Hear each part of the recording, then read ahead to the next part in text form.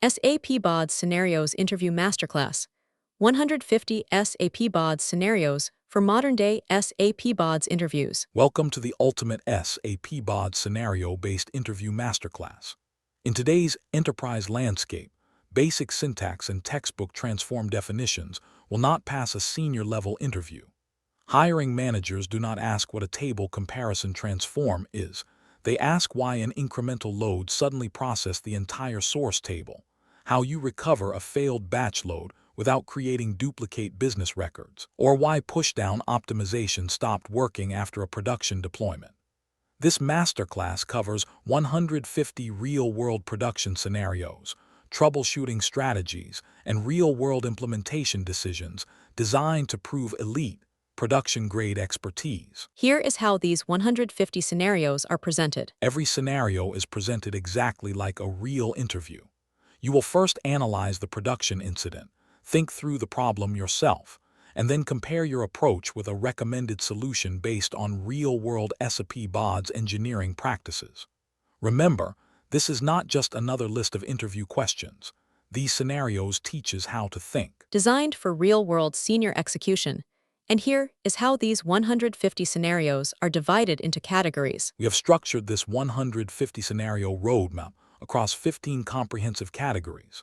Each scenario simulates a high-stakes incident or architectural requirement directly from production environments, ranging from SAP ECC extractions and HANA pushdown optimization failures to repository administration, XML processing, and information steward data quality management.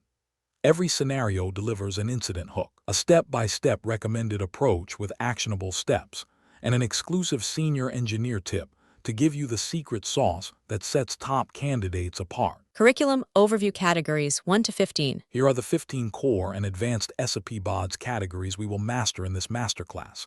Category 1. Source Data Extraction and CDC.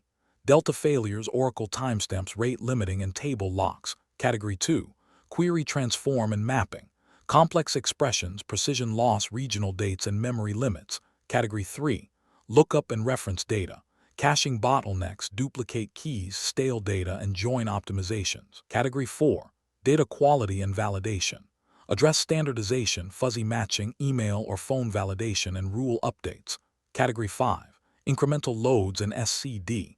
Type 2 dimensions, late arriving records, table comparisons, and deleted rows. Category 6. Performance tuning. SQL pushdown failures, parallel execution, memory allocation, and database CPU spikes. Category 7. Job failures and recovery. Partial load recovery, automatic retries, transaction log overflows, and try or catch logic. Category 8. Target loading and bulk operations. Deadlocks, commit sizes, partition loads, and referential constraints. Category 9. Monitoring and production support. SLA breaches, audit row count mismatches, silent failures, repository logs, and production monitoring. Category 10. SAP integration and migration. SAP S/4HANA migrations, IDOC extraction, HANA pushdown optimization, SAP BW extractors, and migration cutovers. Category 11. XML, JSON, and real-time processing. XML pipelines, JSON parsing, REST API pagination, hierarchical data processing, and real-time job execution. Category 12. Scripting and control flow. Global variables, substitution parameters, try-catch workflows, custom functions, scripting, and dynamic table processing. Category 13. Advanced transforms and data processing. Table comparison, history preserving, map_CDC_ operation, pivot or reverse pivot, SQL transform, merge, and complex data transformations. Category 14. Repository administration and enterprise deployment. Local and central repository management, ETL export or import, object promotion, job server administration, repository synchronization, and deployment troubleshooting. Category 15. Security, governance, and information steward. Repository security, user authorization, SSL and TLS configuration, data masking, metadata lineage, information steward profiling, and compliance governance. Total 150 scenarios across 15 categories. Let's begin with Category 1. Category 1. Source Data Extraction and CDC. We begin this masterclass with Category 1. Source data extraction and change data capture. Extraction is the front door of any ETL architecture. When source system extractors fail, watermarks get corrupt, or source tables experience heavy database locks, downstream reporting immediately halts. This category equips you to handle complex extraction failures across SAP ECC, Oracle, SAP source systems, or XML files, and high-volume flat files. Category 1. Source data extraction scenarios 1 to 10. Here are the 10 real-world extraction scenarios we will solve in this category. Scenario 1. Delta watermark reset triggering a full historical reload. Scenario 2. Handling inconsistent Oracle CDC timestamps caused by daylight saving time shifts. Scenario 3. Resolving SAP ECC extractor duplicate business record issues after transport deployments. Scenario 4. Managing flat files arriving with unexpected delimiters that break ETL parsing. Scenario 5. Mitigating heavy source database locking during peak business extractions. Scenario 6. Resolving partial API dataset extractions caused by rate limiting and pagination timeouts. Scenario 7. Handling daily source files with missing mandatory columns after upstream upgrades. Scenario 8. Recovering from accidental watermark resets that cause duplicate target loads. Scenario 9. Resolving unreadable multilingual data caused by character encoding changes. Scenario 10. Optimizing extraction performance drops when source tables grow from millions to billions. Total 10 extraction scenarios. Let's dive into Scenario 1. Scenario 1. During a nightly SAP ECC to SAP HANA data load, a SAP BODS Delta job unexpectedly extracted all 25 million historical sales records instead of processing only the daily Delta. The job server memory was exhausted, target database transaction logs filled rapidly, and morning financial reporting was delayed by nearly 3 hours. How would you investigate, resolve, and prevent this issue? Answer: recommended approach. The immediate priority is to stop downstream processing and isolate the affected target tables to prevent duplicate financial reporting. I would resolve this Delta load failure using the following steps. Step 1. Inspect the batch job logs, management console execution history, and watermark control table to verify whether the last successful extraction timestamp or substitution parameter was reset during a transport or deployment. Step 2. Remove partially loaded historical records from the staging tables after confirming transaction boundaries, ensuring downstream business data remains consistent. Step 3. Execute a controlled recovery by restoring the correct watermark value, using the table comparison transform to identify true Delta records before rerunning only the affected incremental load. Step 4. Validate source to target reconciliation using SAP ECC table VBAK, compare business totals with the target warehouse, and release downstream workflows only after reconciliation succeeds. Pro tip: Senior Engineer tip. Always store and maintain Delta watermark values using the source database timestamp rather than the job server system clock. This prevents time zone differences, daylight saving issues, and duplicate or missed Delta extractions across distributed environments. Scenario 2. Following a seasonal daylight saving time transition, an Oracle CDC Delta extraction in BODS began skipping recent transactions created during the 1-hour clock shift while re-extracting duplicate records from the previous hour. This created severe inventory sync errors in the data warehouse. What steps would you follow to resolve this timestamp discrepancy and protect data integrity? Answer: recommended approach. Timestamp discrepancies after clock changes indicate that local server time was used instead of standardized time. I would resolve this CDC extraction issue using the following steps. Step 1. Audit the extraction trace logs to identify the exact 1-hour window where local time overlaps caused record skipping or duplication. Step 2. Review source CDC query parameters and enforce database UTC timestamps rather than server local time to maintain consistent watermarks. Step 3. Reprocess the missing hour window by passing explicit data time overrides in a controlled manual execution script to extract missed transactions. Step 4. Confirm target state integrity and standardize job server and data store data time handling to enforce UTC data time conversions permanently across all data flows. Pro tip: Senior Engineer tip. Never store or filter delta extraction watermarks using local database time. Always store watermark variables in UTC to insulate your ETL pipelines from daylight-saving time adjustments and multi-region server drift. Scenario 3. An SAP ECC ODP extractor feeding a BODS operational data store suddenly began outputting duplicate sales order lines for delta queues. The target ODS table rejected the batch due to primary key violations, halting morning sales order reporting. How would you diagnose and fix this duplicate record issue? Answer: recommended approach. Duplicate records in ODP extractors usually indicate a corrupted delta pointer or uncommitted delta queue status in SAP.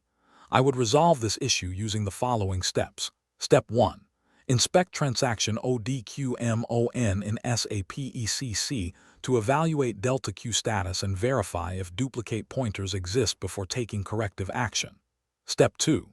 Confirm queue health, then clean up orphan delta subscriptions in transaction ODQMON if corrupted pointers are identified. Step 3. Review the BODS data flow and configure a map_CDC_ operation transformed to consolidate multiple row changes into a single update operation. Step 4. Reinitialize the ODP extractor delta stream from BODS with a fresh initialization load to reestablish the baseline watermark. Pro tip: Senior Engineer tip. When using SAP ODP extractors, ensure the change data capture property in the BODS data store is configured to handle after images. Passing raw ODP queues without a map_CDC_ operation transform will cause duplicate key errors when order lines update multiple times in a single day. Scenario 4. A third-party vendor updated their file export configuration, changing daily flat file delimiters from commas to pipe characters without notice. The daily BODS ingestion job parsed entire rows into single columns, corrupting target table data before failing midway. What would be your approach to handle this delimiter change and recover the pipeline? Answer: recommended approach. Sudden source file format changes require immediate staging isolation and native BODS validation. I would handle this incident using the following steps. Step 1. Isolate the corrupted staging records and verify file layout changes before adjusting data store schemas. Step 2. Implement a validation transform or custom validation workflow in BODS to parse file headers and validate expected delimiter counts before staging data. Step 3. Update the flat file format definition in Designer to reflect the new pipe delimiter and rebind column mappings in the query transform. Step 4. Rerun the ingestion job for the quarantine file batch and validate column alignment against vendor record counts. Pro tip: Senior Engineer tip. Leverage the validation transform in BODS to check incoming file structure. Routing failed rows to an error log using built-in file format error handling prevents malformed records from contaminating staging tables without needing external scripts. Scenario 5. A daily BODS extraction job targeting a high-transaction Oracle OLTP database experienced severe lock waits, timing out after 2 hours because an online batch process was holding exclusive locks on the source table. How would you approach this production locking issue to ensure unblocked ETL execution? Answer: recommended approach. I would troubleshoot this database locking issue by first analyzing database lock wait statistics and BODS job trace logs to identify competing transactional sessions. To resolve the contention, I would adjust the source data store reader properties to enforce lock-free isolation levels, such as setting read-only isolation parameters in the database connection.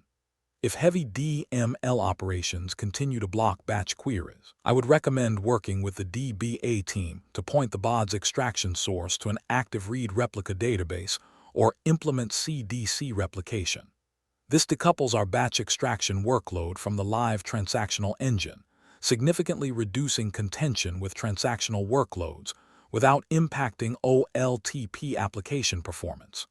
Pro tip: Senior Engineer tip. Never query heavy OLTP tables directly during peak business hours without adjusting array fetch sizes and isolation levels.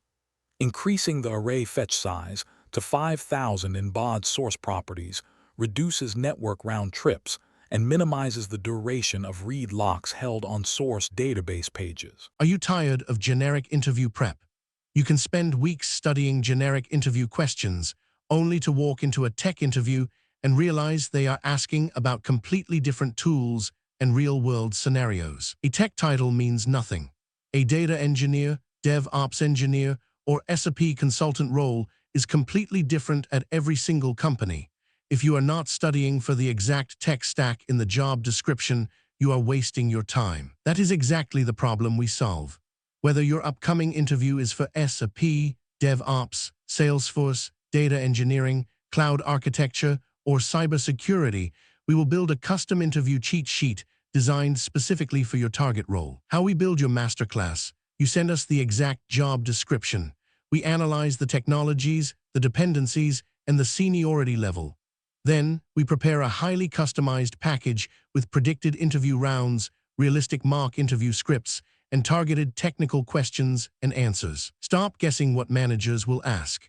If you have an upcoming interview and would like customized mock interview scripts and targeted practice questions and answers built specifically around your job description, feel free to email me at inquiry.aceinterviews@gmail.com. Please include these 4 details. 1. Your exact job description. 2. Your target role. 3. The interview date if known. 4. Your relevant experience level. Walk in with absolute confidence. I will personally review your submission and let you know what type of preparation package would provide the most value. We will analyze the requirements and build the exact custom mock scripts and questions and answers you need to get the offer. What if you people want a continuous study instead, with most commonly asked interview questions and answers PDFs? But what if you do not have an active interview lined up right now? If you want to proactively build your skills over time, we have recently launched our Master Vault subscription model. This is an all-access pass containing most commonly asked interview questions and answers PDFs of various tech roles in every single major technology like DevOps, SAP, testing, Salesforce, data engineering, cloud, Java and Python, etc. Choose the full bundle or specific paths, but we understand that unlocking every technology at once might feel overwhelming. If you are solely an SAP consultant, a Salesforce developer, or a DevOps engineer, you do not need the entire Master Vault. We redesigned the ecosystem so you can subscribe to the unrestricted full bundle or choose individual targeted vaults tailored specifically to your career. The universal interview tip. Whenever you ask a tech VP or an industry mentor how to crack a tough interview, they all give you the exact same tip: get familiar with the most commonly asked interview questions. It sounds simple, right? But here is the problem. The search nightmare. Finding the actual most commonly asked questions for senior roles is a nightmare. Generic Google searches only give you basic textbook definitions, and those will not help you clear a lead architect or senior engineer round where production reality matters. Imagine a master vault. Now, imagine a vault where the absolute most commonly asked interview questions for your specific role are already collected for you, perfectly organized by interview rounds like 1. Most commonly asked technical-based question and answers. 2. Most commonly asked scenario-based question and answers. 3. Most commonly asked real-world problem-solving question and answers. 4. Most commonly asked system design question and answers. 5. Most commonly asked behavioral-based question and answers. Cross-domain mastery. I built the ACE Interviews Master Vault for the modern architect. We did not just do this for one role. We covered everything: SAP, cybersecurity, DevOps, software testing, data engineering, Java, and Python. The ultimate all-access deal. Instead of paying for individual PDFs, you can now unlock our entire database. Get over 1,000 plus PDFs containing 50,000 plus of the most asked question and answers for mere 1,499 rupees a month. The elite transformation. Stop studying just to pass. Equip yourself with the cross-domain confidence of a true architect and walk out of your next interview choosing between 2 or 3 elite job offers. Unlock the vault now. The era of buying individual guides is over.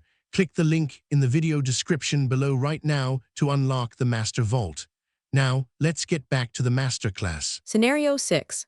An automated BODS job extracting data via SAP RFC connection began failing intermittently with RFC_error_system_failure error messages.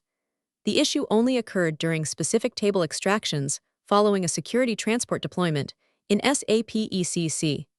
How would you identify the root cause and restore normal RFC extraction operations? Answer: recommended approach. Intermittent SAP RFC failures after transport deployment usually point to missing authorization objects for specific table groups. I would resolve this issue using the following steps. Step 1. Analyze the BODS job server trace logs and management console error logs to identify the specific table or RFC function call causing the failure. Step 2. Test the SAP RFC data store connection in BODS Administrator to verify if authentication fails globally or only during specific data flow executions. Step 3. Review transaction SU53 or run an authorization trace in SAP ECC alongside the security team to identify missing table access objects like S_T ABU_DIS or S_T ABU_NAM. Step 4. Update the dedicated SAP background extraction user profile with required table authorization groups and revalidate job execution in BODS. Pro tip: Senior Engineer tip. Always assign a dedicated background communications user type B or system in SAP for BODS RFC connections. Check the BODS trace logs first to identify whether the issue is a network RFC disconnect or a security authorization error before opening an SAP security ticket. Scenario 7. Following an upstream software upgrade, daily CSV source files arrived missing 2 mandatory business columns, tax_code and region_ID. The BODS flat file reader failed schema validation and aborted the job, halting downstream retail sales processing. How would you handle this incident in a live production environment to prevent data corruption? Answer: recommended approach. Handling schema drift requires protecting downstream pipelines while maintaining business continuity. I would resolve this schema failure using the following steps. Step 1. Quarantine the malformed source file and review the error logs to confirm which mandatory columns were omitted in the daily batch. Step 2. Update the flat file format schema in BODS, setting missing mandatory attributes to allow null or default blank values temporarily. Step 3. Configure default business logic in the query transform, using the NVL function to populate missing fields and satisfy downstream constraints. Step 4. Validate the process dataset against downstream reporting rules and notify the upstream source team to restore the expected file layout.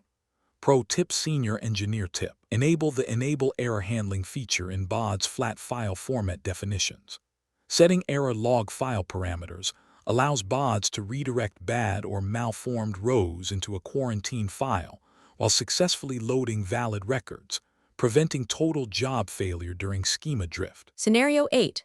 A junior developer manually executed an incremental load script in production without passing the runtime watermark parameter, resetting the global extraction date variable to null. The job initiated a full historical reload of 100 million rows, threatening database storage capacity.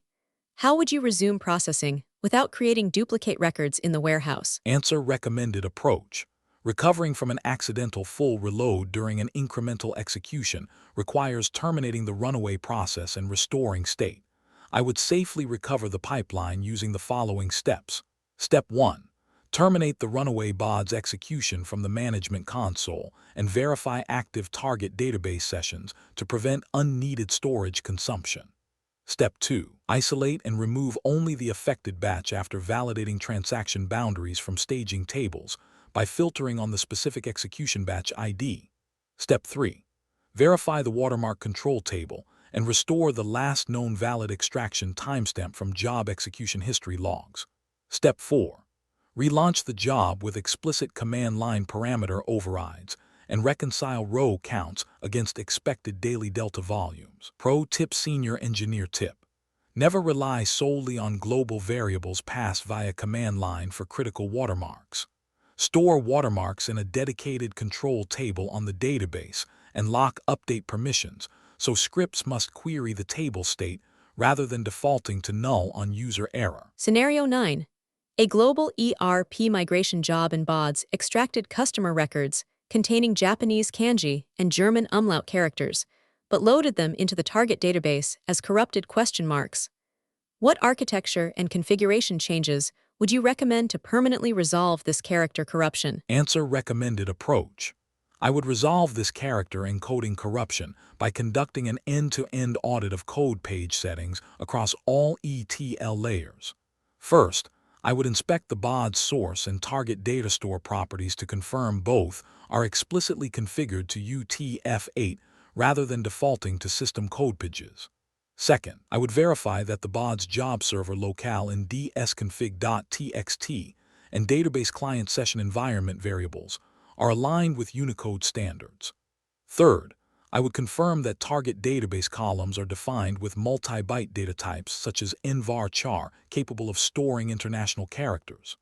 Finally, I would re-extract a sample set of affected records and validate character rendering in target tables. Pro tip: Senior Engineer tip.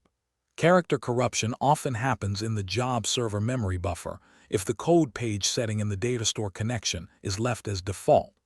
Explicitly set the code page property to UTF-8 on both source and target data stores to prevent BODS from performing lossy code page conversions in memory. Scenario 10.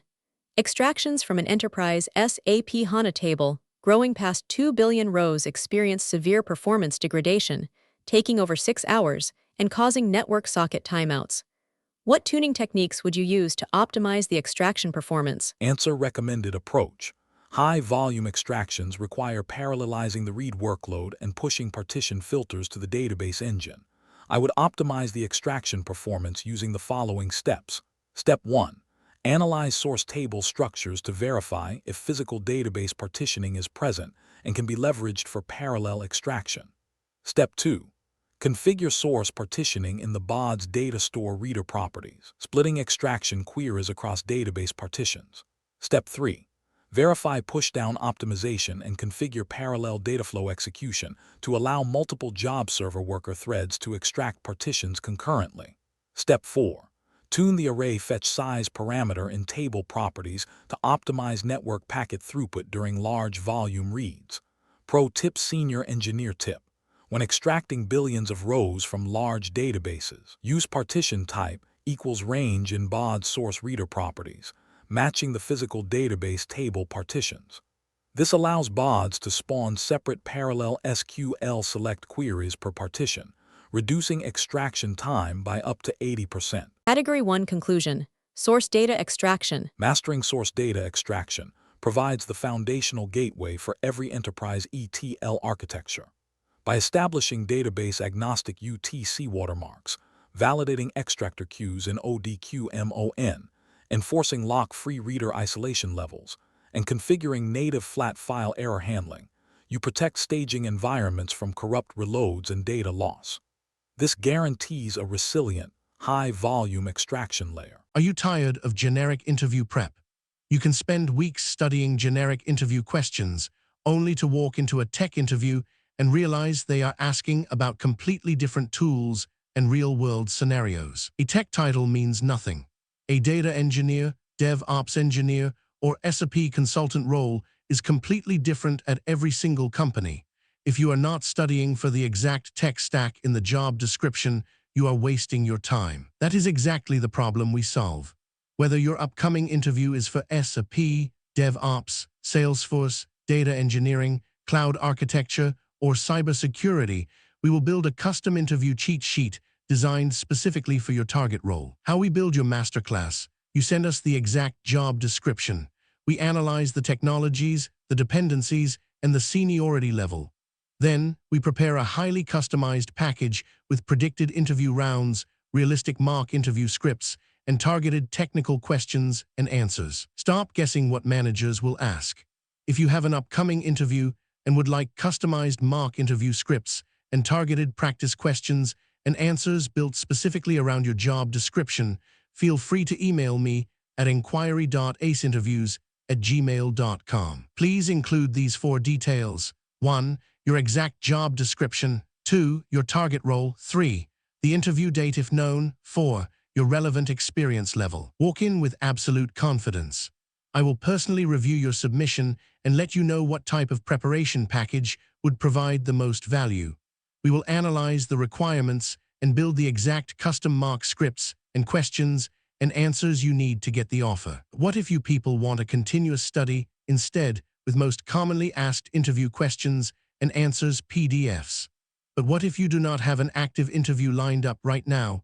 If you want to proactively build your skills over time, we have recently launched our Master Vault subscription model. This is an all-access pass containing most commonly asked interview questions and answers PDFs of various tech roles in every single major technology like DevOps, SAP, testing, Salesforce, data engineering, cloud, Java and Python, etc. Choose the full bundle or specific paths, but we understand that unlocking every technology at once might feel overwhelming. If you are solely an SAP consultant, a Salesforce developer, or a DevOps engineer, you do not need the entire Master Vault. We redesigned the ecosystem so you can subscribe to the unrestricted full bundle or choose individual targeted vaults tailored specifically to your career. The universal interview tip. Whenever you ask a tech VP or an industry mentor how to crack a tough interview, they all give you the exact same tip.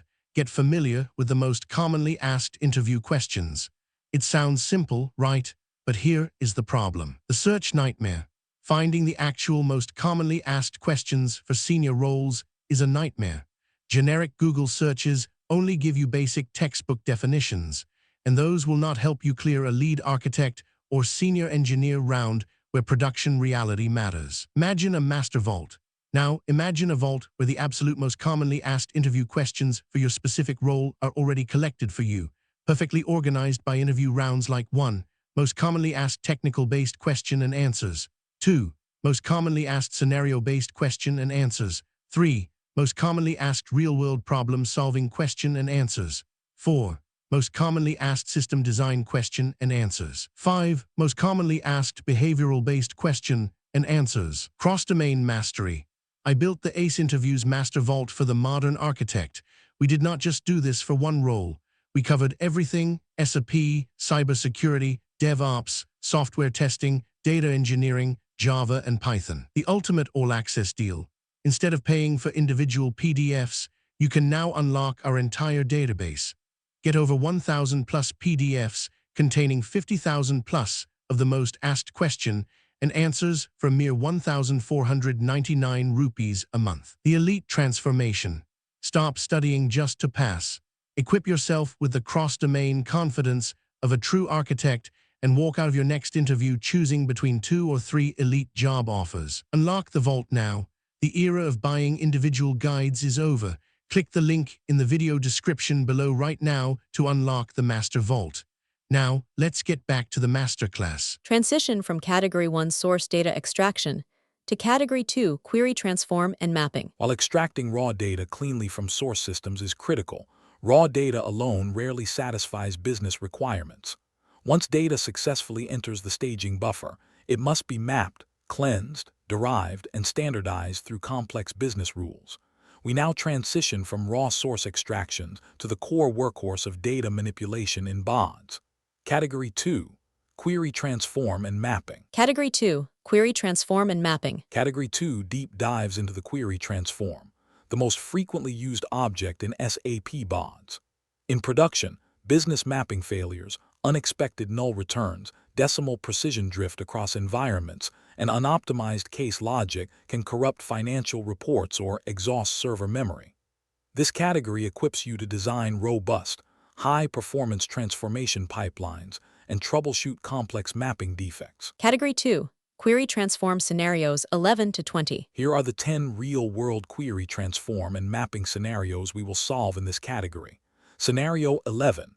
Correcting business field mapping mismatches following transport deployments. Scenario 12. Diagnosing and resolving unexpected null values in derived expression columns. Scenario 13. Optimizing complex query transform expressions that slow job execution. Scenario 14. Recovering from data type conversion failures caused by source schema changes. Scenario 15. Resolving financial discrepancies caused by decimal precision loss. Scenario 16. Handling date conversion failures across multi-regional date formats. Scenario 17. Fixing flawed case expressions that misclassify critical business records. Scenario 18.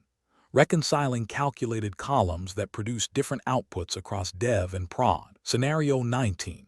Refactoring nested, unmaintainable query transform logic for easier debugging. Scenario 20. Preventing query transforms from exhausting job server RAM during high-volume processing. Total 10 transformation scenarios. Let's dive into Scenario 11. Scenario 11. Following an ATL code transport migration from QA to production, business users reported that customer discount amounts were being mapped into the freight charges column. The mismapping corrupted morning billing reconciliation. How would you investigate, resolve, and prevent this transport mapping defect? Answer: recommended approach.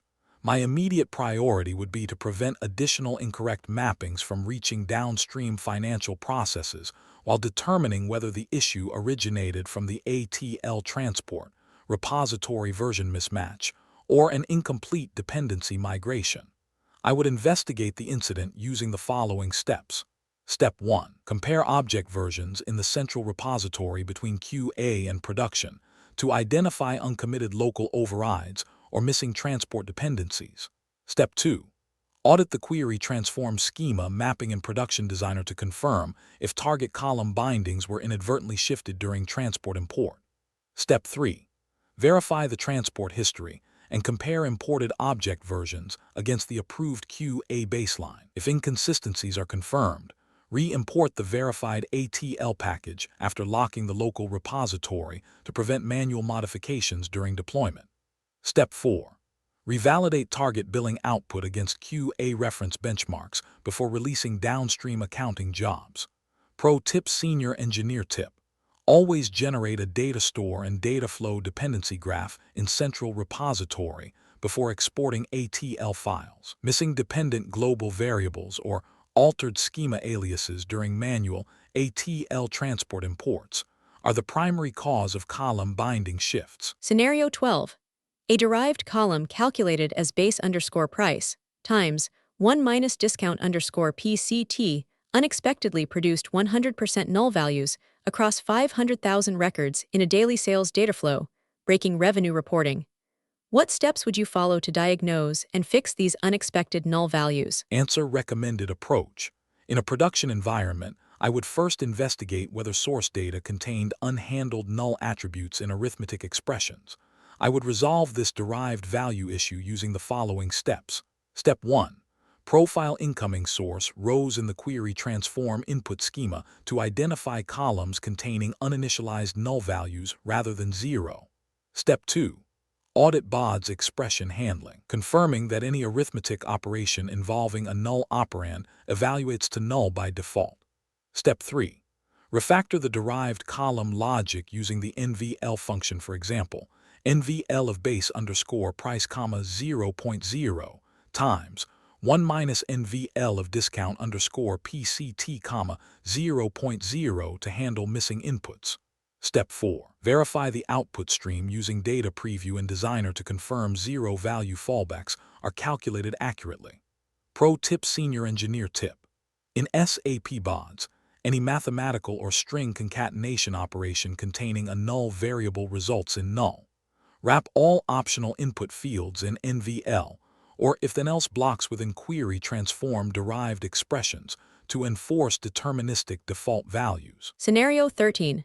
A query transform containing 15 complex string parsing and nested string manipulation expressions caused dataflow processing speeds to drop from 10,000 rows per second to less than 200 rows per second. What tuning techniques would you use to optimize expression execution speeds? Answer: recommended approach.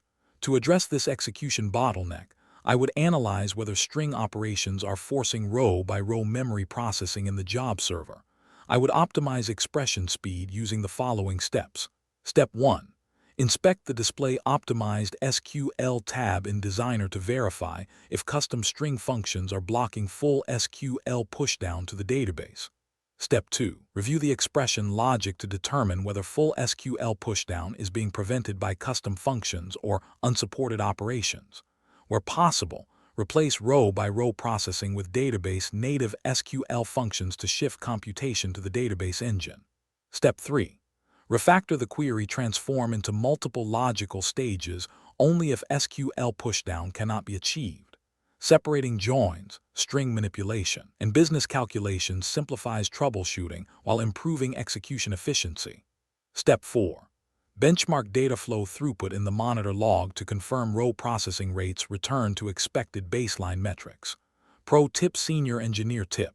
Using nested BODS built-in functions like substring or wordx inside a single query transform often prevents SQL pushdown. Replacing complex multi-nested expressions with native SQL database functions, or staging string transformations across two query transforms, allows the database engine to handle string parsing in bulk. Scenario 14.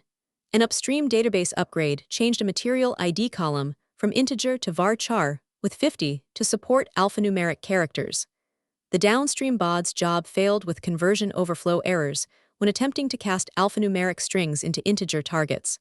How would you handle this data type conversion failure in a live production environment? Answer: recommended approach. My initial priority would be to isolate malformed records while updating downstream metadata to support the expanded data type. I would resolve this conversion failure using the following steps. Step 1.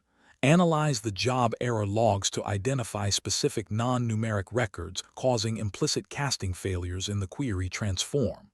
Step 2. Update the data store schema definition in BODS to reflect the source varchar with 50 structure and adjust query transform input bindings. Step 3.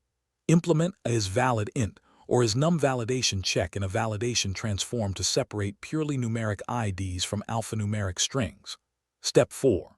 Route non-numeric records to an error handling table while allowing valid numeric records to complete target loading uninterrupted. Pro tip: Senior Engineer tip. Avoid implicit data type casting inside query transforms.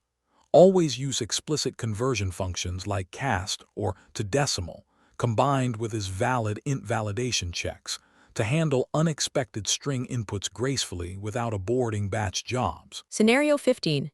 A general ledger consolidation job produced a $14,000 imbalance between source transaction totals and target warehouse summary tables due to cumulative floating point rounding errors across 10 million line items. What architecture and mapping adjustments would you recommend to eliminate decimal precision discrepancies? Answer: recommended approach. My first priority would be to trace the financial values through each stage of the data flow to identify where precision is being lost. I would review the data type definitions across the source data store, query transforms, intermediate calculations, and target data store to determine whether implicit data type promotion or floating point arithmetic is introducing cumulative rounding errors. Once the affected transformation is identified, I would standardize all financial calculations using fixed point decimal data types and apply explicit rounding rules before aggregation. Pro tip: Senior Engineer tip. Never use double or float data types for financial or accounting metrics in BODS. Always enforce fixed point decimal data types across all data stores and query transforms to prevent floating point rounding drift. Are you tired of generic interview prep? You can spend weeks studying generic interview questions, only to walk into a tech interview and realize they are asking about completely different tools and real-world scenarios. A tech title means nothing. A data engineer, DevOps engineer, or SAP consultant role is completely different at every single company. If you are not studying for the exact tech stack in the job description, you are wasting your time. That is exactly the problem we solve. Whether your upcoming interview is for SAP, DevOps, Salesforce, data engineering, cloud architecture, or cybersecurity, we will build a custom interview cheat sheet designed specifically for your target role. How we build your masterclass. You send us the exact job description. We analyze the technologies, the dependencies, and the seniority level. Then, we prepare a highly customized package with predicted interview rounds, realistic mock interview scripts, and targeted technical questions and answers. Stop guessing what managers will ask.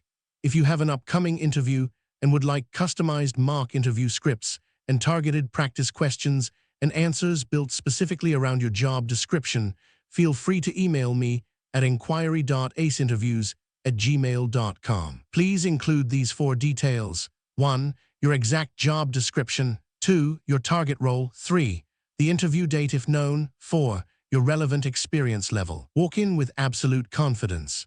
I will personally review your submission and let you know what type of preparation package would provide the most value. We will analyze the requirements and build the exact custom mark scripts and questions and answers you need to get the offer. What if you people want a continuous study instead with most commonly asked interview questions and answers PDFs?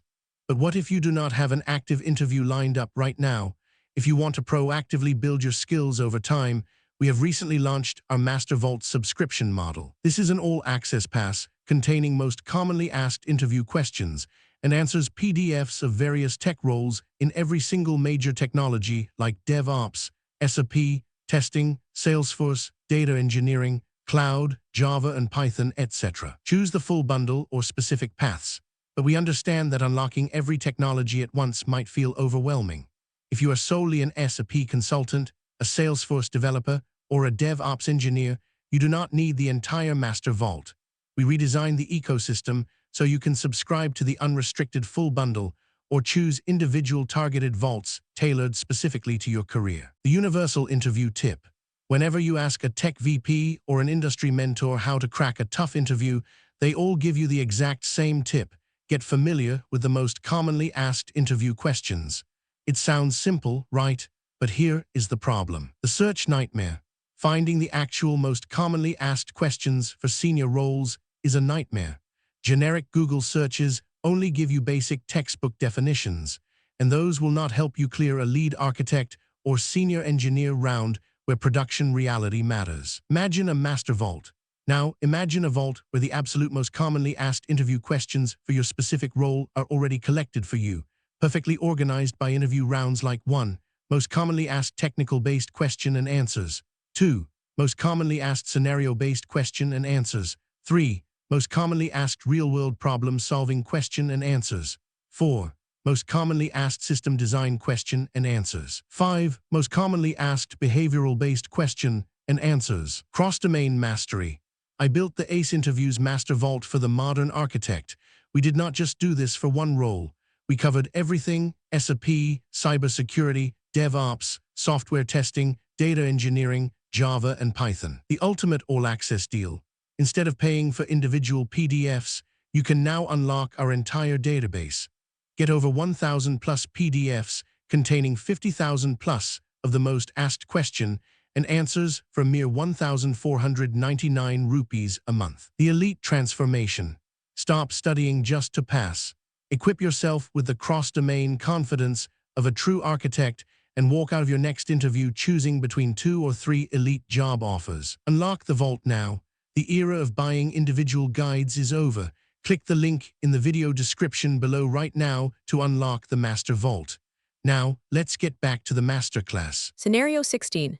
A global sales file containing mixed date strings mm/dd/yyyy, dd/mm/yyyy, and yyyy.mm.dd failed execution in BODS with bad date format errors, corrupting international customer transaction timestamps.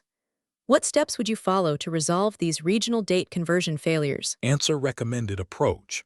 To stabilize the environment, I would implement robust multi-format date parsing logic before loading target date fields.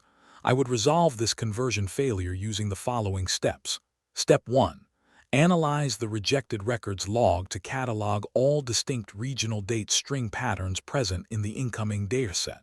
Step 2. Construct a custom query transform expression using nested if-then-else and its valid date functions to test each format string explicitly. Step 3.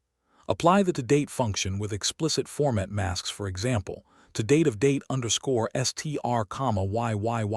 yyyy.mm.dd, matching the evaluated string structure. Step 4. Quarantine unparsable date strings to an error table while populating valid date time objects into target warehouse columns. Pro tip: Senior Engineer tip. Always validate string date inputs using isValidDate of string comma format before calling toDate. Calling toDate on an unvalidated string format throws an unrecoverable job execution error in BODS. Scenario 17. An automated customer segmentation pipeline categorized high-value VIP accounts as low-tier because a complex query transform case statement evaluated overlapping threshold conditions in the wrong logical order. How would you diagnose and correct this flawed classification logic? Answer: recommended approach. The first objective is to evaluate the conditional hierarchy in the query transform to ensure mutually exclusive evaluation paths. I would resolve this classification error using the following steps. Step 1. Audit the case or if-then-else expression structure in Designer to trace how boundary conditions are evaluated sequentially from top to bottom. Step 2. Refactor the conditional logic to place the most specific, high-threshold criteria, for example, VIP revenue limits at the beginning of the evaluation chain. Step 3. Add explicit fallback conditions in the else block to catch unclassified or boundary edge records for manual auditing. Step 4. Execute a test run against a sampled staging dataset and verify account distribution counts against business rules. Pro tip: Senior Engineer tip. Remember that BODS if-then-else and decode functions evaluate arguments sequentially. If an early condition evaluates to true, subsequent conditions are skipped. Place narrow, high-priority conditions first to prevent broad criteria from prematurely short-circuiting logic. Scenario 18. A tax calculation expression in a query transform produced accurate rounded outputs in development, but generated unrounded decimal values in production, causing invoice discrepancy alerts during billing runs. What steps would you take to diagnose and resolve this cross-environment inconsistency? Answer: recommended approach. My first objective would be to identify every configuration difference between the development and production environments before modifying any transformation logic. I would compare job server configuration, data store session settings, database locale parameters, and query transform properties to determine whether environment-specific settings are causing inconsistent calculation behavior. Once the configuration drift is identified, I would standardize explicit rounding, data type conversion, and locale settings to ensure identical execution across both environments. Pro tip: Senior Engineer tip. Never rely on implicit database or server rounding. Always explicitly wrap financial calculations in round or cast functions inside the query. Transform to guarantee identical output regardless of environment locale or database session settings. Scenario 19. A legacy data flow contained a single query transform with over 80 derived columns, deeply nested if-then-else logic, and 12 outer joins, making it impossible to isolate the root cause of a production calculation error. How would you refactor and modularize this unmaintainable transform logic? Answer: recommended approach. To stabilize the environment, I would refactor the monolithic query transform into modular single-purpose processing stages. I would restructure the logic using the following steps. Step 1. Deconstruct the monolithic query transform into separate logical query transforms inside the data flow, for example, Stage 1. Join, Stage 2. Cleansing, Stage 3. Business calculations. Step 2. Isolate complex nested, if-then-else expressions into dedicated intermediate columns or custom functions to simplify expression debugging. Step 3. Insert temporary target files or data flow breakout points between stages to inspect intermediate calculation outputs during test runs. Step 4. Verify that the modularized data flow produces identical output while improving readability and trace log visibility. Pro tip: Senior Engineer tip. Avoid monster query transforms that combine joins, filtering, string parsing, and complex math in one step. Breaking complex transformations into a sequence of smaller, single-responsibility query transforms makes debugging easier and often enables BODS to optimize parallel memory caching. Scenario 20. A query transform performing distinct aggregations and complex string joins on a 50 million row dataset crashed with memory allocation failed errors, bringing down the BODS job server process. What tuning techniques would you use to prevent memory exhaustion? Answer: recommended approach. My initial priority would be to offload memory-heavy sorting and distinct operations from job server RAM to the database engine. I would optimize memory consumption using the following steps. Step 1. Analyze the data flow trace log to confirm if distinct, group by, or order by operations are forcing BODS to build massive in-memory page buffers. Step 2. Verify whether full SQL pushdown is currently being blocked by unsupported functions, custom expressions, or data flow design. Where supported, enable SQL pushdown so aggregation, sorting, and filtering execute within the database engine instead of consuming job server memory. Step 3. Configure pageable cache settings in the data flow properties, allowing BODS to spill temporary buffers to disk if database pushdown is partially blocked. Step 4. Benchmark the optimized data flow under production scale volumes and adjust job server cache settings only after verifying that pushdown optimization, partitioning, and data flow design have been fully optimized. Pro tip: Senior Engineer tip. When performing distinct or group by on large datasets in BODS, ensure the operation is pushed down to the database. If pushdown is impossible due to custom functions, place a sort transform before the query transform, and set input is sorted in the query properties to drastically reduce job server memory usage. Category 2 Conclusion: Query Transform and Mapping. Mastering the query transform is essential for building scalable, production-grade BODS data flows.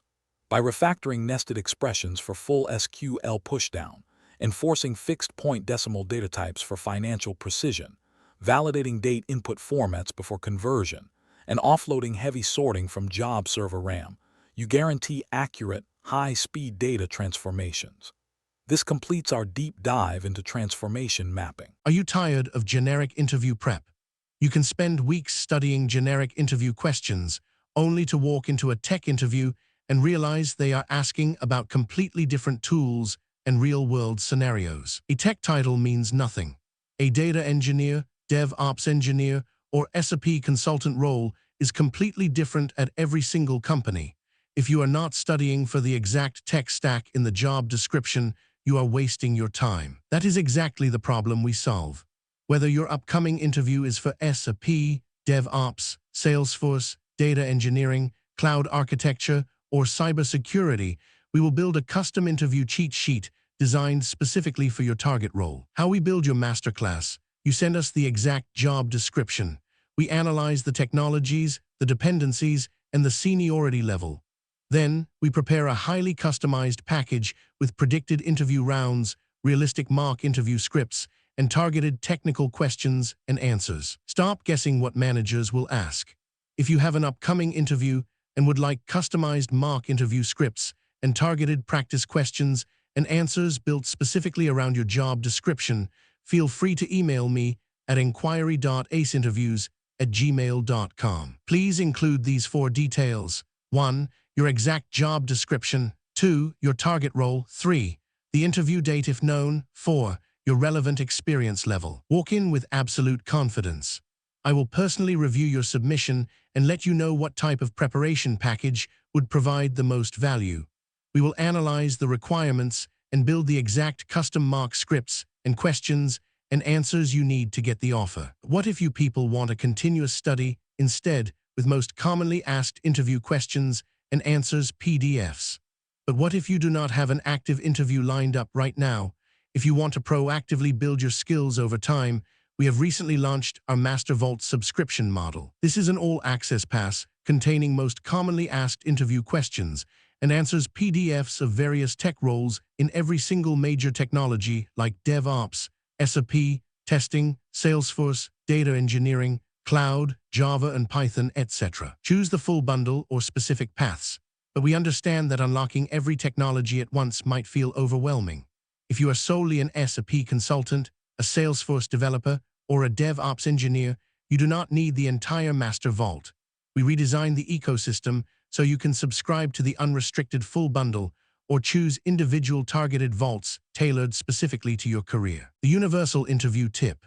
Whenever you ask a tech VP or an industry mentor how to crack a tough interview, they all give you the exact same tip: get familiar with the most commonly asked interview questions. It sounds simple, right? But here is the problem. The search nightmare. Finding the actual most commonly asked questions for senior roles is a nightmare. Generic Google searches only give you basic textbook definitions, and those will not help you clear a lead architect or senior engineer round where production reality matters. Imagine a master vault. Now, imagine a vault where the absolute most commonly asked interview questions for your specific role are already collected for you, perfectly organized by interview rounds like 1. Most commonly asked technical-based question and answers. 2. Most commonly asked scenario-based question and answers. 3. Most commonly asked real-world problem-solving question and answers. 4. Most commonly asked system design question and answers. 5. Most commonly asked behavioral-based question and answers. Cross-domain mastery. I built the ACE Interviews Master Vault for the modern architect. We did not just do this for one role. We covered everything: SAP, cybersecurity, DevOps, software testing, data engineering, Java, and Python. The ultimate all-access deal. Instead of paying for individual PDFs, you can now unlock our entire database. Get over 1,000 plus PDFs containing 50,000 plus of the most asked question and answers for a mere 1,499 rupees a month. The elite transformation. Stop studying just to pass. Equip yourself with the cross-domain confidence of a true architect and walk out of your next interview choosing between 2 or 3 elite job offers. Unlock the vault now. The era of buying individual guides is over. Click the link in the video description below right now to unlock the Master Vault. Now, let's get back to the masterclass. Transition from Category 2, Query Transform, and mapping to Category 3, Lookup and Reference Data. While transformation logic shapes raw attributes into business metrics, enterprise data flows frequently require enrichments from external master tables. Referencing customer keys, material descriptions, or currency rates dynamically without breaking performance is a core architectural challenge. We now transition from query transform expressions to reference data enrichment. Category 3. Lookup and reference data. Category 3, Lookup and Reference Data. Category 3 explores lookup operations and reference data management in SAP BODS. In large-scale ETL pipelines, inefficient caching strategies, ambiguous duplicate keys, stale in-memory lookup caches, and missing master records can stall job execution or inject invalid keys into target warehouses. This category provides the technical framework to optimize lookup transforms, manage cache memory, and enforce master data integrity. Category 3, Lookup and Reference Data Scenarios 21 to 30. Here are the 10 real-world lookup and reference data scenarios we will solve in this category. Scenario 21. Resolving severe lookup transform bottlenecks on high-volume data flows. Scenario 22. Eliminating ambiguous join results caused by duplicate keys in lookup tables. Scenario 23.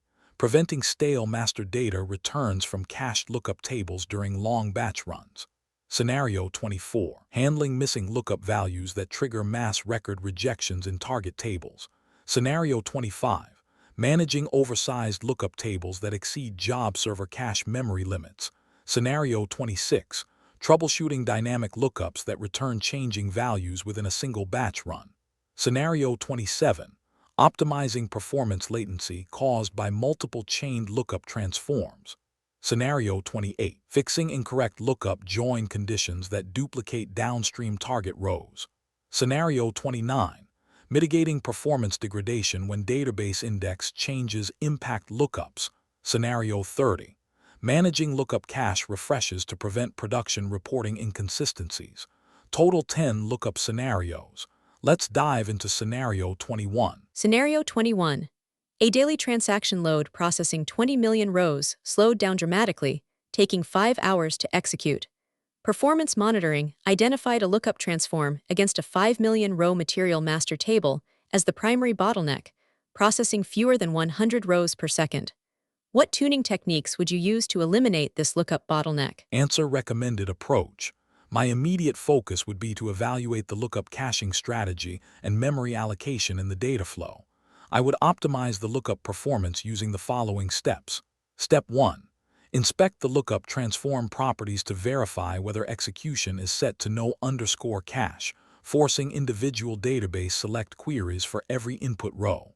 Step 2. Evaluate whether pre-load_cache is appropriate for the lookup size and available job server memory.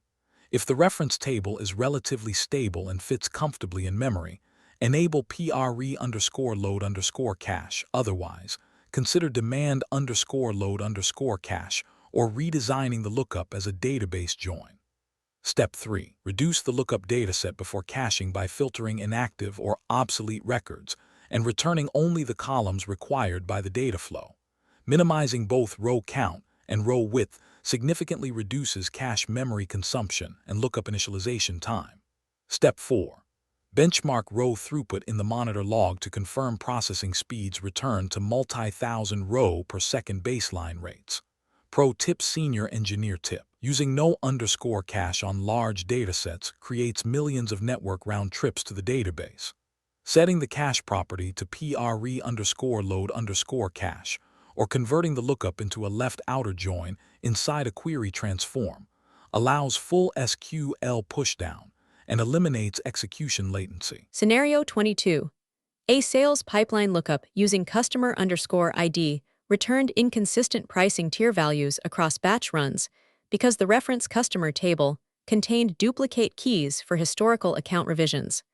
How would you diagnose and resolve these ambiguous lookup key matches? Answer: recommended approach.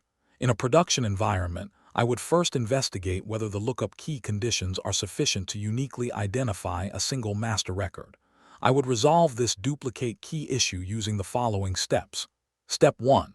Audit the reference table dataset in the staging database to detect duplicate primary key entries and identify distinguishing revision attributes. Step 2. Expand the lookup key condition in the lookup underscore ext expression to include secondary compound keys, such as matching on both customer underscore ID and effective underscore date. Step 3. Define an explicit business rule for selecting the correct reference record, such as the latest effective date, highest revision number, or an active status flag. Configure the lookup transform return policy to consistently return the intended record. Step 4. Rerun the batch pipeline and validate derived pricing tiers against business reconciliation rules. Pro tip: Senior Engineer tip. Always enforce composite key conditions or set explicit min and max return policies when using lookup underscore ext on non-unique reference tables. If multiple matching rows exist and no tiebreaker is specified, BODS non-deterministically selects a row, leading to silent data corruption across environments. Scenario 23. During an 8-hour nightly batch run, an online order processing job used a pre-loaded lookup cache for product prices. Halfway through the execution, a master data job updated price tables in the source database, but the BODS lookup continued assigning obsolete morning prices to night orders. What strategy would you implement to ensure lookups always access updated master data? Answer: recommended approach.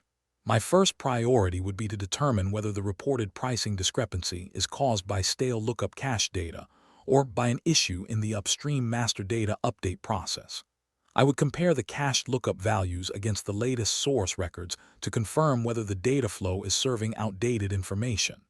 If the cache is identified as the root cause, I would redesign the lookup strategy by selecting the appropriate cache mode, breaking long-running workflows into smaller execution windows, or replacing the lookup transform with a database join where near real-time reference data is required. Finally, I would validate that all new transactions receive the correct pricing before releasing the batch. Pro tip: Senior Engineer tip. Remember that pre underscore load underscore cache never refreshes memory buffers during a running data flow. If upstream master data updates concurrently during your ETL window, use demand underscore load underscore cache or direct database joins to prevent serving stale master data. Scenario 24. A nightly billing job failed schema validation and rejected 40,000 transaction rows because a lookup transform on cost underscore center underscore code returned null for newly created regional branches missing from the master table. How would you handle these missing reference values to prevent pipeline rejections? Answer: recommended approach. The first objective is to prevent job termination by establishing default fallback handling while routing unmapped master records to a remediation queue. I would resolve this missing lookup issue using the following steps. Step 1. Profile the input data flow using a validation transform to identify transactions containing unmapped cost underscore center underscore code keys prior to lookup evaluation. Step 2. Determine whether business rules allow a default reference value or require the transaction to be quarantined. Configure fallback values only for approved business scenarios while ensuring unresolved records are isolated for master data correction. Step 3. Branch unmapped records using a case transform to route transactions with default cost centers into an exception table for master data team review. Step 4. Allow valid transactions with mapped cost centers to complete target loading uninterrupted. Pro tip: Senior Engineer tip. Always populate the default value parameter in lookup_ext or lookup functions. Leaving default values blank causes lookups to return null on unmapped keys, which often breaks mandatory non-null constraints in target tables downstream. Scenario 25. A job configuring PRE_load_cache on an 80 million row customer address lookup table failed during execution without memory for cache errors, crashing the BODS job server process. What steps would you take to optimize cache memory and prevent server crashes? Answer: recommended approach. To resolve this memory exhaustion, I would optimize how reference data is cached in job server RAM. I would restructure the lookup configuration using the following steps. Step 1. Analyze the lookup table schema to identify and remove unneeded columns from the lookup return parameters, reducing row width. Step 2. Minimize the lookup dataset before it enters the cache by filtering inactive records, removing unnecessary columns, or restricting the reference data to the current business scope. Step 3. Select the lookup cache strategy based on data volume and available memory.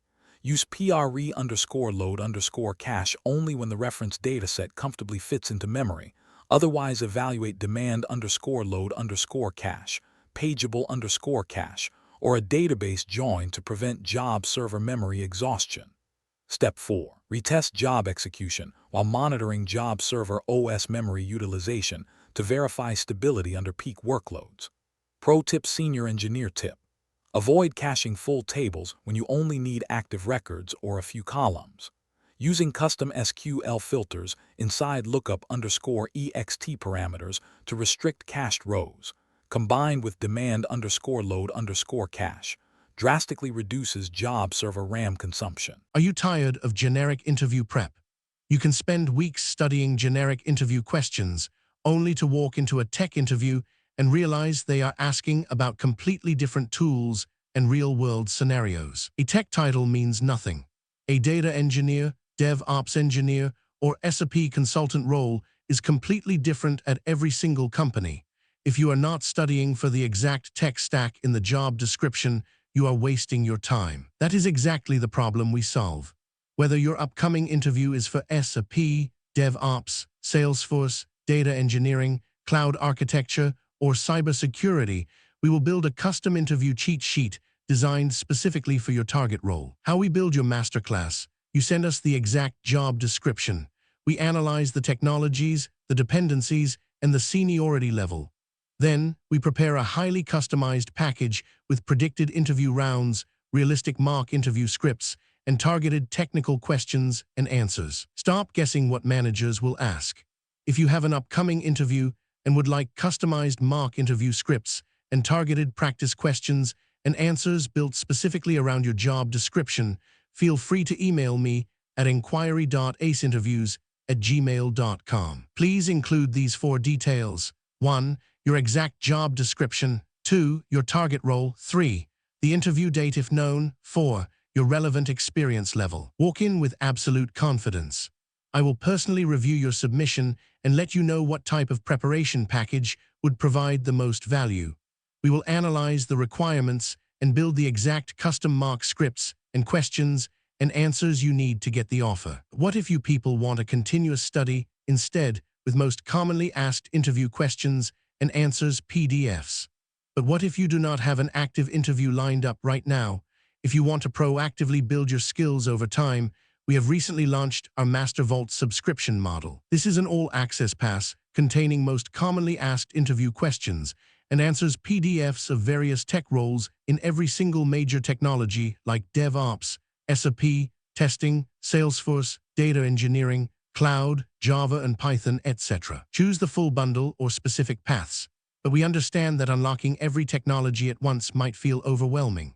If you are solely an SAP consultant, a Salesforce developer, or a DevOps engineer, You do not need the entire master vault. We redesigned the ecosystem so you can subscribe to the unrestricted full bundle or choose individual targeted vaults tailored specifically to your career. The universal interview tip. Whenever you ask a tech VP or an industry mentor how to crack a tough interview, they all give you the exact same tip. Get familiar with the most commonly asked interview questions. It sounds simple, right? But here is the problem. The search nightmare. Finding the actual most commonly asked questions for senior roles is a nightmare. Generic Google searches only give you basic textbook definitions, and those will not help you clear a lead architect or senior engineer round where production reality matters. Imagine a master vault. Now, imagine a vault where the absolute most commonly asked interview questions for your specific role are already collected for you, perfectly organized by interview rounds like 1. Most commonly asked technical-based question and answers. 2. Most commonly asked scenario-based question and answers. 3. Most commonly asked real-world problem-solving question and answers. 4. Most commonly asked system design question and answers. 5. Most commonly asked behavioral-based question and answers. Cross-domain mastery. I built the ACE Interviews Master Vault for the modern architect. We did not just do this for one role. We covered everything: SAP, cybersecurity, DevOps, software testing, data engineering, Java, and Python. The ultimate all-access deal. Instead of paying for individual PDFs, you can now unlock our entire database. Get over 1,000 plus PDFs containing 50,000 plus of the most asked question and answers for a mere 1,499 rupees a month. The elite transformation. Stop studying just to pass. Equip yourself with the cross-domain confidence of a true architect and walk out of your next interview choosing between 2 or 3 elite job offers. Unlock the vault now. The era of buying individual guides is over. Click the link in the video description below right now to unlock the Master Vault. Now, let's get back to the masterclass. Scenario 26. An inventory valuation pipeline, using a dynamic lookup on a target table, produced varying unit costs for identical items processed in the same batch, causing inventory ledger discrepancies. How would you troubleshoot and correct this inconsistent dynamic lookup behavior? Answer: recommended approach. I would start by confirming whether the dynamic lookup cache is correctly updating and synchronizing in memory keys as new rows are inserted. I would resolve this dynamic lookup inconsistency using the following steps. Step 1. Inspect the data flow structure to verify if target table updates are occurring in parallel with dynamic lookup evaluation. Step 2. Verify that the dynamic cache property is enabled in the lookup_ext parameter settings to ensure the in-memory cache inserts newly generated target keys instantly. Step 3. Review the dataflow execution sequence to ensure dynamic lookup updates occur in a predictable order. Where business logic depends on previously inserted values, process the source records in a deterministic sequence before evaluating the dynamic lookup. Step 4. Revalidate target valuation outputs against source inventory transactions to confirm cost consistency. Pro tip: Senior Engineer tip. Dynamic lookups are designed to insert new rows into their memory cache during execution as targets are populated. Always sort incoming source data by transaction sequence before a dynamic lookup to prevent race conditions from assigning wrong surrogate keys. Scenario 27. A customer analytics dataflow containing 12 sequential lookup transforms fetching address, status, tier, credit, and region experienced severe latency, taking 4 hours to process 1 million rows. What optimization strategy would you use to reduce runtime across chained lookups? Answer: recommended approach. My initial priority would be to eliminate sequential lookup latency by consolidating multi-table references into a single database join pass. I would optimize the pipeline using the following steps. Step 1. Analyze the 12 chained lookups to identify if multiple transforms are querying the same underlying database tables or schemas. Step 2. Consolidate separate lookup calls targeting the same table into a single lookup_ext expression, returning multiple output columns simultaneously. Step 3. Consolidate reference data retrieval into a single query, transform wherever possible, allowing the database optimizer to execute one efficient join operation instead of multiple sequential lookup calls. Step 4. Verify that full SQL pushdown is achieved in the consolidated query transform, benchmarking runtime performance in the monitor log. Pro tip: Senior Engineer tip. Never chain individual lookup transforms to fetch multiple columns from the same table. A single lookup_ext call can return multiple output fields at once, or a single query transform outer join can fetch all 12 attributes in one database pass. Scenario 28. A financial aggregation pipeline unexpectedly multiplied 500,000 source transactions into 2.5 million target rows because a lookup transform matched against a reference table containing a one-to-many relationship. How would you identify and fix these unintended lookup row duplications? Answer: recommended approach. In a production environment, I would first investigate the join cardinality between the source stream and the reference table. I would resolve this row duplication issue using the following steps. Step 1. Profile the reference table to confirm whether duplicate records exist for the specified lookup key attributes. Step 2. Confirm whether the business requirement expects a one-to-one or one-to-many relationship. If only one reference record should be returned, configure a deterministic return policy or deduplicate the reference dataset before performing the lookup. Step 3. Pre-aggregate or deduplicate the reference dataset in an upstream query transform before referencing it in the main pipeline. Step 4. Rerun the data flow and verify that target row counts match source transaction counts exactly. Pro tip: Senior Engineer tip. Traditional lookup transforms in BODS return a single row based on the return policy.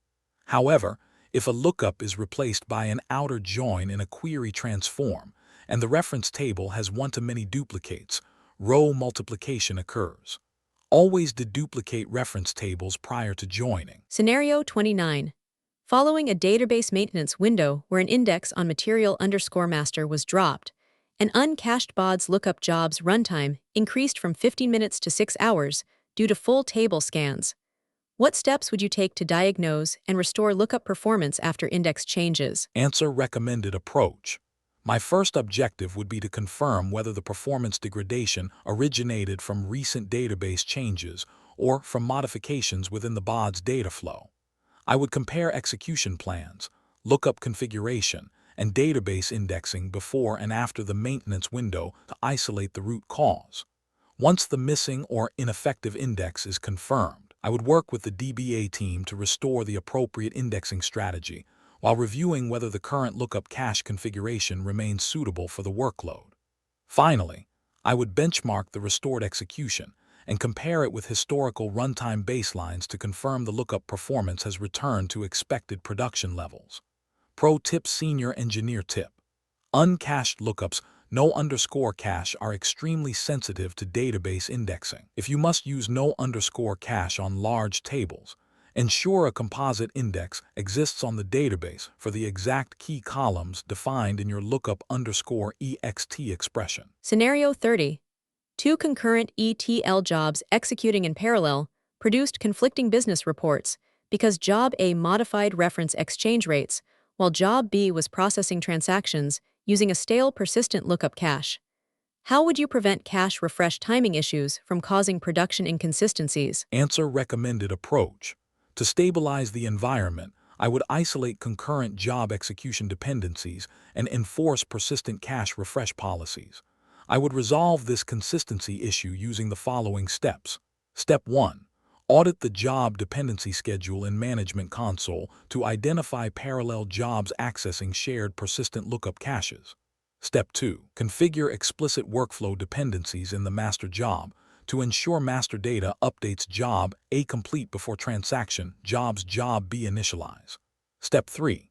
Configure the workflow to invalidate or rebuild the persistent lookup cache immediately after the reference data refresh completes, ensuring dependent jobs always initialize with the latest master data snapshot.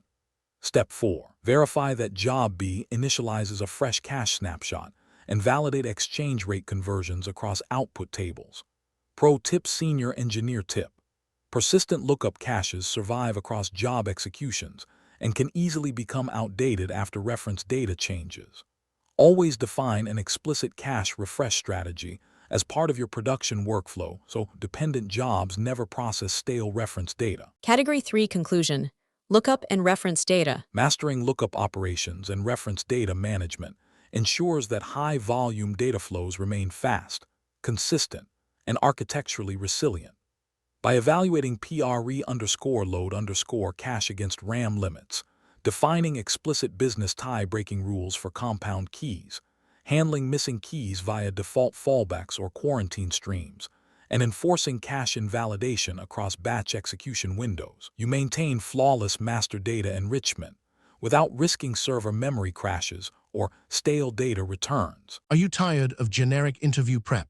You can spend weeks studying generic interview questions, only to walk into a tech interview and realize they are asking about completely different tools and real-world scenarios. A tech title means nothing. A data engineer, DevOps engineer, or SAP consultant role is completely different at every single company. If you are not studying for the exact tech stack in the job description, you are wasting your time. That is exactly the problem we solve. Whether your upcoming interview is for SAP, DevOps, Salesforce, data engineering, cloud architecture, or cybersecurity, we will build a custom interview cheat sheet designed specifically for your target role. How we build your masterclass. You send us the exact job description. We analyze the technologies, the dependencies, and the seniority level. Then, we prepare a highly customized package with predicted interview rounds, realistic mock interview scripts, and targeted technical questions and answers. Stop guessing what managers will ask. If you have an upcoming interview and would like customized mock interview scripts and targeted practice questions and answers built specifically around your job description, feel free to email me at inquiry.aceinterviews@gmail.com. Please include these 4 details. 1. Your exact job description. 2. Your target role. 3. The interview date if known. 4. Your relevant experience level. Walk in with absolute confidence. I will personally review your submission and let you know what type of preparation package would provide the most value. We will analyze the requirements and build the exact custom mock scripts and questions and answers you need to get the offer. What if you people want a continuous study instead with most commonly asked interview questions and answers PDFs? But what if you do not have an active interview lined up right now?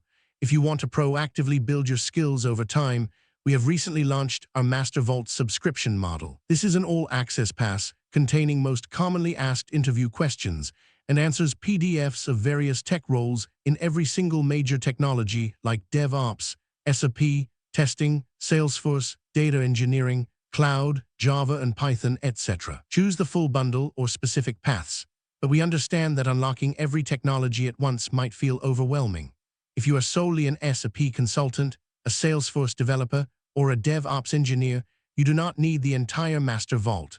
We redesigned the ecosystem so you can subscribe to the unrestricted full bundle or choose individual targeted vaults tailored specifically to your career. The universal interview tip.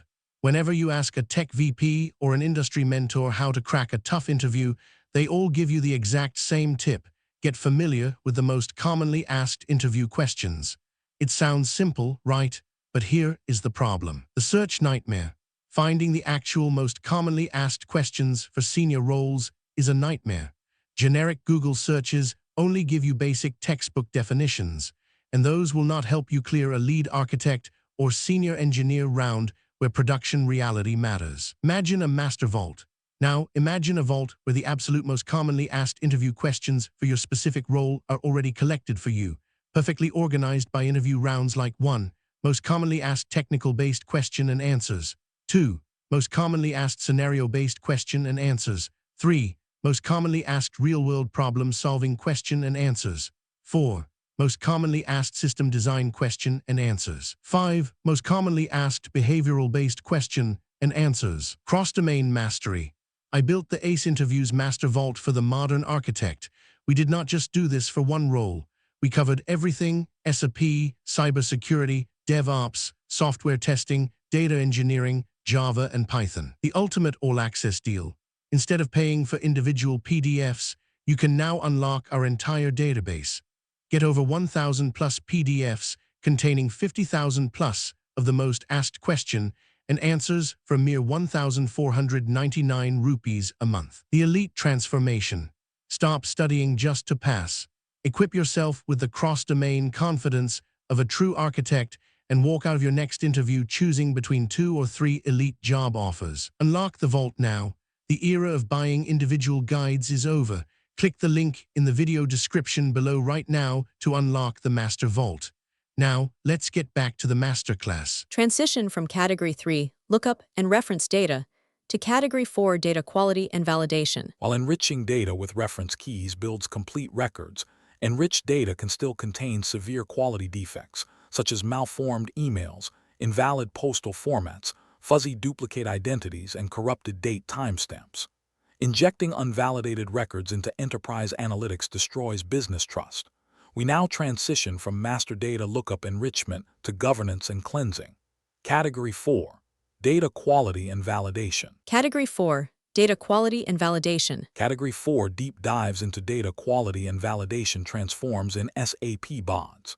In mission-critical enterprise architectures, rejects validation bypasses, unexpected null attributes, overly aggressive fuzzy matching, rigid postal directories, and heavy validation latency can halt ETL runs or corrupt customer master registries.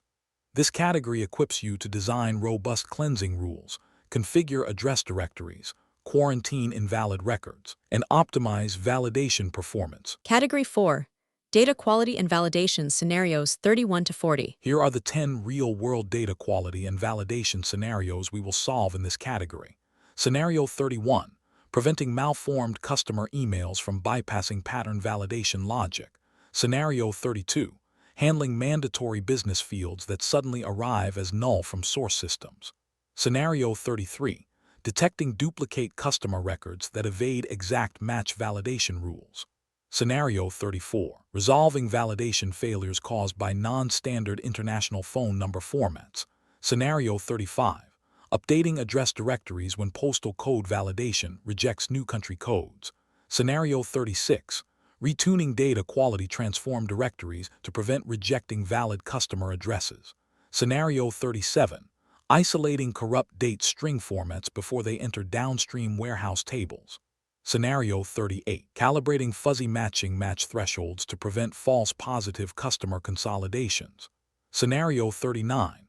Preventing address standardization routines from generating unexpected duplicate records. Scenario 40. Optimizing heavy validation transform rules that cause ETL SLA breaches. Total 10 data quality scenarios. Let's dive into Scenario 31. Scenario 31. An automated CRM integration loaded 15,000 malformed email addresses, such as user at domain, missing TLDs, or containing illegal spaces into production campaign tables, because the existing BODS validation rules relied on weak string search checks. How would you investigate and strengthen email validation logic to stop malformed records? Answer: recommended approach. My immediate focus would be to isolate the improperly passed records and upgrade the validation logic to enforce RFC-compliant pattern rules. I would resolve this validation gap using the following steps. Step 1.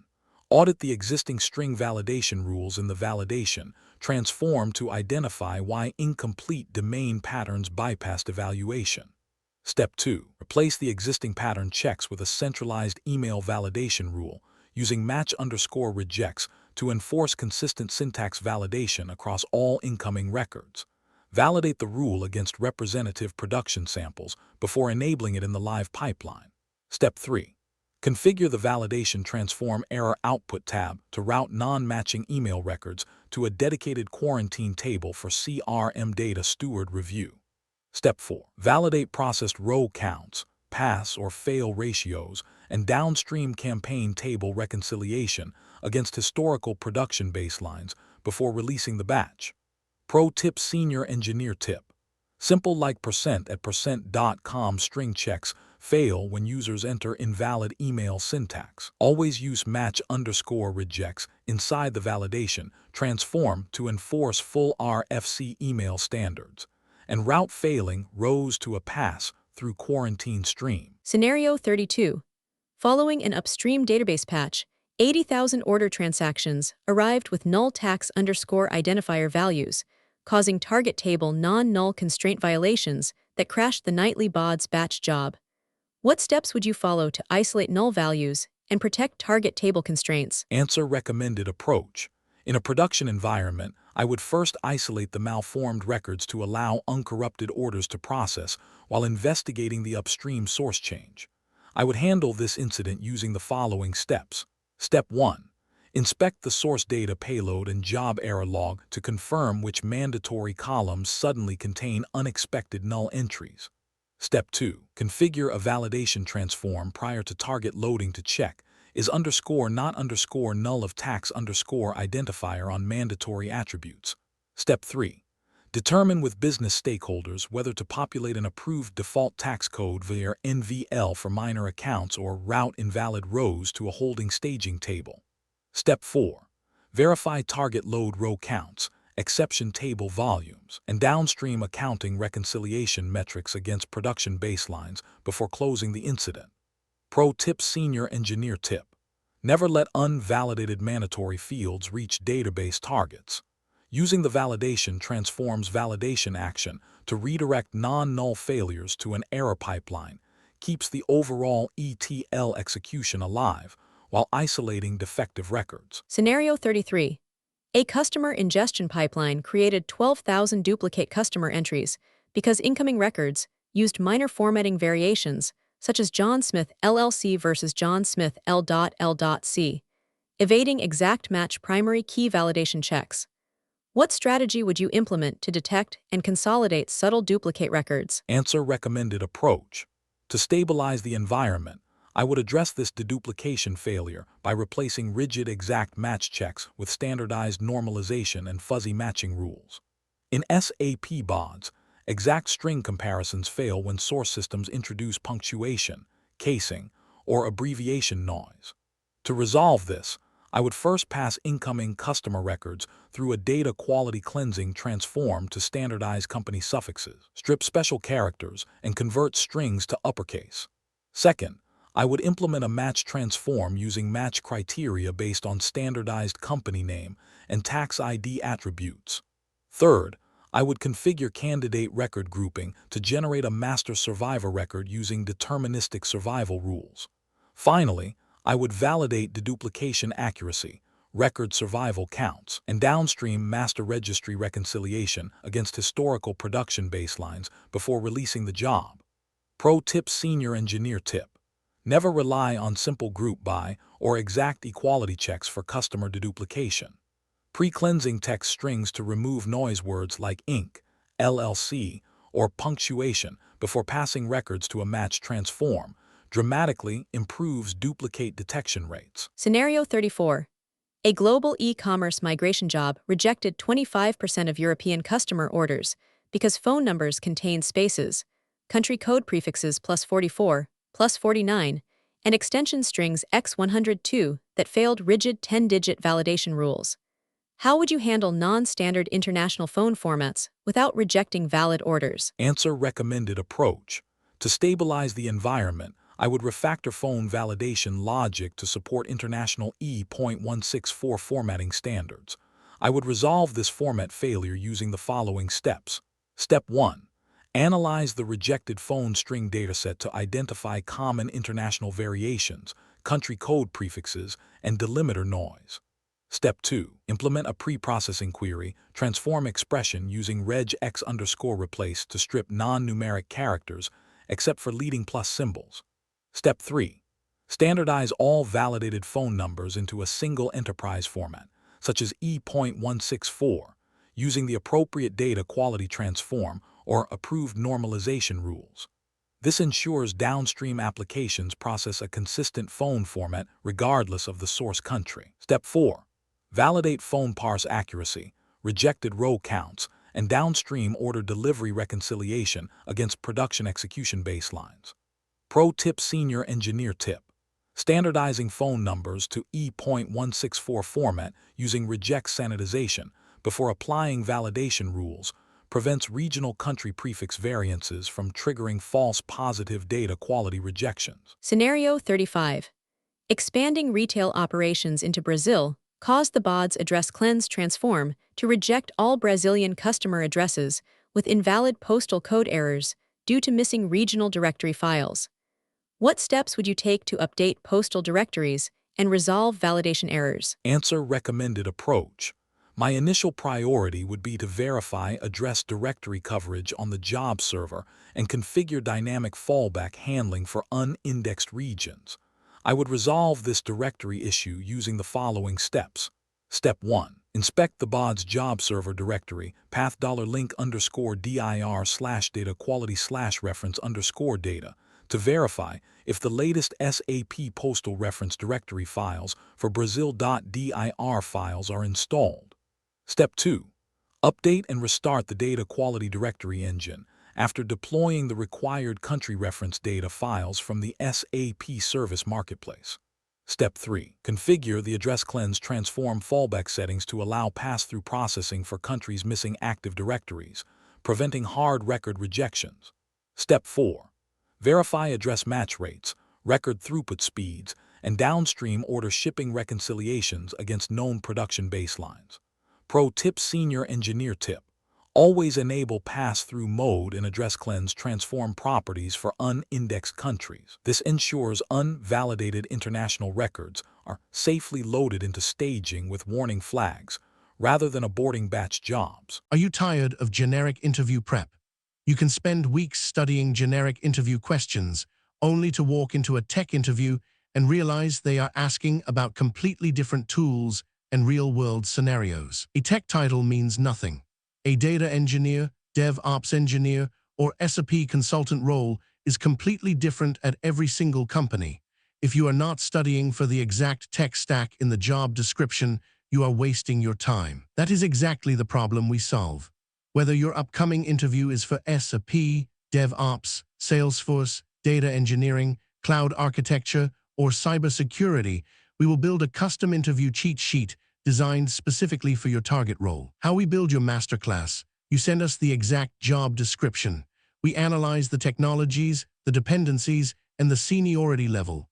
Then, we prepare a highly customized package with predicted interview rounds, realistic mock interview scripts, and targeted technical questions and answers. Stop guessing what managers will ask.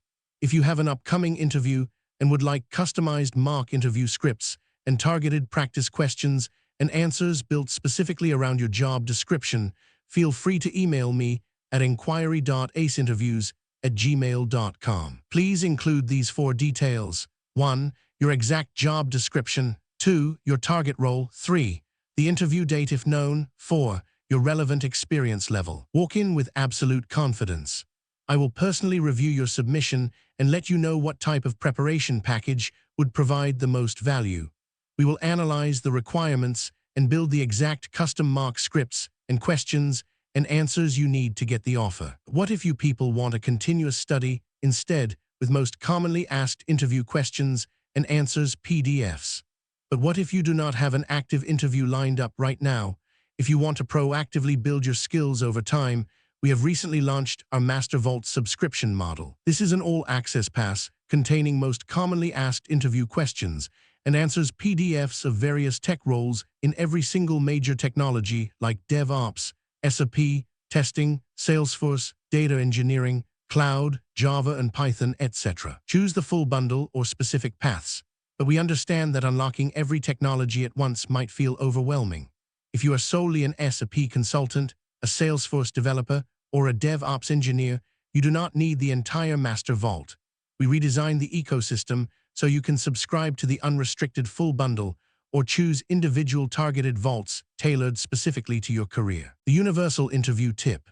Whenever you ask a tech VP or an industry mentor how to crack a tough interview, they all give you the exact same tip: get familiar with the most commonly asked interview questions. It sounds simple, right? But here is the problem. The search nightmare. Finding the actual most commonly asked questions for senior roles is a nightmare. Generic Google searches only give you basic textbook definitions, and those will not help you clear a lead architect or senior engineer round where production reality matters. Imagine a master vault. Now, imagine a vault where the absolute most commonly asked interview questions for your specific role are already collected for you, perfectly organized by interview rounds like 1. Most commonly asked technical-based question and answers. 2. Most commonly asked scenario-based question and answers. 3. Most commonly asked real-world problem-solving question and answers. 4. Most commonly asked system design question and answers. 5. Most commonly asked behavioral-based question and answers. Cross-domain mastery. I built the ACE Interviews Master Vault for the modern architect. We did not just do this for one role. We covered everything: SAP, cybersecurity, DevOps, software testing, data engineering, Java, and Python. The ultimate all-access deal. Instead of paying for individual PDFs, you can now unlock our entire database. Get over 1,000 plus PDFs containing 50,000 plus of the most asked question and answers for a mere 1,499 rupees a month. The elite transformation. Stop studying just to pass. Equip yourself with the cross-domain confidence of a true architect and walk out of your next interview choosing between 2 or 3 elite job offers. Unlock the vault now. The era of buying individual guides is over. Click the link in the video description below right now to unlock the Master Vault. Now, let's get back to the masterclass. Scenario 36. An address cleanse transform set to strict match thresholds began rejecting valid commercial addresses for new industrial parks, causing 5,000 valid customer shipments to stall in quarantine. How would you diagnose and recalibrate over aggressive address validation rules? Answer: recommended approach. I would approach this issue by evaluating match confidence score distributions to calibrate validation strictness against real-world address data. I would resolve this over rejection using the following steps. Step 1. Analyze the rejected address sample set and examine the generated data quality confidence scores, for example, address_quality_score. Step 2. Review the confidence score distribution across both accepted and rejected addresses before recalibrating the match threshold. Select a threshold that minimizes false rejections while maintaining the business's required data quality standards. Step 3.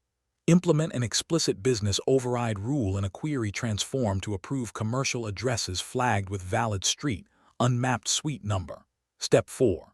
Validate reprocessed quarantine volumes, match score distributions, and downstream order fulfillment metrics against historical production baselines.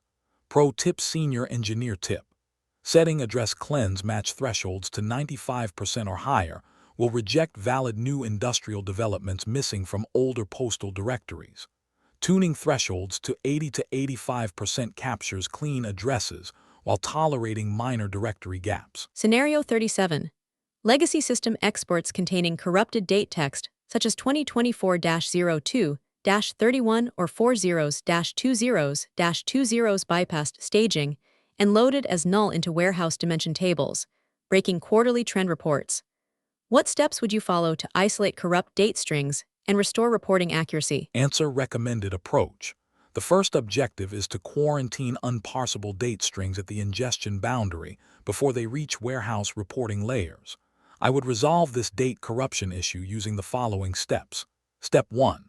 Audit incoming staging columns to identify specific malformed date patterns and zero date strings 40s-20s-20s. Step 2. Configure a validation transform expression using is _valid _date of date _string yyyyy-mm-dd to test string validity before type conversion. Step 3. Route failed date rows to an exception log table while assigning a standardized default sentinel date such as 1900-01-01 for allowed operational fallbacks. Step 4. Verify target row counts, sentinel date distribution ratios, and downstream BI report totals against production execution baselines. Pro tip: Senior Engineer tip. Never execute to date on raw string inputs without pre-testing with his valid date. Unvalidated conversions cause unhandled job exceptions or convert invalid strings to null, corrupting reporting dimensions. Scenario 38. A master data consolidation job merged two distinct corporate entities, Acme Logistics Chicago and Acme Logistics Dallas, into a single customer master ID due to over-aggressive fuzzy match rules, corrupting customer sales credit history. How would you recalibrate fuzzy matching parameters to stop false positive customer merges? Answer: recommended approach. I would resolve this over grouping issue by auditing match score weights and introducing strict location blocking criteria. In SAP BODS, setting fuzzy match criteria purely on business names without location or tax ID blocking causes false positive merges across regional branches. To fix this, I would first unmerge the corrupted customer records in the target registry using historical lineage logs. Second, I would update the match transform criteria by adding mandatory blocking keys on postal_code or tax_ID, ensuring candidates from different cities are never compared for fuzzy name matching. Third, I would increase the match threshold score for corporate entity names and mandate agreement on secondary attributes before assigning a shared master ID. Finally, I would validate match accuracy, total consolidated group counts, and downstream credit reconciliation against historical production baselines before releasing the pipeline. Pro tip: Senior Engineer tip. Match transforms should always use blocking keys like postal code or country to partition candidate pools. Running global fuzzy matching without blocking criteria exponentially increases false positives and severely degrades transform performance. Scenario 39. Running an address cleanse transforms standardized slight variations of customer addresses, for example, 100 Main St. Suite 4 and 100 Main Street STE4, both became 100 Main STE4, which unexpectedly generated primary key duplicates in the target table. What steps would you take to adjust cleansing sequence and eliminate post-cleansing duplicates? Answer: recommended approach. To stabilize the environment, I would resequence the cleansing and deduplication stages inside the data flow. I would resolve this post-cleansing duplication issue using the following steps. Step 1. Inspect the data flow architecture to confirm whether deduplication occurs before or after the address cleanse transform. Step 2. Reorder the data flow pipeline so that address cleanse standardizes street names first, outputting uniform address strings. Step 3. Place a match or query transform after the cleansing stage to aggregate and deduplicate records on the newly standardized address strings. Step 4. Validate target insert counts, duplicate merge ratios, and downstream master registry reconciliations against production execution baselines. Pro tip: Senior Engineer tip. Always place deduplication transforms after address cleansing in BODS. Cleansing standardizes address noise, allowing subsequent match rules to catch duplicate records that were invisible prior to standardization. Scenario 40. Adding 25 complex rejects validation rules and address cleansing calls to a 10 million row nightly customer job caused execution runtime to increase from 40 minutes to 4.5 hours, breaching the morning business SLA. What performance tuning techniques would you use to bring validation runtime back with an SLA? Answer: recommended approach. My immediate focus would be to optimize validation rule processing order and parallelize data flow execution. I would bring job runtime back with an SLA using the following steps. Step 1. Analyze the job trace log and performance monitor to identify which specific rejects checks or address cleanse calls are consuming the most CPU cycles. Step 2. Reorder validation checks so lightweight SQL or null checks evaluate first, filtering invalid records before executing resource-heavy rejects or address cleanse operations. Step 3. Increase parallel processing only after confirming the workload is CPU-bound rather than I/O-bound. Configure an appropriate degree of parallelism based on available job server resources and verify that higher concurrency improves throughput without introducing resource contention. Step 4.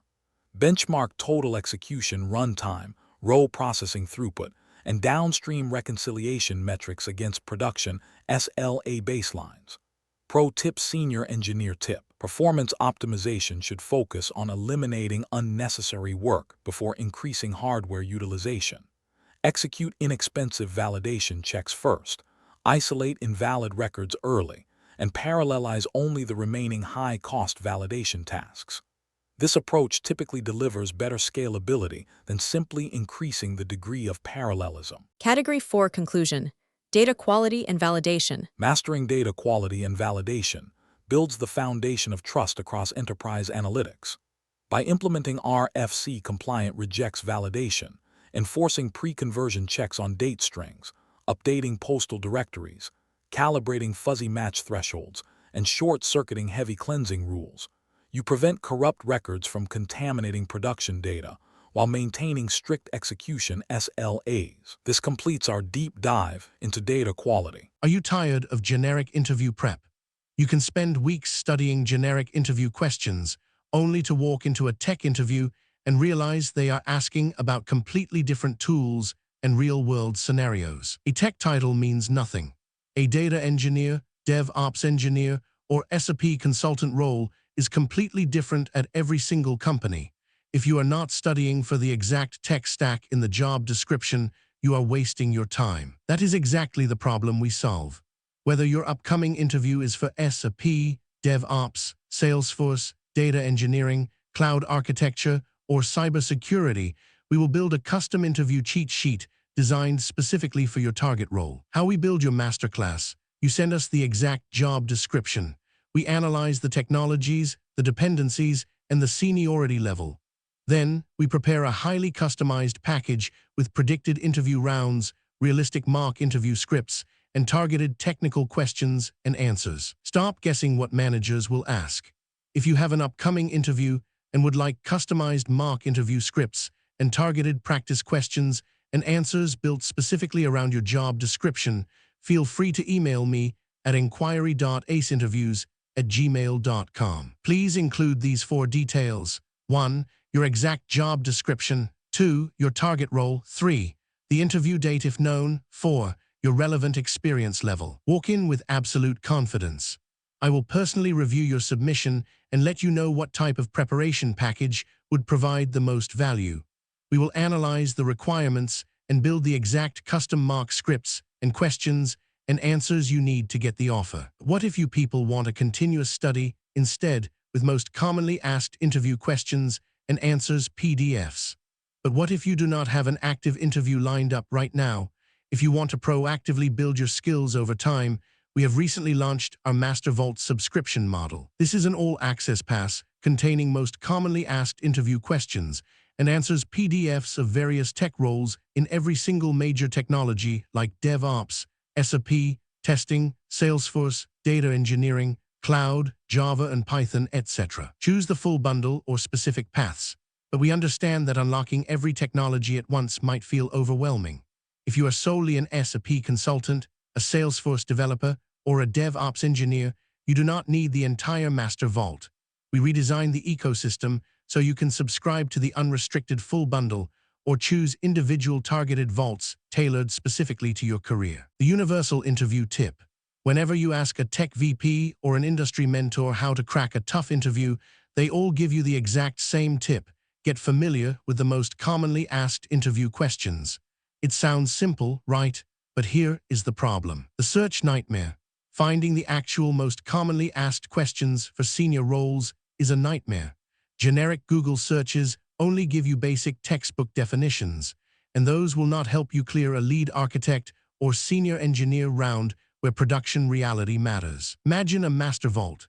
Now, imagine a vault where the absolute most commonly asked interview questions for your specific role are already collected for you, perfectly organized by interview rounds like 1. Most commonly asked technical-based question and answers. 2. Most commonly asked scenario-based question and answers. 3. Most commonly asked real-world problem-solving question and answers. 4. Most commonly asked system design question and answers. 5. Most commonly asked behavioral-based question and answers. Cross-domain mastery. I built the ACE Interviews Master Vault for the modern architect. We did not just do this for one role. We covered everything: SAP, cybersecurity, DevOps, software testing, data engineering, Java, and Python. The ultimate all-access deal. Instead of paying for individual PDFs, you can now unlock our entire database. Get over 1,000 plus PDFs containing 50,000 plus of the most asked question and answers for a mere 1,499 rupees a month. The elite transformation. Stop studying just to pass. Equip yourself with the cross-domain confidence of a true architect and walk out of your next interview choosing between 2 or 3 elite job offers. Unlock the vault now. The era of buying individual guides is over. Click the link in the video description below right now to unlock the Master Vault. Now, let's get back to the masterclass. Transition from Category 4 Data Quality and Validation to Category 5 Incremental Loads and SCD. While validating incoming data protects target systems from malformed syntax, enterprise data warehouses must also track how records evolve over time. Managing delta captures, maintaining historical dimension revisions, handling late-arriving transactions, and synchronizing soft deletions require precise incremental state management. We now transition from data validation to historical state engineering. Category 5. Incremental Loads and SCD. Category 5 Incremental Loads and SCD. Category 5 deep dives into change data capture, table comparison transforms, and slowly changing dimension SCD Type 2 pipelines in SAP BODS. In complex data warehouse architectures, overlapping date ranges, false update flags, hash collisions, late arriving dimension changes, and deleted source records can corrupt point-in-time reporting or cause severe performance degradation. This category provides the technical architecture to manage incremental state, maintain historical accuracy, and optimize delta loads. Category 5 Incremental Loads and SCD Scenarios 41 to 50. Here are the 10 real-world incremental load and SCD scenarios we will solve in this category. Scenario 41. Resolving duplicate historical version creation and history-preserving transforms. Scenario 42. Troubleshooting incremental extraction logic that skips recently updated records. Scenario 43. Handling late-arriving transactions without overriding current warehouse state. Scenario 44. Mitigating hash comparison failures that miss critical business record changes. Scenario 45. Preventing table comparison transforms from flagging unchanged rows as updates. Scenario 46. Capturing and processing deleted source records in target warehouse dimensions. Scenario 47.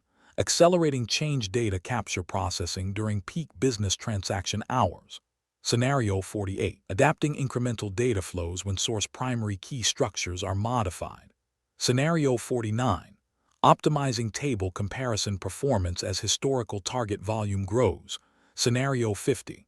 Reconciling reporting discrepancies caused by flawed SCD Type 2 implementations. Total 10 incremental scenarios. Let's dive into Scenario 41. Scenario 41. An SCD Type 2 dimension pipeline generated multiple active record versions is _current equals Y with identical effective start dates for the same customer ID during a batch load, corrupting historical point-in-time reporting. How would you investigate and resolve duplicate version generation in history-preserving transforms? Answer: recommended approach.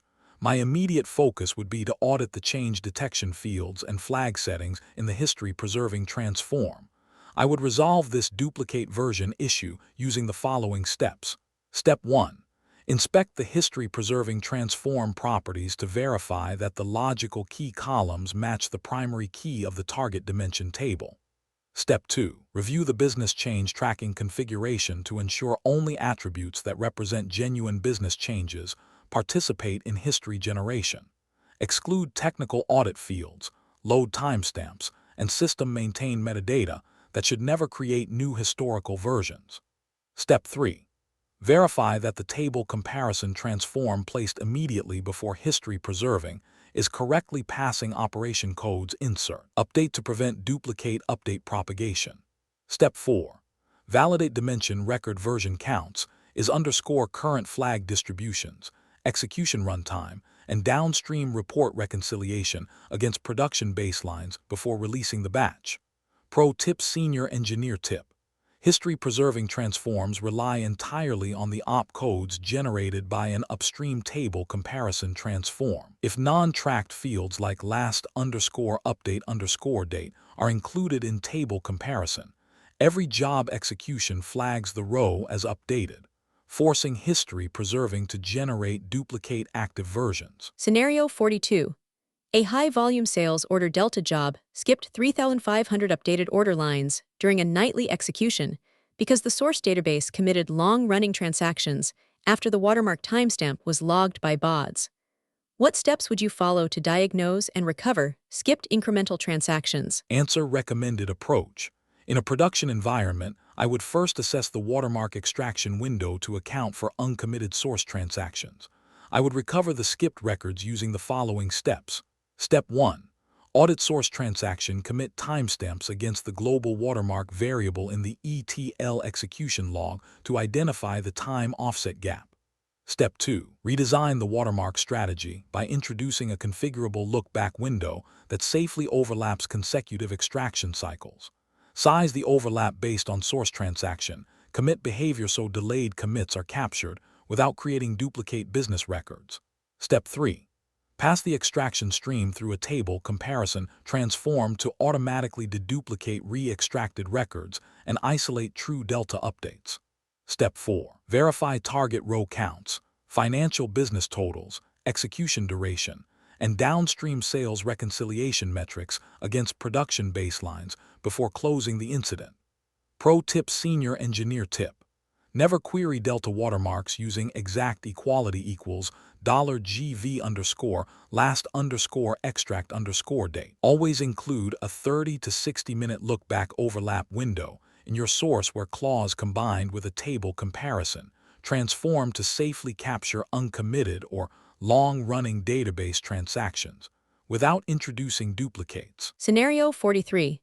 A regional store batch submitted sales transactions from 3 days ago, causing the SCD type 2-dimension load to overwrite current customer address states with outdated historical attributes. What strategy would you implement to process late-arriving transactions without corrupting historical state? Answer: recommended approach. To stabilize the environment, I would address this out-of-order update failure by re-architecting the dimension load to evaluate transaction effective dates rather than load execution sequence. In SAP BODS, a standard table comparison compares incoming source rows against the current target table without checking transaction event timestamps. If a late arriving record arrives, table comparison incorrectly flags it as the latest update. To resolve this, I would first isolate the corrupted customer records and restore the current state using historical lineage logs. Second, I would modify the query transform prior to the history-preserving transform to compare the incoming record's effective underscore date against the target dimension's active valid underscore from and valid underscore to ranges. Third, if the record falls in the middle of a historical window, I would execute a conditional branch that updates the historical version's expiration date and inserts a historical slice without altering the active is underscore current equals Y row. Finally, I would validate historical timeline continuity, current flag integrity, execution runtime, and downstream reporting reconciliation against historical production baselines before releasing the workflow. Pro tip: Senior Engineer tip. Standard BODS table comparison and history preserving transforms assume data arrives in chronological order. When building pipelines subject to late arriving data, always sort incoming records by business event timestamp and implement custom date range logic before updating dimension history. Scenario 44. A high-speed delta extraction using MD5 hash functions failed to detect modifications to customer phone numbers because string padding and null handling differences altered the hash input sequence between source and target. How would you diagnose and correct hash comparison failures in incremental data flows? Answer: recommended approach. The first objective is to ensure deterministic hash generation by standardizing string formatting and null representation prior to hashing. I would resolve this change detection issue using the following steps. Step 1. Analyze the hash calculation expression in the query, transform to confirm which attributes are concatenated into the hash string. Step 2. Standardize string attributes using rtrim upper and wrapping optional fields in NVL of field comma hash null hash to eliminate trailing spaces and uninitialized null variances. Step 3. Standardize the hash generation process by enforcing a consistent column order, delimiter strategy, character encoding, and hashing algorithm across both source and target systems. This guarantees identical business data always produces identical hash values regardless of the execution environment. Step 4. Verify change detection accuracy, updated row counts, execution duration, and downstream reconciliation metrics against known production baselines. Pro tip: Senior Engineer tip. When generating hash keys for change detection, Unhandled null values and concatenation will evaluate the entire hash string to null. Always wrap every field in NVL and apply rtrim before generating MD5 or SHA-256 hashes. Scenario 45. A nightly dimension job flagged 2 million completely unchanged rows as updates, clogging database transaction logs and causing execution runtime to jump from 15 minutes to 3 hours. What steps would you take to eliminate false updates in table comparison transforms? Answer: recommended approach. To stabilize the environment, I would investigate data type mismatches and trailing space handling between source schemas and target comparison tables. I would resolve this false update issue using the following steps. Step 1. Compare column data types and precision in Designer between incoming source schemas and target comparison tables to spot implicit conversions. Step 2. Inspect string attributes to verify if trailing spaces in source var_char fields differ from fixed-width target char fields, forcing string inequality. Step 3. Configure the table comparison transform property compare columns to explicitly include only true business attributes, excluding audit timestamps. Step 4. Validate update row counts, transaction log volumes, data flow execution duration, and downstream reconciliation totals against production baselines. Pro tip: senior engineer tip. Mismatched data types between source and target in a table comparison, transforms such as var_char versus char, or differing decimal precisions, cause BODS to evaluate identical data as changed. Always align data types and trim strings before comparison. Are you tired of generic interview prep? You can spend weeks studying generic interview questions, only to walk into a tech interview and realize they are asking about completely different tools and real-world scenarios. A tech title means nothing. A data engineer, DevOps engineer, or SAP consultant role is completely different at every single company. If you are not studying for the exact tech stack in the job description, you are wasting your time. That is exactly the problem we solve. Whether your upcoming interview is for SAP, DevOps, Salesforce, data engineering, cloud architecture, or cybersecurity, we will build a custom interview cheat sheet designed specifically for your target role. How we build your masterclass: you send us the exact job description. We analyze the technologies, the dependencies, and the seniority level. Then, we prepare a highly customized package with predicted interview rounds, realistic mock interview scripts, and targeted technical questions and answers. Stop guessing what managers will ask. If you have an upcoming interview and would like customized mock interview scripts and targeted practice questions and answers built specifically around your job description, feel free to email me at inquiry.aceinterviews@gmail.com. Please include these 4 details. 1. Your exact job description. 2. Your target role. 3. The interview date if known. 4. Your relevant experience level. Walk in with absolute confidence. I will personally review your submission and let you know what type of preparation package would provide the most value. We will analyze the requirements and build the exact custom mock scripts and questions and answers you need to get the offer. What if you people want a continuous study instead, with most commonly asked interview questions and answers PDFs? But what if you do not have an active interview lined up right now?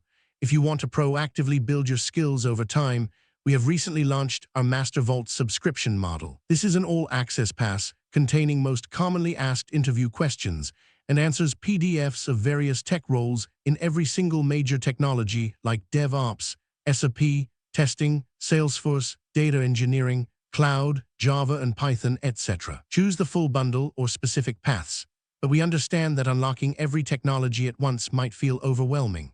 If you are solely an SAP consultant, a Salesforce developer, or a DevOps engineer, you do not need the entire Master Vault. We redesigned the ecosystem so you can subscribe to the unrestricted full bundle or choose individual targeted vaults tailored specifically to your career. The universal interview tip. Whenever you ask a tech VP or an industry mentor how to crack a tough interview, they all give you the exact same tip: get familiar with the most commonly asked interview questions. It sounds simple, right? But here is the problem. The search nightmare. Finding the actual most commonly asked questions for senior roles is a nightmare. Generic Google searches only give you basic textbook definitions, and those will not help you clear a lead architect or senior engineer round where production reality matters. Imagine a master vault. Now, imagine a vault where the absolute most commonly asked interview questions for your specific role are already collected for you, perfectly organized by interview rounds like 1. Most commonly asked technical-based question and answers. 2. Most commonly asked scenario-based question and answers. 3. Most commonly asked real-world problem-solving question and answers. 4. Most commonly asked system design question and answers. 5. Most commonly asked behavioral-based question and answers. Cross-domain mastery. I built the ACE Interviews Master Vault for the modern architect. We did not just do this for one role. We covered everything: SAP, cybersecurity, DevOps, software testing, data engineering, Java, and Python. The ultimate all-access deal. Instead of paying for individual PDFs, you can now unlock our entire database. Get over 1,000 plus PDFs containing 50,000 plus of the most asked question and answers for a mere 1,499 rupees a month. The elite transformation. Stop studying just to pass. Equip yourself with the cross-domain confidence of a true architect and walk out of your next interview choosing between 2 or 3 elite job offers. Unlock the vault now. The era of buying individual guides is over. Click the link in the video description below right now to unlock the Master Vault. Now, let's get back to the masterclass. Scenario 46. Source database administrators purged 50,000 inactive accounts, but because BODS incremental delta queries only fetch modified rows, the deleted accounts remained flagged as active is underscore current equals Y in the enterprise warehouse. How would you capture source hard deletes and synchronize target warehouse dimensions? Answer: recommended approach. My initial priority would be to implement an orphan detection mechanism or consume source change logs to capture deletions. I would synchronize the target warehouse using the following steps. Step 1.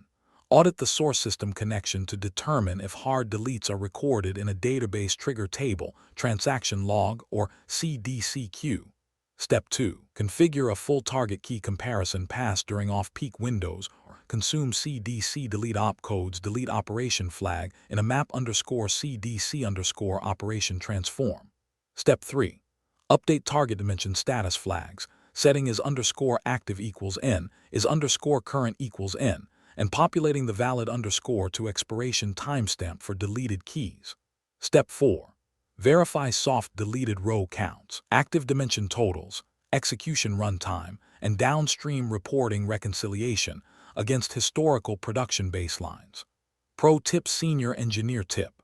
Delta queries based on last_update_date cannot detect deleted records because deleted rows no longer exist in the source table. Use database CDC triggers, or run a periodic key-only outer join between source and target to catch deleted keys and execute soft deletes. Scenario 47. High transaction volume during end-of-month processing caused an Oracle CDC pipeline to accumulate a 5-hour queue backlog, delaying real-time operational reporting. What performance tuning techniques would you use to eliminate CDC lag during peak hours? Answer: recommended approach. I would approach this backlog issue by evaluating transaction queue reader fetch sizes and parallelizing delta stream processing.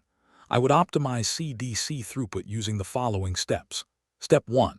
Analyze the CDC queue depth statistics, for example, in Oracle Log Miner or SAP ODQMON to confirm whether bottlenecking occurs during extraction or target loading. Step 2. Optimize CDC reader configuration by tuning batch size, fetch size, commit frequency, and memory allocation according to the throughput characteristics of the source database and job server. Validate each adjustment through controlled performance benchmarking before applying it in production. Step 3. Partition the CDC subscriber stream by business unit or transaction type, enabling parallel data flow pipelines on the job server. Step 4. Benchmark queue latency reduction, row processing throughput, total execution duration, and downstream report reconciliation against production SLA baselines. Pro tip: Senior Engineer tip. CDC performance issues are often caused by inefficient reader configuration rather than slow transformation logic. Tune batch size, fetch size, and commit frequency together while monitoring queue depth, network utilization. and database load to achieve the best overall throughput. Scenario 48. An ERP consolidation project altered the primary key of the source customer table from customer_ID to a composite key system_code plus customer_ID, causing the BODS table comparison transform to fail with key lookup errors. How would you handle a source primary key schema change without corrupting target dimension history? Answer: recommended approach. I would approach this structural change by updating the dimensional schema and realigning comparison key definitions across the ETL pipeline. In SAP BODS, altering source key structures breaks existing table comparison and history-preserving transforms because incoming records can no longer map to target surrogate key indexes. To resolve this, I would first pause dependent target loading and create a structural schema migration script to add system_code to target dimension tables. Second, I would update the source data store schema in Designer and refactor the query transform to pass the composite key attributes. Third, I would update the table comparison and history-preserving transforms to declare system_code and customer_ID as the combined logical key. Finally, I would execute a controlled reconciliation load and validate surrogate key assignments, dimension row counts, execution duration, and downstream reporting alignment against historical production baselines before releasing the pipeline. Pro tip: Senior Engineer tip. When source primary keys become composite, never concatenate them into a single string inside BODS as a quick fix. Always add the separate key columns to target tables and update the table comparison input primary keys grid to ensure database indexes maintain optimal performance. Scenario 49. As a target dimension table grew past 50 million historical rows, a daily table comparison jobs execution runtime degraded from 10 minutes to 3.5 hours due to massive in-memory comparison page swapping. What tuning techniques would you use to maintain table comparison performance on multi-million row tables? Answer: recommended approach. To address this performance bottleneck, I would optimize how table comparison accesses and sorts the target reference dataset. I would restore performance using the following steps. Step 1. Inspect the table comparison transform configuration to verify whether location of cached comparison table is set to memory or pageable. Step 2. Enable the sorted input option in table comparison properties and ensure an upstream query transform or source query sorts incoming data by primary key. Step 3. Confirm that the comparison key columns are fully indexed and that the database optimizer is actually using those indexes during execution. Review execution plans to eliminate unnecessary full table scans before making further data flow level optimizations. Step 4. Benchmark row processing throughput, job server memory utilization, execution duration, and downstream reconciliation metrics against production baselines. Pro tip: Senior Engineer tip. When comparing against target tables with tens of millions of rows, always enable sorted input in table comparison properties. Sorting input data upstream by key allows BODS to stream and compare records sequentially without loading the entire 50 million row target table into memory. Scenario 50. Business users reported that historical sales analysis showed mismatched revenue totals when querying past quarters because an SCD-type two-dimension pipeline created gaps and overlapping date ranges valid_from/valid_ to between record versions. How would you audit and repair flawed SCD-type 2 date continuity to restore reporting accuracy? Answer: recommended approach. My immediate focus would be to audit date boundary transitions in the history-preserving transform and execute a retroactive timeline repair script. I would resolve this date continuity defect using the following steps. Step 1.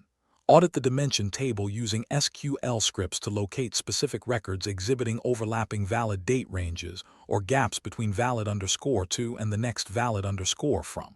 Step 2. Configure the history-preserving transform properties to enforce continuous date boundaries, for example, setting new valid_ from equals prior_valid_ to +1 second, or using discrete date boundaries. Step 3. Execute an automated data repair data flow to update historical valid_ to timestamps, closing timeline gaps, and ensuring exactly one active version exists per business key. Step 4. Validate historical point-in-time query accuracy, record version counts, execution duration, and downstream financial report reconciliation against production baselines. Pro tip: Senior Engineer tip. In SCD Type 2 implementations, date gap bugs usually happen because valid_2 of the expired record is set to system run time, while valid_from of the new record uses source transaction time. Always synchronize expiration and activation timestamps inside the same transform pass. Category 5 Conclusion: Incremental loads and SCD. Mastering change data capture and slowly changing dimensions ensures historical data warehouses remain accurate, consistent, and performant over time. By incorporating overlap windows into watermarks, handling late-arriving transactions via effective data valuation, aligning data types to prevent false updates, and enabling pre-sorted input for table comparison, you maintain flawless point-in-time reporting without data loss. This completes our deep dive into incremental state engineering. Are you tired of generic interview prep? You can spend weeks studying generic interview questions, only to walk into a tech interview and realize they are asking about completely different tools and real-world scenarios. A tech title means nothing. A data engineer, DevOps engineer, or SAP consultant role is completely different at every single company. If you are not studying for the exact tech stack in the job description, you are wasting your time. That is exactly the problem we solve. Whether your upcoming interview is for SAP, DevOps, Salesforce, data engineering, cloud architecture, or cybersecurity, we will build a custom interview cheat sheet designed specifically for your target role. How we build your masterclass: you send us the exact job description. We analyze the technologies, the dependencies, and the seniority level. Then, we prepare a highly customized package with predicted interview rounds, realistic mock interview scripts, and targeted technical questions and answers. Stop guessing what managers will ask. If you have an upcoming interview and would like customized mock interview scripts and targeted practice questions and answers built specifically around your job description, feel free to email me at inquiry.aceinterviews@gmail.com. Please include these 4 details: 1. Your exact job description. 2. Your target role. 3. The interview date if known. 4. Your relevant experience level. Walk in with absolute confidence. I will personally review your submission and let you know what type of preparation package would provide the most value. We will analyze the requirements and build the exact custom mock scripts and questions and answers you need to get the offer. What if you people want a continuous study instead, with most commonly asked interview questions and answers PDFs? But what if you do not have an active interview lined up right now? If you want to proactively build your skills over time, we have recently launched our Master Vault subscription model. This is an all-access pass containing most commonly asked interview questions and answers PDFs of various tech roles in every single major technology like DevOps, SAP, testing, Salesforce, data engineering, cloud, Java and Python, etc. Choose the full bundle or specific paths, but we understand that unlocking every technology at once might feel overwhelming. If you are solely an SAP consultant, a Salesforce developer, or a DevOps engineer, you do not need the entire Master Vault. We redesigned the ecosystem so you can subscribe to the unrestricted full bundle or choose individual targeted vaults tailored specifically to your career. The universal interview tip. Whenever you ask a tech VP or an industry mentor how to crack a tough interview, they all give you the exact same tip: get familiar with the most commonly asked interview questions. It sounds simple, right? But here is the problem. The search nightmare. Finding the actual most commonly asked questions for senior roles is a nightmare. Generic Google searches only give you basic textbook definitions, and those will not help you clear a lead architect or senior engineer round where production reality matters. Imagine a master vault. Now, imagine a vault where the absolute most commonly asked interview questions for your specific role are already collected for you, perfectly organized by interview rounds like 1. Most commonly asked technical-based question and answers. 2. Most commonly asked scenario-based question and answers. 3. Most commonly asked real-world problem-solving question and answers. 4. Most commonly asked system design question and answers. 5. Most commonly asked behavioral-based question and answers. Cross-domain mastery. I built the ACE Interviews Master Vault for the modern architect. We did not just do this for one role. We covered everything: SAP, cybersecurity, DevOps, software testing, data engineering, Java, and Python. The ultimate all-access deal. Instead of paying for individual PDFs, you can now unlock our entire database. Get over 1,000 plus PDFs containing 50,000 plus of the most asked question and answers for a mere 1,499 rupees a month. The elite transformation. Stop studying just to pass. Equip yourself with the cross-domain confidence of a true architect and walk out of your next interview choosing between 2 or 3 elite job offers. Unlock the vault now. The era of buying individual guides is over. Click the link in the video description below right now to unlock the Master Vault. Now, let's get back to the masterclass. Transition from Category 5, Incremental Loads, and SCD to Category 6, Performance Tuning. While maintaining correct incremental state guarantees data accuracy, enterprise data volumes frequently push processing limits to the edge. When nightly batch windows shrink, database CPUs spike to 100%, push-down optimization breaks, or job server memory runs out, data pipelines fail to meet production SLAs. We now transition from delta state logic to systematic execution optimization. Category 6. Performance Tuning. Category 6, Performance Tuning. Category 6 focuses on end-to-end ETL performance optimization in SAP BODS. In enterprise environments, sudden runtime spikes, push-down breakdowns, database CPU locks, memory page swapping, network latency bottlenecks, and repository query overhead threaten production stability. This category provides the investigative methods and tuning mechanics to analyze execution bottlenecks, maximize database pushdown, and scale high-volume throughput. Category 6, Performance Tuning Scenarios 51 to 60. Here are the 10 real-world performance tuning scenarios we will solve in this category. Scenario 51. Investigating sudden execution runtime spikes from 30 minutes to 5 hours. Scenario 52. Restoring pushdown optimization when custom expressions block SQL pushdown. Scenario 53. Mitigating 100% database CPU utilization caused by unindexed ETL queries. Scenario 54. Resolving job server memory exhaustion on high volume in-memory transforms. Scenario 55. Eliminating database lock contention caused by aggressive parallel data flows. Scenario 56. Tuning large sort and join operations that spill to job server disk buffers. Scenario 57. Overcoming network latency bottlenecks on cross-data center extractions. Scenario 58. Diagnosing bulk loader performance degradation following database upgrades. Scenario 59. Eliminating repository query delays during batch job initialization. Scenario 60. Balancing resource contention across multiple concurrent production batch jobs. Total 10 performance tuning scenarios.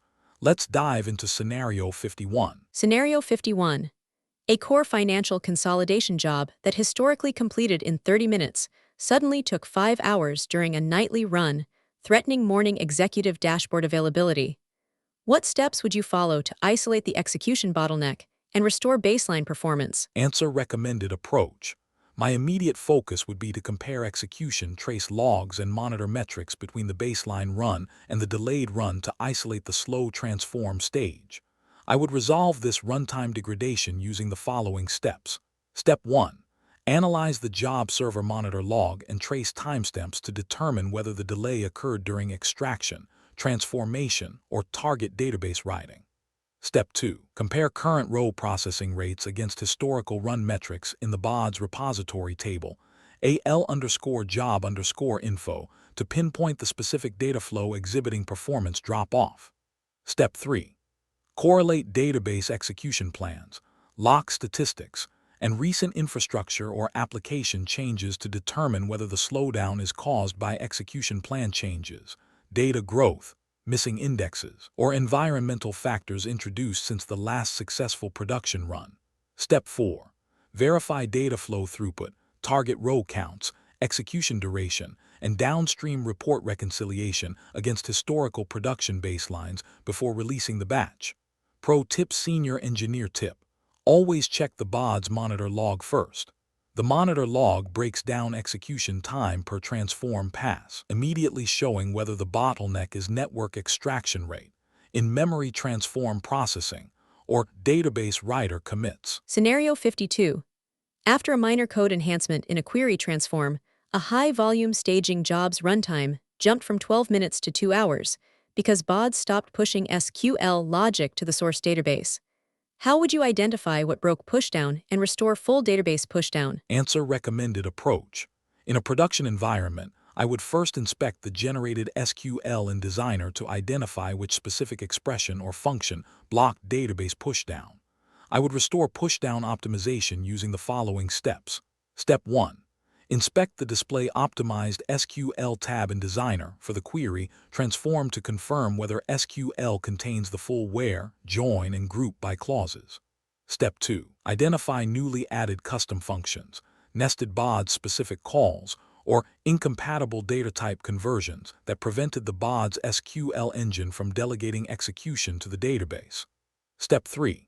Refactor only the non-pushable portion of the transformation, keeping as much filtering, joining, and aggregation as possible inside the database engine, while isolating the remaining logic within BODS. Step 4. Verify that full SQL pushdown is re-established in the optimized SQL viewer, and validate execution runtime and row counts against production baselines. Pro tip: Senior Engineer tip. Non-pushable functions like custom BODS scripts or certain string handlers force BODS to fetch all raw source rows over the network and execute transformations in job server memory. Always check display optimized SQL before deploying code changes. Scenario 53. Executing a cluster of parallel BODS jobs caused the target data warehouse database CPU utilization to max out at 100%, freezing concurrent OLTP application transactions. What steps would you take to reduce database CPU pressure while maintaining batch throughput? Answer: recommended approach. To stabilize the environment, I would address this database resource contention by analyzing query execution plans and throttling concurrent database operations. In SAP BODS, pushdown optimization and high parallelism can overwhelm database CPU if queries execute unindexed table scans or complex Cartesian joins. To resolve this, I would first inspect active database session statistics alongside DBAs to identify the specific SQL queries consuming maximum CPU cycles. Second, I would ensure composite indexes exist on join and filter columns used by BODS data flows. Third, I would determine whether the workload should be optimized at the SQL level, the scheduling layer, or the data flow configuration before reducing parallelism. Only after eliminating inefficient execution plans would I adjust workload concurrency to balance database utilization. Finally, I would benchmark database CPU load, row processing throughput, total execution time, and downstream reconciliation totals against historical production baselines before releasing the schedule. Pro tip: Senior Engineer tip. Pushdown optimization is powerful, but pushing heavy unindexed aggregations from multiple parallel data flows can easily pin database CPUs to 100%. Balance pushdown efficiency with database capacity, and use database indexes to keep CPU utilization within safe thresholds. Scenario 54.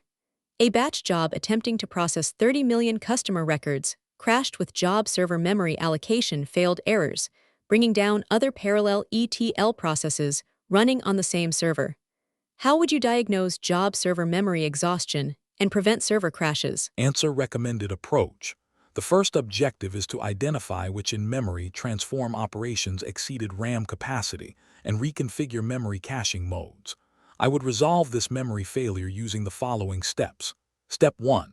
Analyze the job error and trace logs to locate the specific data flow and transform such as hierarchy, group by, or table comparison that exhausted system memory. Step 2. Determine whether the memory pressure is caused by dataset size, transform design, or concurrent workload before modifying cache behavior. Select pageable caching only when it provides a measurable benefit without creating excessive disk I/O. Step 3. Offload expensive sorting, aggregation, and filtering operations to the database engine, wherever pushdown is supported, allowing the job server to focus only on transformations that cannot be efficiently executed by the database. Step 4. Verify job server RAM consumption during re-execution, row processing throughput, total runtime, and downstream reconciliation metrics against production baselines. Pro tip: Senior Engineer tip. When transforms like hierarchy or group by process massive datasets, set cache type to pageable in dataflow properties. Pageable cache allows BODS to use disk space as temporary buffer memory, preventing out-of-memory crashes on large datasets. Scenario 55. Configuring 8 parallel data flows to update different partitions of a target fact table caused severe database deadlocks and thread timeouts, aborting the night batch. What strategy would you use to eliminate lock waits caused by parallel data flow execution? Answer: recommended approach. To stabilize the environment, I would evaluate target partitioning strategies and control transaction lock scopes across parallel execution streams. I would resolve this contention using the following steps. Step 1. Inspect database lock wait metrics and deadlocking trace logs to identify which target tables or index pages experienced lock escalation. Step 2. Verify that target database tables are physically partitioned on the exact boundary attributes processed by each parallel data flow, for example, partitioning by region or month. Step 3. Evaluate whether index maintenance, transaction scope, or target loading strategy is contributing to lock contention. Where appropriate, defer non-critical index maintenance until after bulk loading or redesign the loading strategy to reduce concurrent write conflicts. Step 4. Validate concurrent execution stability, total batch runtime, inserted row counts, and downstream reconciliation metrics against production baselines. Pro tip: Senior Engineer tip. Running parallel data flows against an unpartitioned target table causes page-level and table-level lock escalation, resulting in deadlocks. Ensure target tables are physically partitioned at the database layer before attempting parallel writes. Are you tired of generic interview prep? You can spend weeks studying generic interview questions, only to walk into a tech interview and realize they are asking about completely different tools and real-world scenarios. A tech title means nothing. A data engineer, DevOps engineer, or SAP consultant role is completely different at every single company. If you are not studying for the exact tech stack in the job description, you are wasting your time. That is exactly the problem we solve.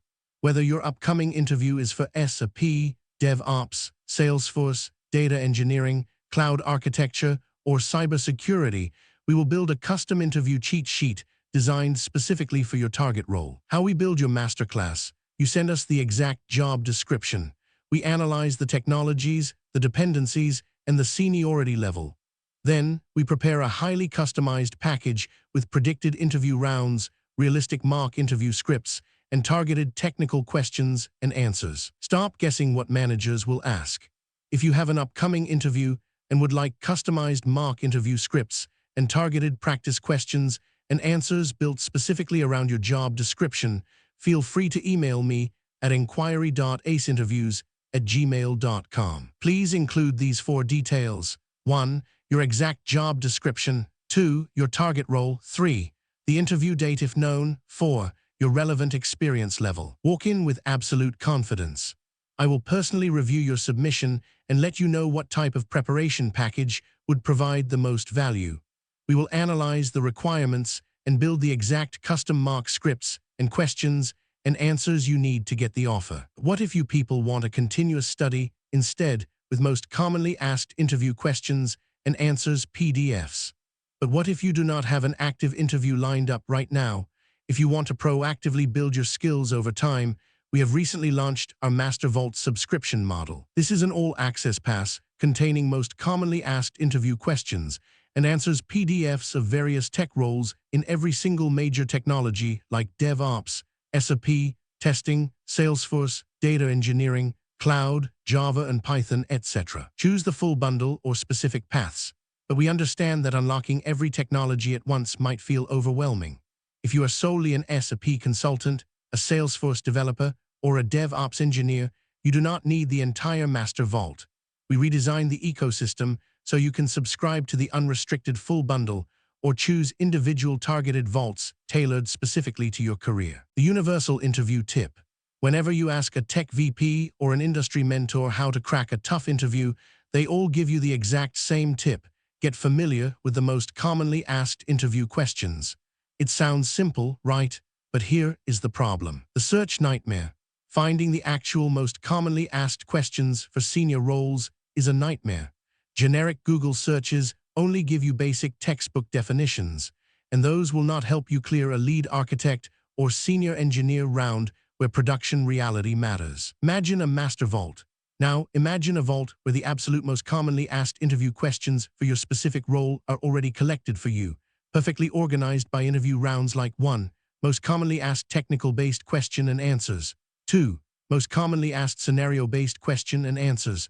3. Most commonly asked real-world problem-solving question and answers. 4. Most commonly asked system design question and answers. 5. Most commonly asked behavioral-based question and answers. Cross-domain mastery. I built the ACE Interviews Master Vault for the modern architect. We did not just do this for one role.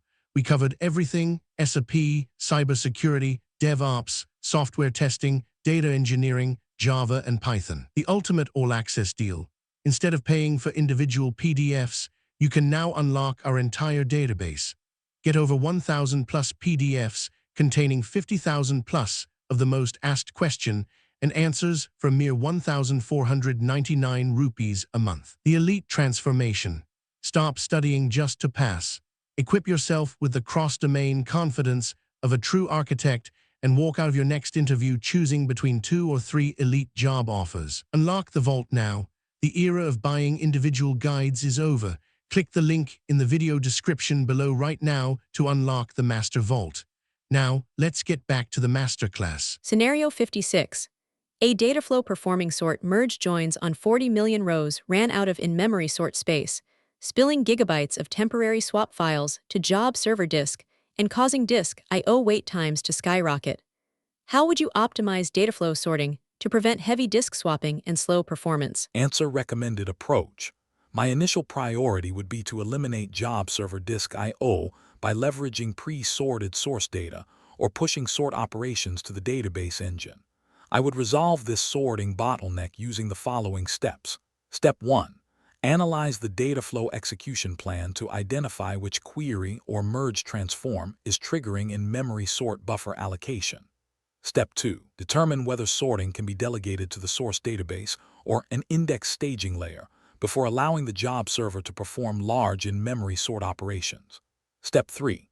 Enable the input is sorted property only after verifying that the upstream source or staging layer consistently delivers records in the required sort order. Incorrectly enabling this option can lead to inaccurate downstream processing. Step 4. Benchmark disk I/O wait times, processing throughput per second, overall execution duration, and downstream reconciliation totals against production baselines. Pro tip: senior engineer tip. Job server disk spilling kills performance. If you tell BODS input is sorted after ensuring the source database provides ordered data, BODS skips the internal sort pass completely, saving hours of disk I/O. Scenario 57. Extracting 10 million records from an overseas regional database took 4 hours due to 180 millisecond network round-trip latency, causing data packet delays over the WAN link. What configuration changes would you make to optimize high-volume extractions across high-latency WAN links? Answer: recommended approach. I would first determine whether extraction latency is primarily caused by network round trips, bandwidth limitations, or source database response time. After identifying the dominant bottleneck, I would optimize fetch size, packet utilization, compression, and extraction strategy to maximize throughput across the WAN connection while minimizing unnecessary network exchanges. First, I would inspect the source data store reader properties and tune the array fetch size parameter to optimize network packet payloads. Second, I would enable network packet compression at the database client driver layer where supported. Third, if latency remains high, I would evaluate staging compressed flat files on the local source server and transferring them in bulk via SFTP rather than executing live SQL queries across the network. Finally, I would benchmark extraction throughput, total job duration, row counts, and downstream reconciliation metrics against historical production baselines before releasing the pipeline. Pro tip: Senior Engineer tip. High latency environments are usually limited by the number of network round trips rather than raw bandwidth. Optimize fetch size, batching strategy, and compression together to maximize the amount of useful data transferred in every network exchange. Scenario 58. Following a major database server upgrade, a high-speed target load using the BODS bulk loader degraded by 70%, falling back to slow row-by-row conventional insert mode without throwing fatal errors. How would you troubleshoot and restore bulk loader performance following a database upgrade? Answer: recommended approach. I would start by confirming whether the database upgrade altered client driver compatibility or bulk load staging directory permissions. I would restore bulk loader throughput using the following steps. Step 1. Inspect the BODS job server trace log and database loader utility log files, for example, Oracle SQL loader log or HANA import log, to verify if the loader utility was invoked successfully. Step 2. Validate compatibility across the upgraded database version, client libraries, loader utilities, and operating system permissions to ensure the bulk loader can execute in its optimized loading mode. Step 3. Reconfigure bulk loader properties in the target data store, setting appropriate cleanup, commit count, and staging file parameters required by the upgraded database engine. Step 4. Benchmark target loading speed, verify inserted row counts, confirm total execution duration, and check downstream reconciliation metrics against production baselines. Pro tip: Senior Engineer tip. When a target database is upgraded, bulk loaders often silently fail back to slow array inserts if the local database client utilities like SQL Loader or SQL Server BCP on the BODS job server are outdated or missing environment execution permissions. Scenario 59. A production batch job experienced a 12-minute delay between command line invocation and actual dataflow execution because the job server took minutes querying a bloated BODS local repository. What maintenance steps would you take to eliminate job startup latency caused by repository queries? Answer: recommended approach. To stabilize the environment, I would clean up historical execution logs and optimize repository database indexes. I would resolve this initialization delay using the following steps. Step 1. Analyze repository database statistics and trace logs to identify which repository metadata tables such as AL_history or AL_job_info exhibit high query latency during startup. Step 2. Archive historical repository metadata according to retention policies before purging obsolete execution records, ensuring operational troubleshooting data remains available while reducing repository overhead. Step 3. Rebuild database indexes and update statistics on all AL_star metadata tables within the local repository database instance. Step 4. Verify job startup response time, measure total execution duration, check row count processing, and validate downstream reconciliation metrics against production baselines. Pro tip: Senior Engineer tip. Bloated repository metadata tables slow down job startup because BODS queries AL_history and AL_job_info to validate job execution state before compiling execution plans. Regularly purging old history logs keeps startup delays under 5 seconds. Scenario 60. Running 20 concurrent batch jobs during midnight processing overwhelmed job server CPU and memory, causing random job failures, thread timeouts, and target database deadlocks. How would you design a resource management strategy to prevent job execution contention during peak windows? Answer: recommended approach. My immediate focus would be to implement job server load balancing and structure execution queues to cap concurrent resource usage. I would resolve this resource contention using the following steps. Step 1. Audit the management console execution schedule to identify overlapping job streams and quantify total concurrent thread demand during peak execution windows. Step 2. Design the job server topology by distributing workloads across multiple server groups or execution nodes based on workload characteristics, resource availability, and high availability requirements. Step 3. Classify workloads by business priority and resource consumption, Then define concurrency limits and execution queues so critical production jobs always receive compute resources before lower priority workloads. Step 4. Validate concurrent execution stability. Monitor total batch runtime, verify completed row counts, and check downstream report reconciliation against production SLA baselines. Pro tip: Senior Engineer tip. Effective workload management is based on predictable resource utilization rather than maximum concurrency. Group jobs with similar resource profiles, reserve capacity for business-critical workloads, and continuously monitor CPU, memory, disk I/O, and database utilization to keep the platform stable during peak processing windows. Category 6 Conclusion. Performance Tuning. Mastering performance tuning transforms slow, fragile ETL jobs into resilient, high-speed production pipelines. By correlating execution plans across environmental changes, isolating non-pushable expressions, tuning array fetch sizes for WAN links, and load balancing job server worker threads through server groups, you maximize hardware efficiency while keeping execution runtimes well within business SLAs. This completes our deep dive into performance engineering. Are you tired of generic interview prep? You can spend weeks studying generic interview questions, only to walk into a tech interview and realize they are asking about completely different tools and real-world scenarios. A tech title means nothing. A data engineer, DevOps engineer, or SAP consultant role is completely different at every single company.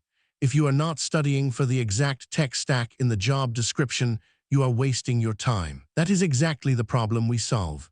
Whether your upcoming interview is for SAP, DevOps, Salesforce, data engineering, cloud architecture, or cybersecurity, we will build a custom interview cheat sheet designed specifically for your target role. How we build your masterclass: you send us the exact job description.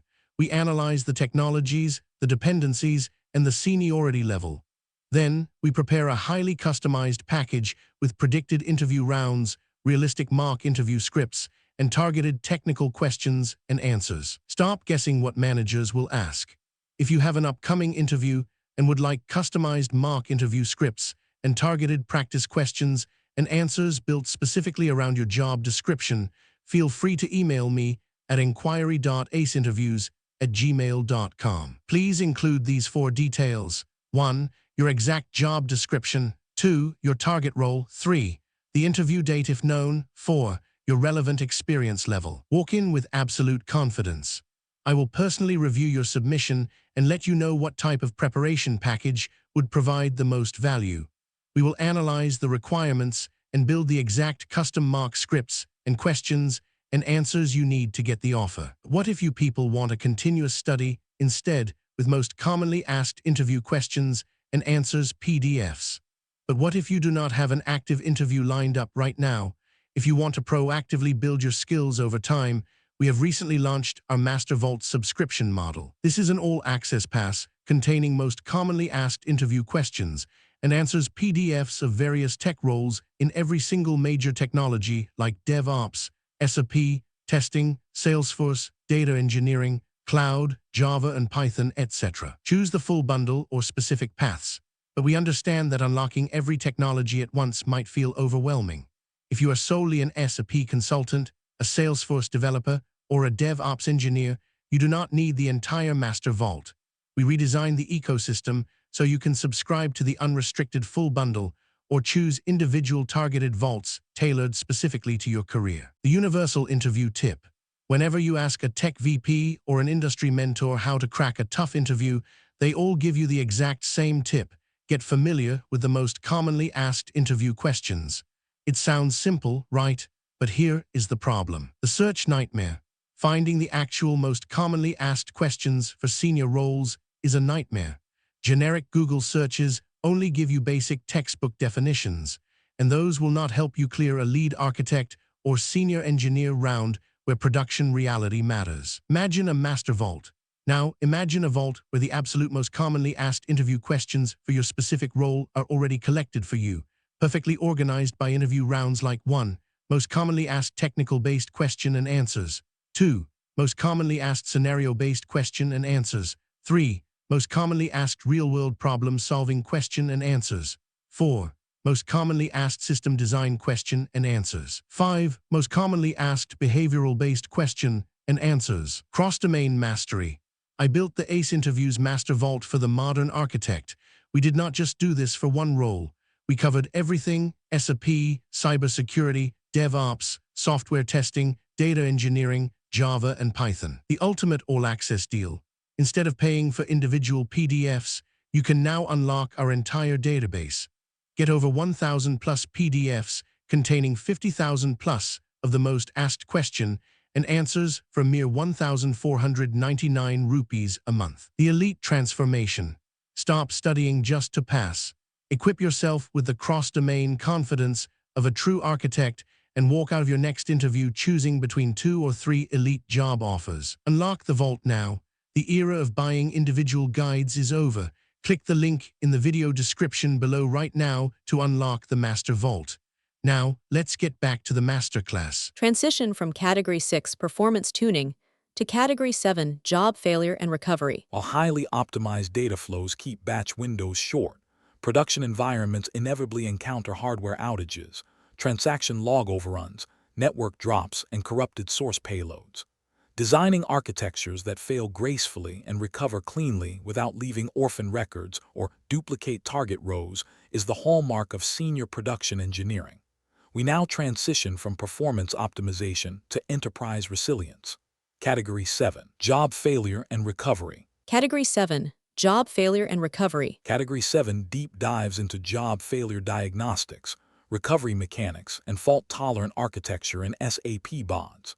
In mission-critical production environments, database connectivity drops, unisolated target commits, infinite retry loops, full disk volumes, and corrupted repository tables can stall critical business operations. This category equips you to design robust try or catch workflows, enable automatic job recovery, manage transaction log boundaries, and safely restore data consistency. Category 7 Job Failure and Recovery Scenarios 61 to 70. Here are the 10 real-world job failure and recovery scenarios we will solve in this category. Scenario 61. Designing resilient recovery when workflows fail from temporary database outages. Scenario 62. Preventing duplicate record creation during blind job execution restarts. Scenario 63. Recovering from partial target loads that leave warehouse tables inconsistent. Scenario 64. Managing infinite retry loops caused by persistent corrupted source data. Scenario 65. Handling job execution aborts caused by full temporary disk file systems. Scenario 66. Resolving batch failures caused by target database transaction log exhaustion. Scenario 67. Safely recovering long-running ETL workflows after unexpected job server reboots. Scenario 68. Repairing repository metadata corruption that prevents job execution startup. Scenario 69. Troubleshooting workflow dependency missequencing in enterprise schedulers. Scenario 70. Optimizing long-running database rollbacks following mid-batch execution failures. Total 10 failure recovery scenarios. Let's dive into Scenario 61. Scenario 61. A 20-minute network micro outage dropped database connectivity, causing a 6-hour nightly ETL master job to fail completely and require manual 2 a.m. intervention. How would you design a fault-tolerant workflow to recover from transient database outages? Answer: recommended approach. My immediate focus would be to wrap database-dependent steps in try or catch structures with automated retry loops.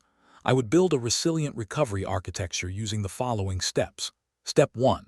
Analyze the job error logs to verify whether the failure stemmed from a transient network drop or A03113 or socket timeout rather than a persistent data defect. Step 2. Encapsulate vulnerable data flows inside a try or catch block within the parent workflow in Designer. Step 3. Implement a configurable retry policy with exponential backoff, retry limits, and clear failure criteria so transient infrastructure issues recover automatically while persistent failures escalate promptly to operations. Step 4. Verify automated retry behavior during simulated network disconnects, checking completed row counts, execution duration, and downstream report reconciliation against production baselines. Pro tip: senior engineer tip. Design retry logic for transient infrastructure failures, not permanent application errors. Combine configurable retry limits, exponential backoff, and clear escalation criteria so automated recovery improves availability without masking persistent production issues. Scenario 62. When an L1 support engineer blindly re-executed a failed batch job from Management Console, the job reinserted 5 million records that were already committed prior to the failure, doubling financial metrics. What steps would you follow to safely recover the job without creating duplicate target rows? Answer recommended approach. In a production environment, I would first isolate uncommitted staging data and enable built-in workflow state tracking. I would recover the execution safely using the following steps. Step 1. Assess the target tables to determine which transactions were successfully committed before the failure.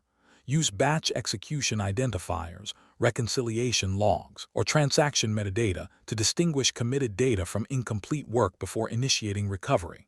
Step 2. Enable the Enable Recovery property at the job and workflow execution level in Designer to force BODS to write step completion state to repository tables. Step 3. Relaunch the job in recovery mode from Management Console, allowing BODS to bypass successfully completed data flows and resume at the exact failed node.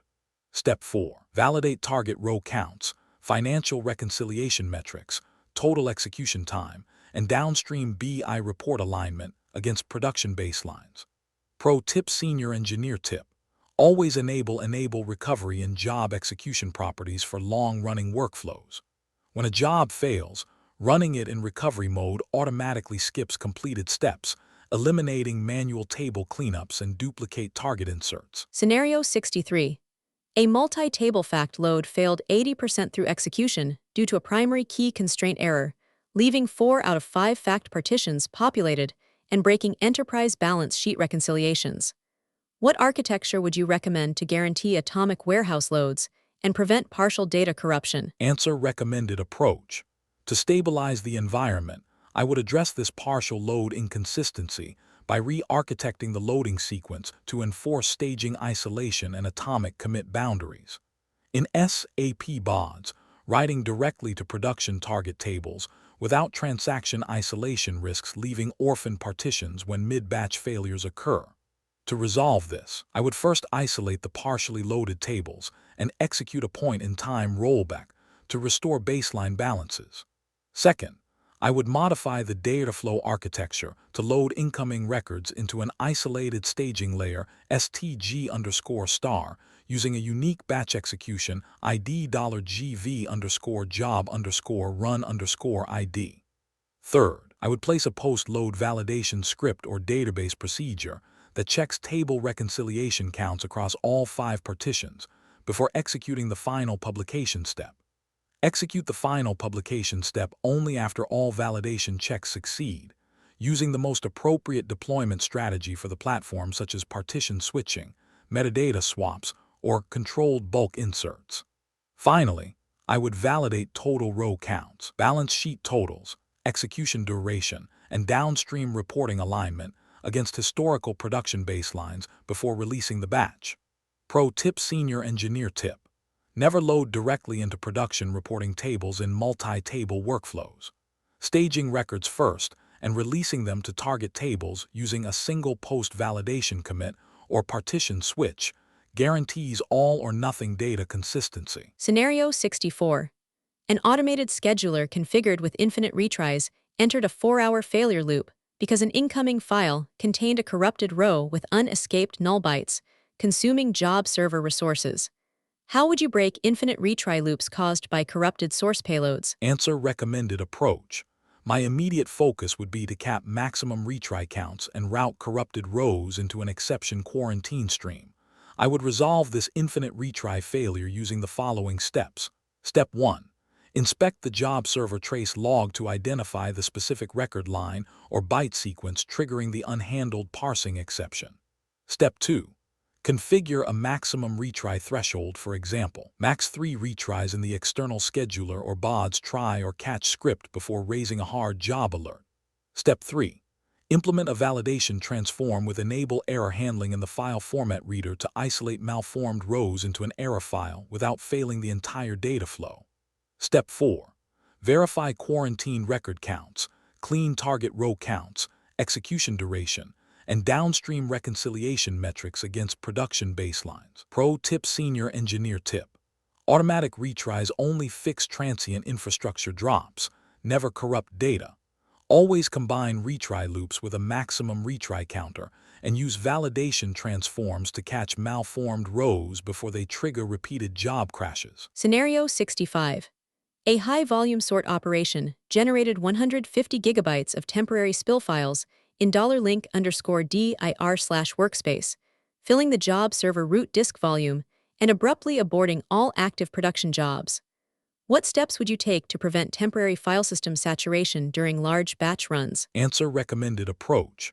To stabilize the environment, I would relocate the temporary workspace directory to a dedicated high-capacity disk volume and optimize in-memory sorting.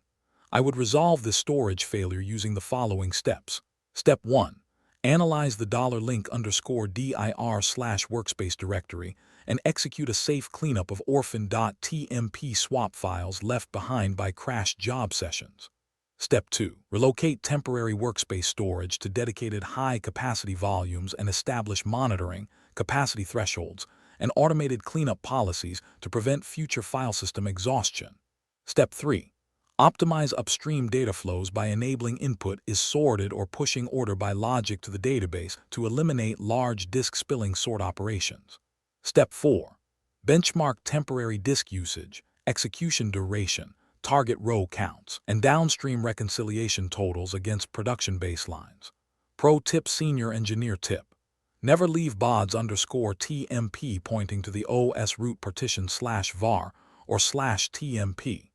Repoint BODS_TMP in dsconfig.txt to a dedicated scratch mount with automated cleanup policies to protect the OS from disk saturation. Are you tired of generic interview prep? You can spend weeks studying generic interview questions, only to walk into a tech interview and realize they are asking about completely different tools and real-world scenarios. A tech title means nothing. A data engineer, DevOps engineer, or SAP consultant role is completely different at every single company. If you are not studying for the exact tech stack in the job description, you are wasting your time. That is exactly the problem we solve. Whether your upcoming interview is for SAP, DevOps, Salesforce, data engineering, cloud architecture, or cybersecurity, we will build a custom interview cheat sheet designed specifically for your target role. How we build your masterclass: you send us the exact job description. We analyze the technologies, the dependencies, and the seniority level. Then, we prepare a highly customized package with predicted interview rounds, realistic mock interview scripts, and targeted technical questions and answers. Stop guessing what managers will ask. If you have an upcoming interview and would like customized mock interview scripts and targeted practice questions and answers built specifically around your job description, feel free to email me at inquiry.aceinterviews@gmail.com. Please include these 4 details. 1. Your exact job description. 2. Your target role. 3. The interview date if known. 4. Your relevant experience level. Walk in with absolute confidence. I will personally review your submission and let you know what type of preparation package would provide the most value. We will analyze the requirements and build the exact custom mock scripts and questions and answers you need to get the offer. What if you people want a continuous study instead, with most commonly asked interview questions and answers PDFs? But what if you do not have an active interview lined up right now? If you want to proactively build your skills over time, we have recently launched our Master Vault subscription model. This is an all-access pass containing most commonly asked interview questions and answers PDFs of various tech roles in every single major technology like DevOps, SAP, testing, Salesforce, data engineering, cloud, Java and Python, etc. Choose the full bundle or specific paths, but we understand that unlocking every technology at once might feel overwhelming. If you are solely an SAP consultant, a Salesforce developer, or a DevOps engineer, you do not need the entire Master Vault. We redesigned the ecosystem so you can subscribe to the unrestricted full bundle or choose individual targeted vaults tailored specifically to your career. The universal interview tip. Whenever you ask a tech VP or an industry mentor how to crack a tough interview, they all give you the exact same tip. Get familiar with the most commonly asked interview questions. It sounds simple, right? But here is the problem. The search nightmare. Finding the actual most commonly asked questions for senior roles is a nightmare. Generic Google searches only give you basic textbook definitions, and those will not help you clear a lead architect or senior engineer round where production reality matters. Imagine a master vault. Now, imagine a vault where the absolute most commonly asked interview questions for your specific role are already collected for you, perfectly organized by interview rounds like 1. Most commonly asked technical-based question and answers. 2. Most commonly asked scenario-based question and answers. 3. Most commonly asked real-world problem-solving question and answers.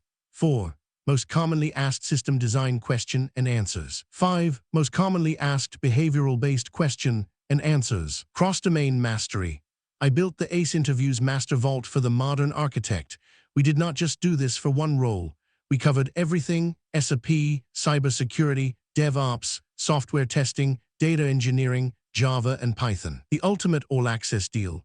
Instead of paying for individual PDFs, you can now unlock our entire database. Get over 1,000 plus PDFs containing 50,000 plus of the most asked question and answers for mere 1,499 rupees a month. The elite transformation. Stop studying just to pass. Equip yourself with the cross-domain confidence of a true architect and walk out of your next interview choosing between 2 or 3 elite job offers. Unlock the vault now. The era of buying individual guides is over. Click the link in the video description below right now to unlock the Master Vault. Now, let's get back to the masterclass. Scenario 66. A 50 million row staging load failed midway with transaction log for database is full errors because BODS attempted to insert the entire dataset within a single uncommitted transaction. What configuration changes would you make to prevent target transaction log exhaustion during bulk loads? Answer: recommended approach. I would approach this log exhaustion by analyzing commit frequencies and tuning batch transaction boundaries in the target data store. In SAP BODS, setting the target table commit count to a value that is too high forces the target database to retain millions of uncommitted rows in active transaction log buffers. To resolve this, I would first collaborate with DBAs to expand transaction log space and execute a log truncation or backup to clear the database bottleneck. Second, I would review transaction commit frequency and tune commit boundaries according to the transaction log capacity, recovery requirements, and performance characteristics of the target database. Third, I would evaluate enabling bulk loading or setting table lock properties where appropriate to minimize transactional logging overhead. Finally, I would benchmark target load throughput, transaction log space consumption, total execution time, and downstream reconciliation metrics against historical production baselines before releasing the batch. Pro tip: Senior Engineer tip. Commit frequency should balance transaction log utilization, recovery objectives, and loading throughput. Validate the chosen commit strategy under production scale workloads rather than relying on fixed values. Scenario 67. A hardware power failure forced a job server host reboot mid-batch, leaving 15 orphan database sessions, holding write locks on target warehouse tables, and blocking job restarts. How would you handle orphan database sessions and safely resume pipeline execution after a server reboot? Answer: recommended approach. I would start by terminating orphan database sessions and clearing stale repository execution flags before attempting job recovery. I would restore the pipeline using the following steps. Step 1. Identify and terminate orphan database PID connections on the target database using DBA session monitoring tools to release table write locks. Step 2. Confirm the recorded execution state in the repository and clear stale job status only after verifying that no active recovery process or orphan execution remains. Step 3. Verify target staging tables for partially written records, purging incomplete batch IDs before initiating job restart. Step 4. Re-execute the job in recovery mode or from the failed data flow node, validating completed row counts, runtime duration, and downstream report reconciliation against production baselines. Pro tip: Senior Engineer tip. When a job server crashes abruptly, the target database often retains unkilled write locks. Always terminate stale database sessions and reset the job execution status in AL_job_info before restarting BODS jobs. Scenario 68. A corrupted local repository database table caused the BODS job server to throw repository error. Unable to read object metadata on every job invocation, halting all scheduled production batches. What steps would you take to repair local repository corruption and restore job scheduling? Answer: recommended approach. My initial priority would be to validate repository object integrity and restore metadata from the central repository or latest backup. I would resolve this repository corruption using the following steps. Step 1. Inspect the job server log and repository database error logs to identify specific corrupted metadata tables such as AL_parent_child or AL_lang text. Step 2. Validate repository integrity using the supported diagnostic and repair utilities provided for the platform before considering manual recovery or repository reconstruction. Step 3. Recreate the local repository schema if corruption is severe, re-registering the repository in Central Management Console (CMC) and re-getting clean object code from Central Repository. Step 4. Validate job execution response times, metadata compile speeds, total runtime, and downstream reconciliation metrics against production baselines. Pro tip: Senior Engineer tip. Never edit AL_star repository metadata tables directly with SQL update commands. If a local repository becomes corrupt, the safest fix is to recreate the local repository and sync clean code back from the central repository. Scenario 69. A scheduling misconfiguration caused a downstream fact load workflow to execute before the upstream master dimension load finished, populating millions of fact rows with unmapped default dimension keys. How would you troubleshoot and correct missequenced workflow dependencies in production? Answer: recommended approach. To stabilize the environment, I would isolate the prematurely loaded fact records and enforce explicit workflow dependency precedents in both BODS and the external scheduler. I would resolve this dependency failure using the following steps. Step 1. Audit execution timestamps in AL_history and external scheduler logs, for example. Control-M or Auto-Sys to verify where workflow trigger sequencing diverged. Step 2.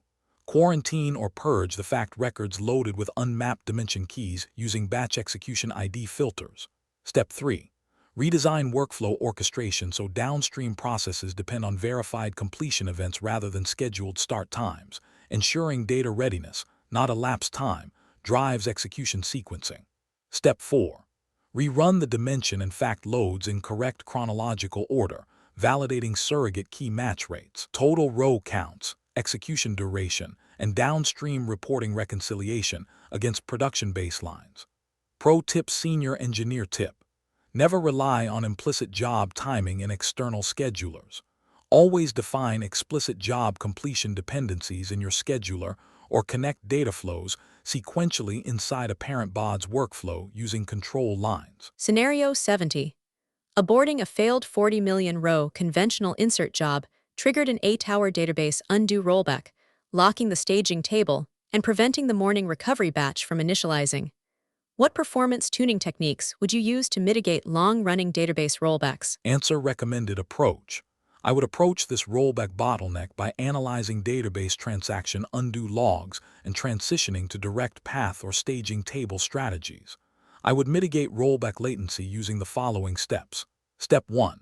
Inspect database undo tablespace metrics alongside DBAs to monitor rollback progress and estimate completion time before attempting forced process termination. Step 2. Transition target loading modes to bulk loader or direct path inserts, append hint or no logging where supported, reducing undo log generation. Step 3. Design recovery around disposable staging layers, partition isolation, or other restart-friendly loading strategies so failed batches can be discarded quickly without waiting for lengthy transactional rollback processing. Step 4.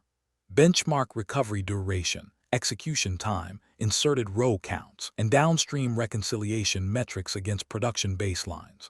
Pro tip: Senior Engineer tip.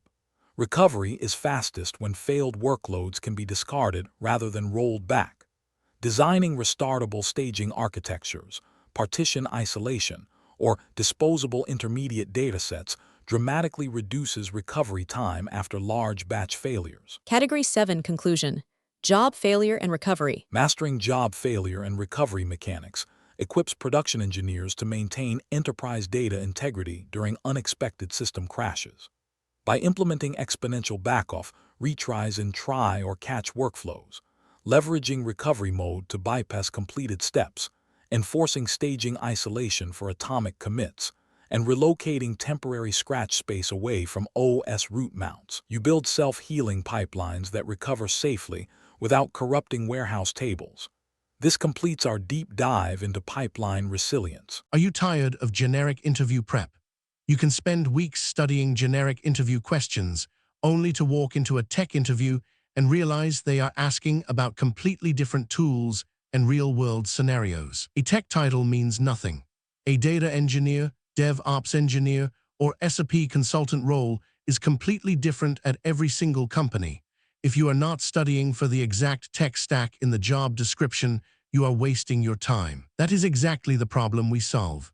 Whether your upcoming interview is for SAP, DevOps, Salesforce, data engineering, cloud architecture, or cybersecurity, we will build a custom interview cheat sheet designed specifically for your target role. How we build your masterclass: you send us the exact job description.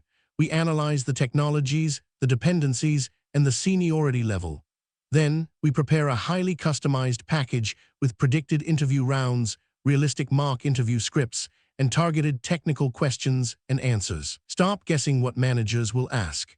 If you have an upcoming interview and would like customized mock interview scripts and targeted practice questions and answers built specifically around your job description, feel free to email me at inquiry.aceinterviews@gmail.com. Please include these 4 details. 1. Your exact job description. 2. Your target role. 3. The interview date if known. 4. Your relevant experience level. Walk in with absolute confidence. I will personally review your submission and let you know what type of preparation package would provide the most value. We will analyze the requirements and build the exact custom mock scripts and questions and answers you need to get the offer. What if you people want a continuous study instead, with most commonly asked interview questions and answers PDFs? But what if you do not have an active interview lined up right now? If you want to proactively build your skills over time, we have recently launched our Master Vault subscription model. This is an all-access pass containing most commonly asked interview questions and answers PDFs of various tech roles in every single major technology like DevOps, SAP, testing, Salesforce, data engineering, cloud, Java and Python, etc. Choose the full bundle or specific paths, but we understand that unlocking every technology at once might feel overwhelming. If you are solely an SAP consultant, a Salesforce developer, or a DevOps engineer, you do not need the entire Master Vault. We redesigned the ecosystem so you can subscribe to the unrestricted full bundle or choose individual targeted vaults tailored specifically to your career. The universal interview tip. Whenever you ask a tech VP or an industry mentor how to crack a tough interview, they all give you the exact same tip: get familiar with the most commonly asked interview questions. It sounds simple, right? But here is the problem. The search nightmare. Finding the actual most commonly asked questions for senior roles is a nightmare. Generic Google searches only give you basic textbook definitions, and those will not help you clear a lead architect or senior engineer round where production reality matters. Imagine a master vault. Now, imagine a vault where the absolute most commonly asked interview questions for your specific role are already collected for you, perfectly organized by interview rounds like 1. Most commonly asked technical-based question and answers. 2. Most commonly asked scenario-based question and answers. 3. Most commonly asked real-world problem-solving question and answers. 4. Most commonly asked system design question and answers. 5. Most commonly asked behavioral-based question and answers. Cross-domain mastery. I built the ACE Interviews Master Vault for the modern architect. We did not just do this for one role. We covered everything: SAP, cybersecurity, DevOps, software testing, data engineering, Java, and Python. The ultimate all-access deal. Instead of paying for individual PDFs, you can now unlock our entire database. Get over 1,000 plus PDFs containing 50,000 plus of the most asked question and answers for a mere 1,499 rupees a month. The elite transformation. Stop studying just to pass. Equip yourself with the cross-domain confidence of a true architect and walk out of your next interview choosing between 2 or 3 elite job offers. Unlock the vault now. The era of buying individual guides is over. Click the link in the video description below right now to unlock the Master Vault.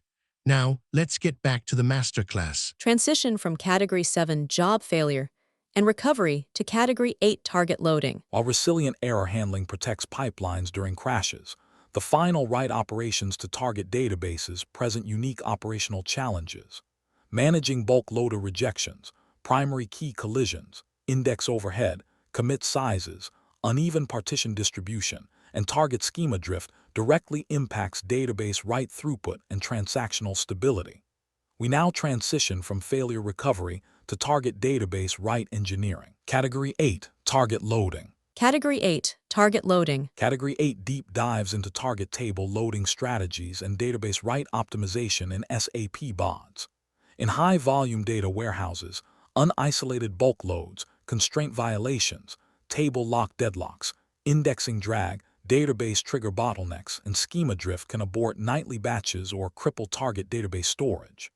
This category equips you to configure bulk loaders, tune commit parameters, manage referential integrity, and optimize target partition balance. Category 8, Target Loading Scenarios 71 to 80. Here are the 10 real-world target loading scenarios we will solve in this category. Scenario 71. Diagnosing and resolving mass row rejections in native bulk loaders. Scenario 72. Preventing primary key constraint violations during high-volume insert operations. Scenario 73. Eliminating target table deadlocks during concurrent multi-stream loads. Scenario 74. Mitigating target index maintenance overhead that degrades insert performance. Scenario 75. Optimizing commit interval configurations to balance throughput and log usage. Scenario 76. Resolving uneven data distribution across partition target warehouse tables. Scenario 77. Managing referential integrity constraint rejections during staging loads. Scenario 78. Bypassing or disabling database triggers that slow bulk loading operations. Scenario 79. Preventing target undue tablespace exhaustion during large batch commits. Scenario 80. Adapting data flow target mappings following unexpected target schema drift. Total 10 target loading scenarios. Let's dive into Scenario 71. Scenario 71. A daily 10 million row stage load using the BODS bulk loader failed midway, rejecting 25,000 records into database loader error files .bad or .log due to strict data type formatting mismatches. How would you investigate and resolve mass row rejections in the database bulk loader? Answer: recommended approach. My immediate focus would be to parse the bulk loader diagnostic log files and isolate the malformed string attributes. I would resolve these bulk loading rejections using the following steps. Step 1. Analyze the database bulk utility reject log such as Oracle SQL loader.log or HANA import trace to identify specific column formatting or field length violations. Step 2. Standardize incoming data by validating data type compatibility, field lengths, character encoding, and formatting rules before handing records to the bulk loader, ensuring rejected rows are corrected upstream rather than during database loading. Step 3. Evaluate whether enabling a staging error table or adjusting bulk loader exception parameters, for example, maximum errors allowed, provides a safe recovery mechanism for malformed rows. Step 4. Validate inserted row counts, bulk error file metrics, execution duration, and downstream reconciliation totals against production baselines. Pro tip: Senior Engineer tip. Bulk loaders bypass normal database SQL validation and rely on strict flat file staging formats.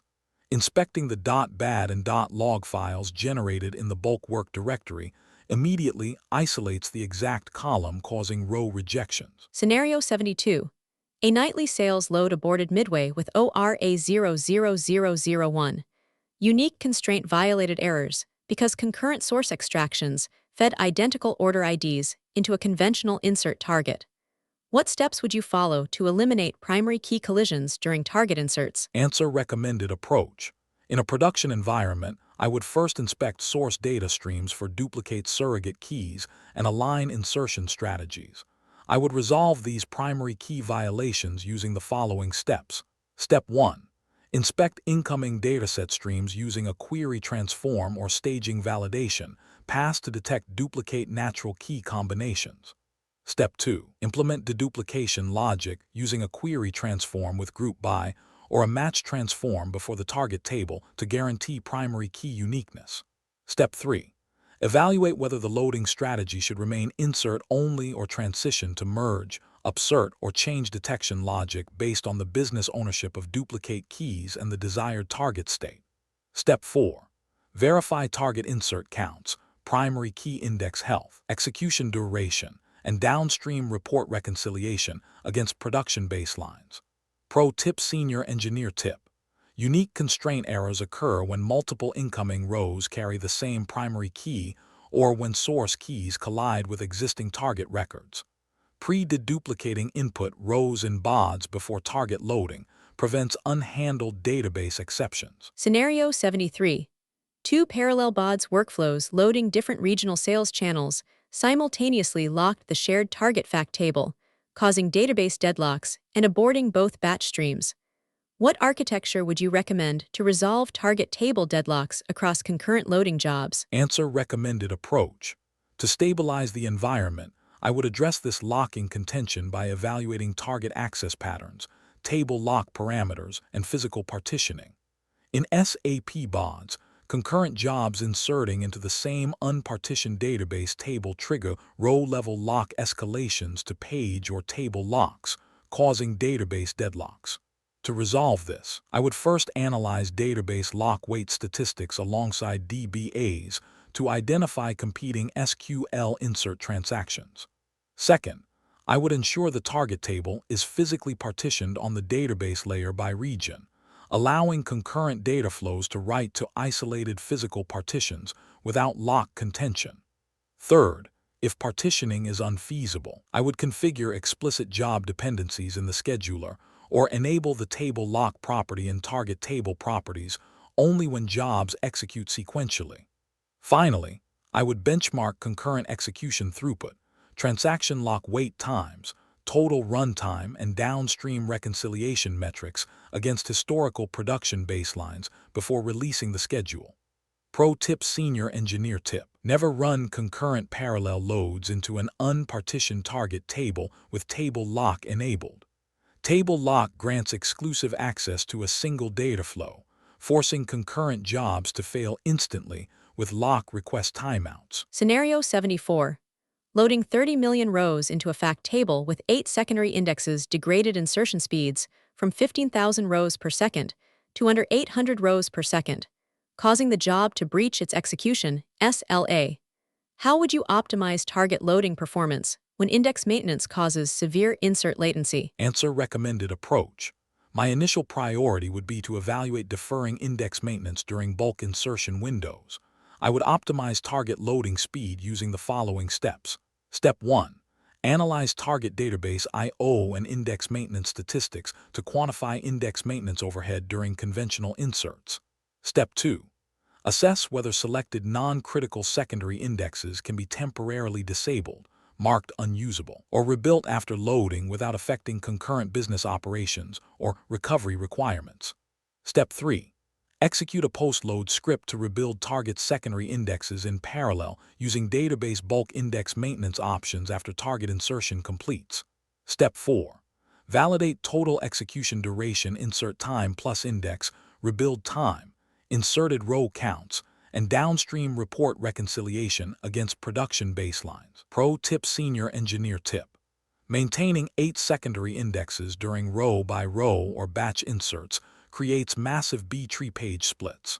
Dropping non-unique secondary indexes before bulk loading and rebuilding them in parallel post-load cuts overall batch execution time significantly. Scenario 75. A target load configured with a default commit count of 1,000 rows took 3 hours to process 15 million rows due to excessive database transaction, commit overhead, and log flush latency.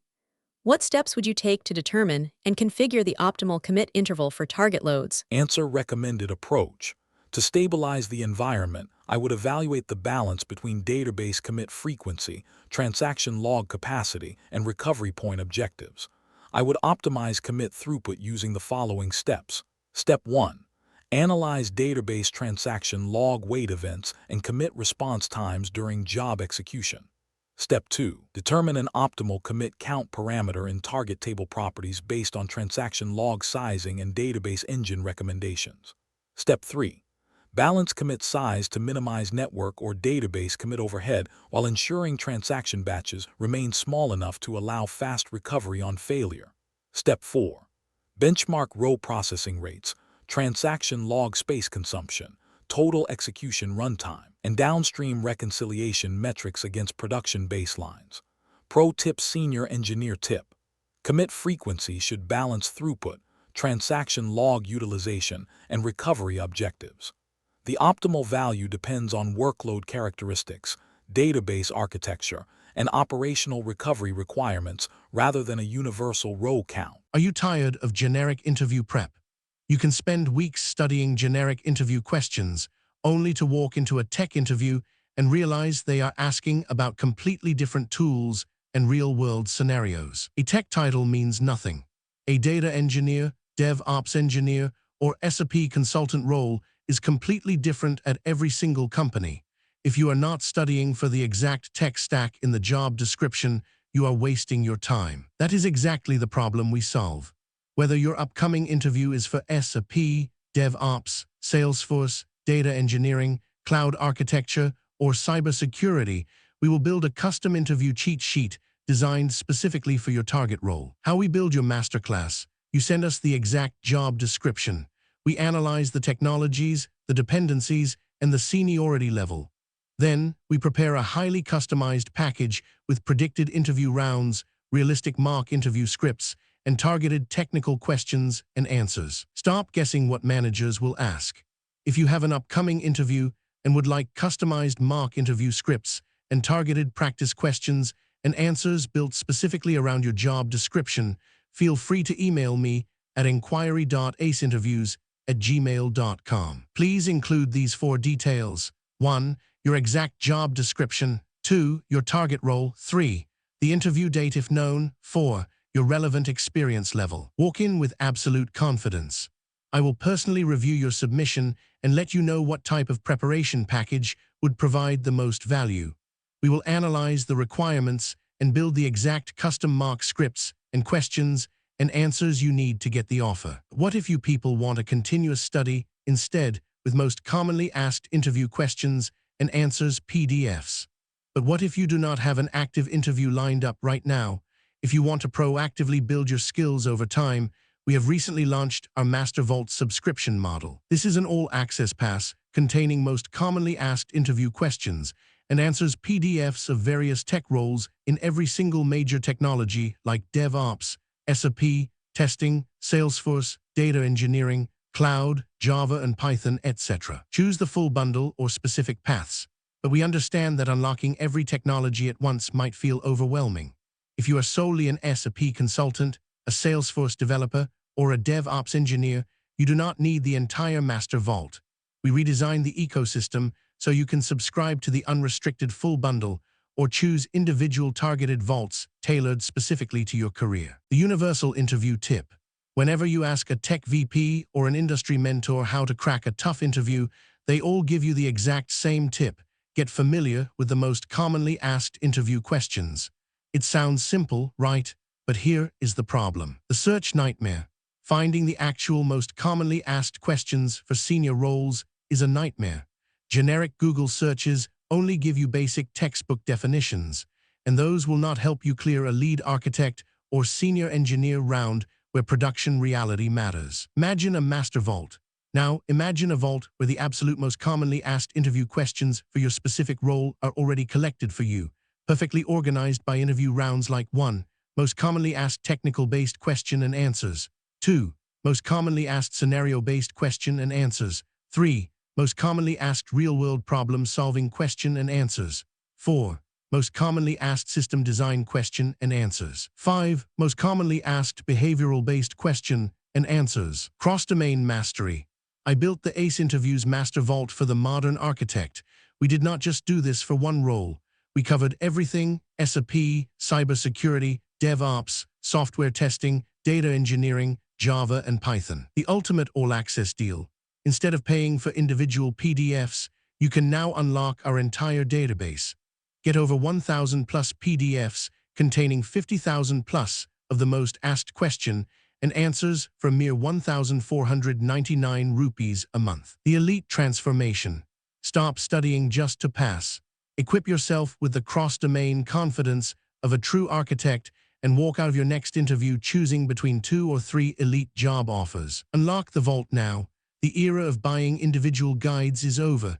Click the link in the video description below right now to unlock the Master Vault.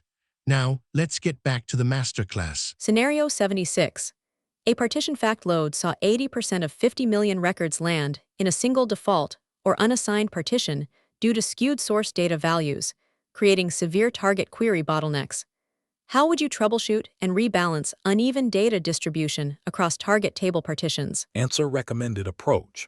I would approach this partition skew by auditing source data distribution and refining physical table partitioning strategies.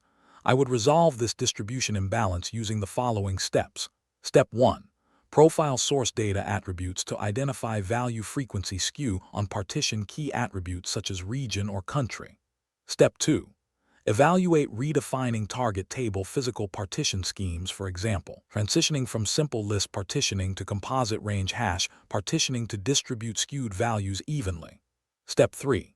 Implement a query transform pre-cleansing pass to map unassigned or default codes to appropriate business partition keys before target loading. Step 4. Verify partition row distribution metrics, query execution speeds, total job runtime, and downstream report reconciliation against production baselines. Pro tip: Senior Engineer tip. Physical partition skew ruins database query performance. When source data has heavy value concentrations, use composite hash sub-partitioning on target tables to distribute data evenly across physical storage mounts. Scenario 77. A nightly transaction pipeline rejected 100,000 valid sales rows with foreign key constraint violated errors because new customer records in the source system had not yet been processed into the master dimension table. What strategy would you use to manage referential integrity constraints without rejecting valid transactions? Answer: recommended approach. I would resolve this constraint failure by evaluating load sequencing and implementing surrogate stub generation or constraint deferral. In SAP BODS, loading child fact tables before parent dimension tables complete guarantees foreign key violations. To resolve this, I would first inspect workflow dependencies to ensure parent dimension jobs complete before fact loading initializes. Second, if parent dimension records are legitimately missing from source extract queues, I would modify the query transform prior to fact loading to generate an unmapped or unknown surrogate key stub, for example, -1 in the dimension table, allowing the fact record to load cleanly. Third, I would route missing parent keys to an exception table for data steward remediation. Finally, I would validate foreign key constraint compliance, target row counts, total execution duration, and downstream reporting reconciliation against historical production baselines before releasing the batch. Pro tip: Senior Engineer tip. Never disable foreign key constraints permanently to force a load. Instead, use late arriving dimension logic in BODS to automatically insert a temporary unknown stub record into the parent dimension, preserving target referential integrity. Scenario 78.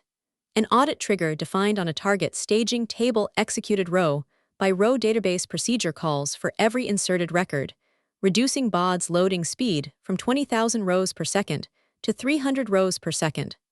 What steps would you take to bypass database trigger overhead during bulk insert operations? Answer: recommended approach. My initial priority would be to evaluate whether database triggers can be deferred or replaced by native BODS auditing data flows. I would restore loading speed using the following steps. Step 1. Inspect target table definitions and database trigger definitions alongside DBAs to quantify trigger execution overhead. Step 2. Evaluate executing preload SQL scripts in BODS workflows to disable non-critical audit triggers during bulk load windows. Step 3. Re-architect row auditing by capturing change audit metrics directly inside BODS query transforms or staging tables rather than relying on database triggers. Step 4. Verify target loading throughput. Re-enable target triggers post-load, confirm total runtime, and check downstream report reconciliation against production baselines. Pro tip: Senior Engineer tip. Database after insert triggers destroy bulk loading throughput because they force the database engine to execute procedural code row by row. Replace database triggers with native BODS audit logic or disable triggers during bulk loads. Scenario 79. A 60 million row history migration job aborted with ORA01555. Snapshot 2 old/undo tablespace exhausted errors, causing active database transaction logs to lock up. How would you prevent database undo or redo tablespace exhaustion during massive target writes? Answer: recommended approach. To stabilize the environment, I would tune batch transaction boundaries and evaluate direct path loading modes. I would resolve this undo exhaustion using the following steps. Step 1. Analyze database undo tablespace allocation and commit frequency metrics alongside DBAs to identify transaction log saturation points. Step 2. Optimize transaction boundaries by balancing commit frequency, batch size, and recovery objectives according to the database platform's undo capacity and production workload characteristics. Step 3. Configure bulk loader or direct path loading modes, for example, no logging or append where supported, to bypass unneeded undo generation during initial history migration. Step 4. Benchmark target insert speeds, undo tablespace usage, total execution duration, and downstream reconciliation metrics against production baselines. Pro tip: Senior Engineer tip. The ORA01555 error happens when long-running uncommitted transactions overwrite undo space needed by concurrent readers. Setting realistic commit intervals or using direct path bulk loading prevents undue tablespace exhaustion. Scenario 80. A target database migration modified 15 column names and expanded data type lengths in a core fact table, causing BODS jobs to fail with column metadata mismatch errors during execution. How would you handle target schema drift in production without causing extended downtime? Answer: recommended approach. I would start by resynchronizing target data store metadata and updating downstream query transform bindings. I would resolve this schema mismatch using the following steps. Step 1. Re-import the updated target table schema into the BODS target data store in Designer to refresh column definitions and data type metadata. Step 2. Audit query transforms and affected data flows to remap modified column names and verify data type compatibility. Step 3. Execute a data flow validation check in Designer to confirm zero schema mapping warnings or implicit truncation errors exist. Step 4. Validate target load execution, verify row counts, confirm runtime duration, and check downstream report reconciliation against production baselines. Pro tip: Senior Engineer tip. When target database schemas change, always use re-import on the target table in Designer. Manually editing table schema properties in BODS without re-importing leads to hidden metadata corruption and job runtime failures. Category 8 Conclusion. Target loading. Mastering target loading strategies ensures high-volume data warehouse writes remain fast, stable, and transactionally consistent. By isolating bulk loader error logs, pre-deduplicating surrogate keys, managing secondary index rebuild windows, tuning commit boundaries to database transaction log capacities, and generating late-arriving dimension stubs for referential integrity, You eliminate right deadlocks and prevent target table space exhaustion. This completes our deep dive into target right engineering. Are you tired of generic interview prep? You can spend weeks studying generic interview questions, only to walk into a tech interview and realize they are asking about completely different tools and real-world scenarios. A tech title means nothing. A data engineer, DevOps engineer, or SAP consultant role is completely different at every single company. If you are not studying for the exact tech stack in the job description, you are wasting your time. That is exactly the problem we solve.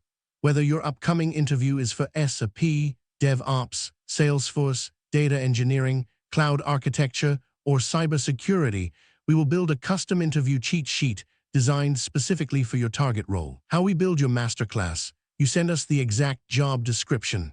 We analyze the technologies, the dependencies, and the seniority level. Then, we prepare a highly customized package with predicted interview rounds, realistic mock interview scripts, and targeted technical questions and answers. Stop guessing what managers will ask. If you have an upcoming interview and would like customized mock interview scripts and targeted practice questions and answers built specifically around your job description, feel free to email me at inquiry.aceinterviews@gmail.com. Please include these 4 details. 1. Your exact job description. 2. Your target role. 3. The interview date if known. 4. Your relevant experience level. Walk in with absolute confidence. I will personally review your submission and let you know what type of preparation package would provide the most value. We will analyze the requirements and build the exact custom mock scripts and questions and answers you need to get the offer. What if you people want a continuous study instead, with most commonly asked interview questions and answers PDFs? But what if you do not have an active interview lined up right now? If you want to proactively build your skills over time, we have recently launched our Master Vault subscription model. This is an all-access pass containing most commonly asked interview questions and answers PDFs of various tech roles in every single major technology like DevOps, SAP, testing, Salesforce, data engineering, cloud, Java and Python, etc. Choose the full bundle or specific paths, but we understand that unlocking every technology at once might feel overwhelming. If you are solely an SAP consultant, a Salesforce developer, or a DevOps engineer, you do not need the entire Master Vault. We redesigned the ecosystem so you can subscribe to the unrestricted full bundle or choose individual targeted vaults tailored specifically to your career. The universal interview tip. Whenever you ask a tech VP or an industry mentor how to crack a tough interview, they all give you the exact same tip: get familiar with the most commonly asked interview questions. It sounds simple, right? But here is the problem. The search nightmare. Finding the actual most commonly asked questions for senior roles is a nightmare. Generic Google searches only give you basic textbook definitions, and those will not help you clear a lead architect or senior engineer round where production reality matters. Imagine a master vault. Now, imagine a vault where the absolute most commonly asked interview questions for your specific role are already collected for you, perfectly organized by interview rounds like 1. Most commonly asked technical-based question and answers. 2. Most commonly asked scenario-based question and answers. 3. Most commonly asked real-world problem-solving question and answers. 4. Most commonly asked system design question and answers. 5. Most commonly asked behavioral-based question and answers. Cross-domain mastery. I built the ACE Interviews Master Vault for the modern architect. We did not just do this for one role. We covered everything: SAP, cybersecurity, DevOps, software testing, data engineering, Java and Python. The ultimate all-access deal. Instead of paying for individual PDFs, you can now unlock our entire database. Get over 1,000 plus PDFs containing 50,000 plus of the most asked question and answers for mere 1,499 rupees a month. The elite transformation. Stop studying just to pass. Equip yourself with the cross-domain confidence of a true architect and walk out of your next interview choosing between 2 or 3 elite job offers. Unlock the vault now. The era of buying individual guides is over. Click the link in the video description below right now to unlock the Master Vault. Now, let's get back to the masterclass. Transition from Category 8 target, loading to Category 9, monitoring, and production support. While optimizing individual target rights protects database storage, operating an enterprise data platform requires continuous visibility, auditing, and operational support across hundreds of nightly batch pipelines. When daily SLAs slip, silent job completions hide missing data, environmental configuration drift causes regional discrepancies, or repository bloat delays job dispatching. Production engineers must execute systematic root cause analysis. We now transition from target loading mechanics to enterprise platform operations. Category 9. Monitoring and production support. Category 9. Monitoring and production support. Category 9 deep dives into operational observability, audit frameworks, production incident response, and platform governance in SAP BODS.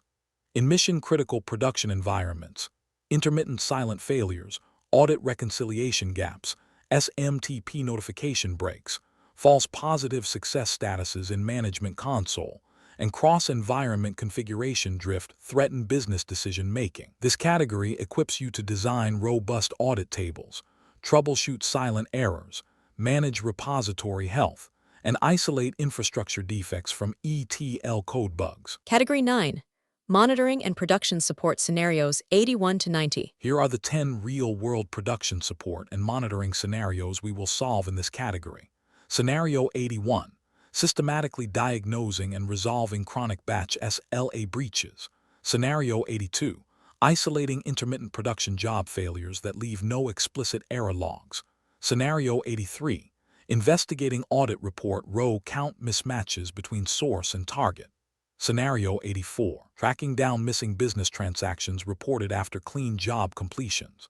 Scenario 85. Managing repository log bloat and disk consumption in production environments. Scenario 86. Restoring broken automated email alert notifications following scheduler migrations. Scenario 87. Eliminating execution output discrepancies across development, QA, and production environments. Scenario 88. Resolving management console false positive success reports on partial data loads. Scenario 89. Re-architecting batch scheduling dependencies that create downstream reporting delays. Scenario 90.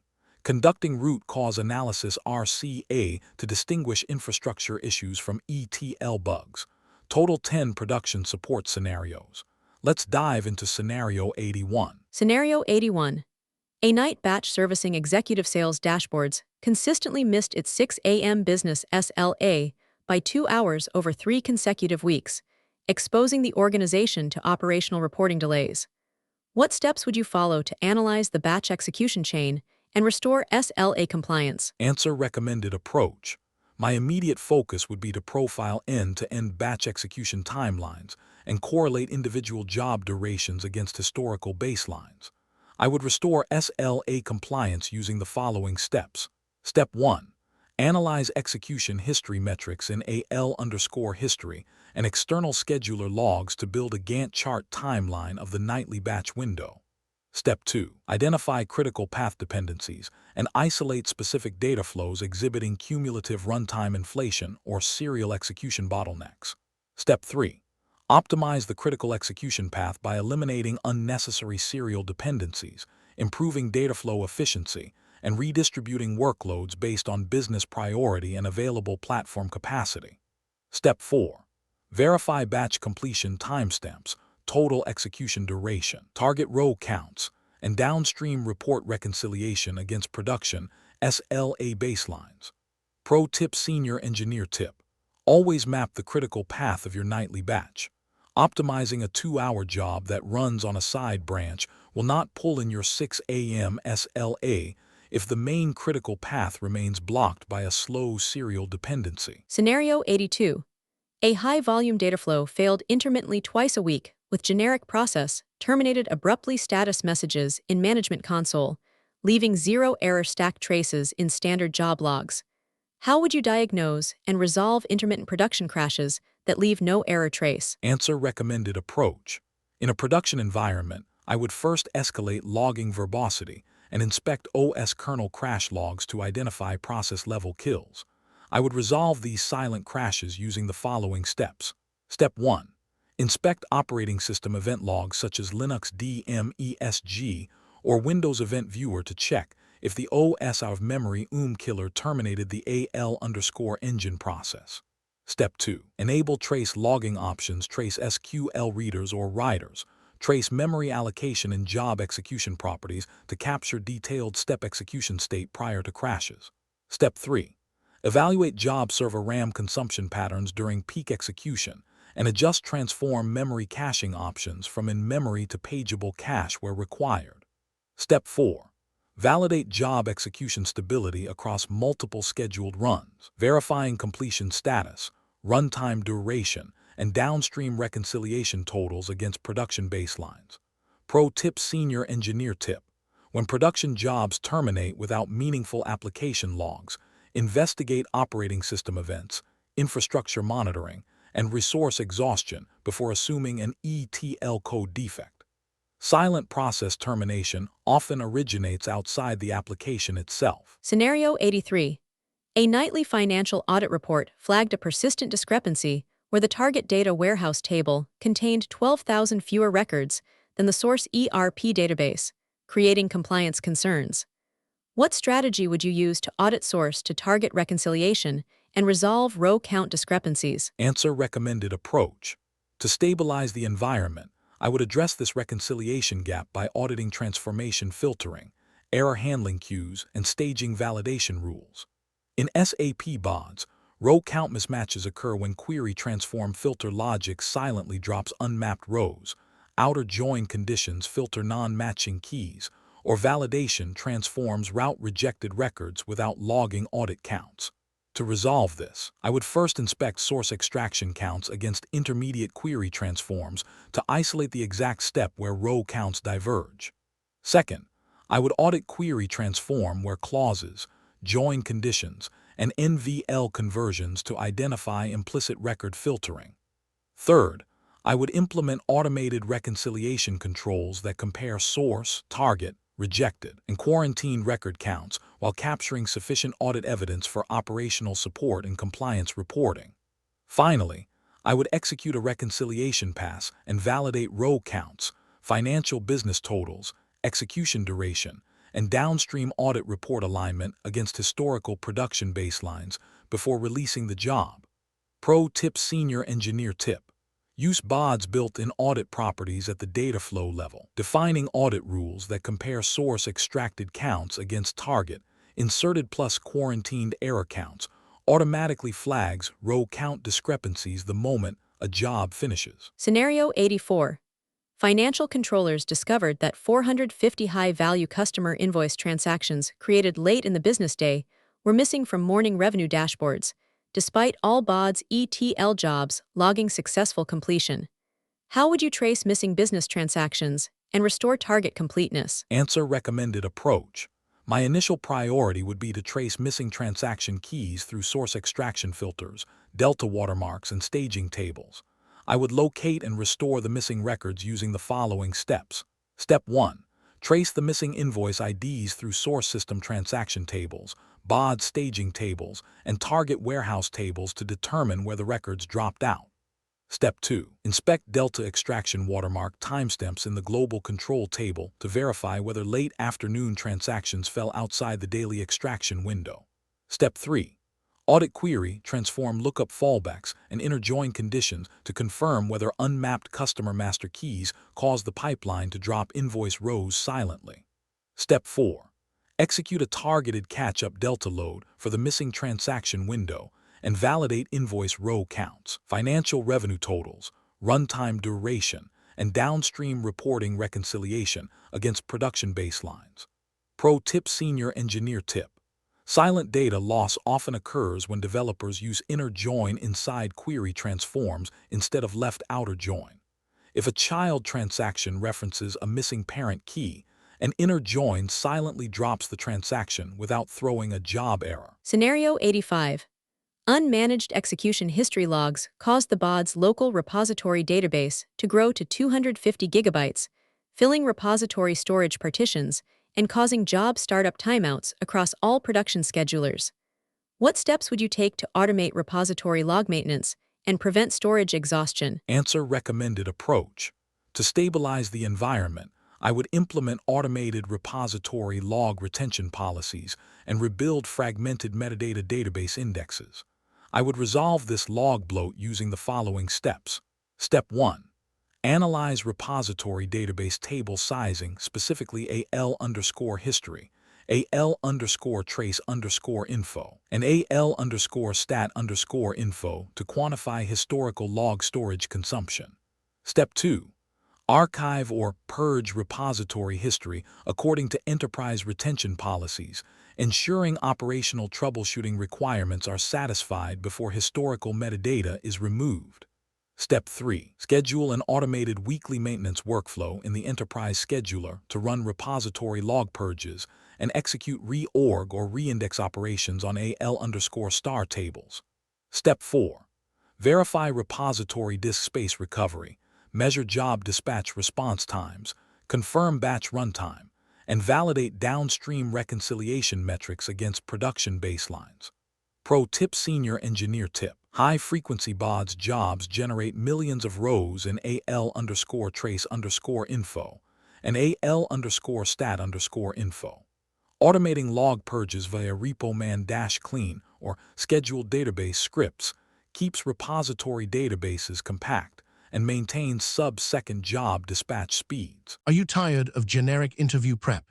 You can spend weeks studying generic interview questions only to walk into a tech interview and realize they are asking about completely different tools and real-world scenarios. A tech title means nothing. A data engineer, DevOps engineer, or SAP consultant role is completely different at every single company. If you are not studying for the exact tech stack in the job description, you are wasting your time. That is exactly the problem we solve. Whether your upcoming interview is for SAP, DevOps, Salesforce, data engineering, cloud architecture, or cybersecurity, we will build a custom interview cheat sheet designed specifically for your target role. How we build your masterclass: you send us the exact job description. We analyze the technologies, the dependencies, and the seniority level. Then, we prepare a highly customized package with predicted interview rounds, realistic mock interview scripts, and targeted technical questions and answers. Stop guessing what managers will ask. If you have an upcoming interview and would like customized mock interview scripts and targeted practice questions and answers built specifically around your job description, feel free to email me at inquiry.aceinterviews@gmail.com. Please include these 4 details. 1. Your exact job description. 2. Your target role. 3. The interview date if known. 4. Your relevant experience level. Walk in with absolute confidence. I will personally review your submission and let you know what type of preparation package would provide the most value. We will analyze the requirements and build the exact custom mock scripts and questions and answers you need to get the offer. What if you people want a continuous study instead, with most commonly asked interview questions and answers PDFs? But what if you do not have an active interview lined up right now? If you want to proactively build your skills over time, we have recently launched our Master Vault subscription model. This is an all-access pass containing most commonly asked interview questions and answers PDFs of various tech roles in every single major technology like DevOps, SAP, testing, Salesforce, data engineering, cloud, Java and Python, etc. Choose the full bundle or specific paths, but we understand that unlocking every technology at once might feel overwhelming. If you are solely an SAP consultant, a Salesforce developer, or a DevOps engineer, you do not need the entire Master Vault. We redesigned the ecosystem so you can subscribe to the unrestricted full bundle or choose individual targeted vaults tailored specifically to your career. The universal interview tip. Whenever you ask a tech VP or an industry mentor how to crack a tough interview, they all give you the exact same tip: get familiar with the most commonly asked interview questions. It sounds simple, right? But here is the problem. The search nightmare. Finding the actual most commonly asked questions for senior roles is a nightmare.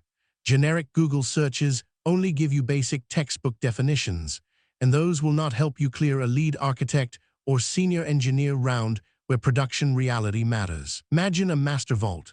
Now, imagine a vault where the absolute most commonly asked interview questions for your specific role are already collected for you, perfectly organized by interview rounds like 1. Most commonly asked technical-based question and answers.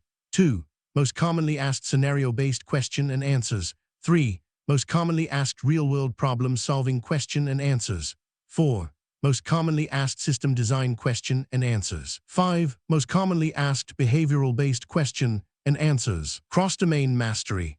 I built the ACE Interviews Master Vault for the modern architect. We did not just do this for one role. We covered everything: SAP, cybersecurity, DevOps, software testing, data engineering, Java, and Python. The ultimate all-access deal. Instead of paying for individual PDFs, you can now unlock our entire database. Get over 1,000 plus PDFs containing 50,000 plus of the most asked question and answers for mere 1,499 rupees a month. The elite transformation. Stop studying just to pass. Equip yourself with the cross-domain confidence of a true architect and walk out of your next interview choosing between 2 or 3 elite job offers. Unlock the vault now. The era of buying individual guides is over. Click the link in the video description below right now to unlock the Master Vault.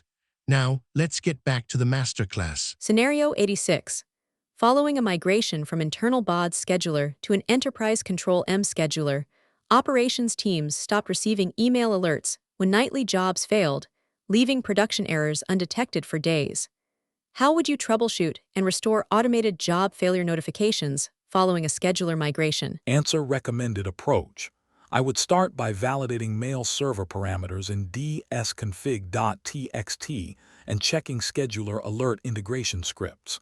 I would restore notification alerts using the following steps. Step 1. Inspect job failure trace logs and dsconfig.txt configurations to verify whether the BODS SMTP_server and mail function settings are correctly populated on the new job server host. Step 2. Test standalone mail dispatches from the job server command line using native OS mail utilities or BODS script objects calling mail to isolate network SMTP port blocking.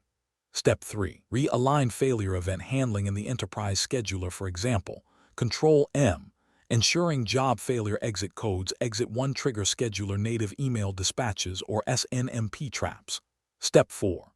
Validate notification delivery during simulated job failure tests, verifying alert body formatting, job execution time, row counts, and downstream report reconciliation against production baselines. Pro tip: Senior Engineer tip. When migrating to an enterprise scheduler like Control M or AutoSys, rely on the scheduler's native post-execution alert framework rather than hard-coded mail calls in BODS scripts. Scheduler native alerts ensure notifications fire even if the BODS job server crashes completely. Scenario 87. Running identical ETL code produced correct currency conversions in QA but generated incorrect unconverted values in production, creating financial reconciliation mismatches. What architecture and governance changes would you make to eliminate cross-environment execution drift? Answer: recommended approach. I would approach this environment discrepancy by conducting a systematic audit of global variables, substitution parameters, and data store session configurations across development, QA, and production. In SAP BODS, calculated business logic can diverge between environments if system substitution parameters $param, job server locale settings in dsconfig.txt, or data store database session flags such as implicit date formats or string comparison options differ. To resolve this, I would first compare parameter configurations across environments using Central Management Console (CMC) substitution parameter configurations. Second, I would eliminate hard-coded environment values in data flows and force all environment-specific configurations, such as currency lookup table aliases or date masks, to read from centralized global variable control tables or central repository substitution sets. Third, I would establish automated deployment validation scripts in CI and CD pipelines to verify parameter parity prior to code releases.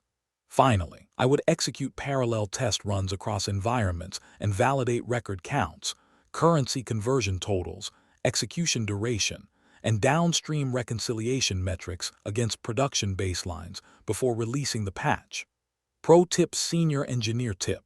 Never hardcode environment-specific values in query transforms or scripts. Always use BODS system substitution parameters $, managed in Management Console or Query, an environment configuration table to ensure code behaves identically across dev, QA, and production. Scenario 88.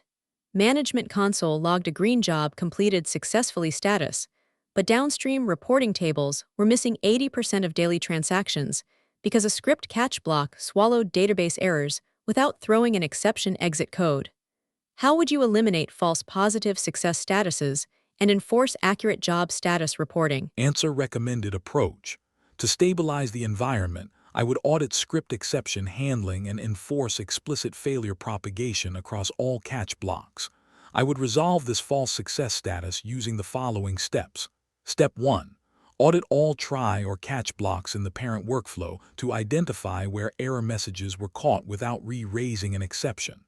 Step 2. Refactor catch block scripts to call raise_error or raise_error_MSG after logging error metrics to force BODS to register a true job failure state. Step 3.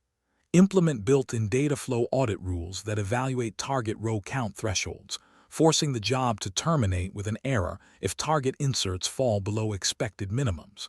Step 4. Verify job execution status reporting during simulated failure tests, checking error log generation, row counts, total runtime, and downstream report reconciliation against production baselines. Pro tip: Senior Engineer tip. Swallowing exceptions inside a catch block without calling raise_error tricks BODS and external schedulers into reporting a successful run. Always call raise_error in catch scripts if an unrecoverable failure occurs. Scenario 89. A rigid monolithic scheduling sequence forced morning executive reporting jobs to wait for a 4-hour historical archiving job to complete, needlessly delaying analytics availability by hours.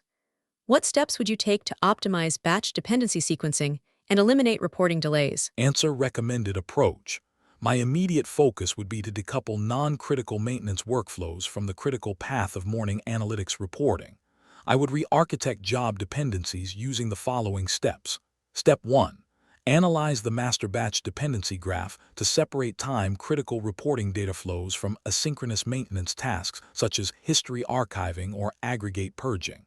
Step 2. Decouple the workflow chain into independent job streams governed by event-driven completion triggers rather than linear serial schedules. Step 3. Move heavy archiving and maintenance workflows to off-peak weekend or afternoon execution windows. Step 4. Benchmark morning reporting job delivery times, total batch duration, row counts, and downstream reconciliation totals against production baselines.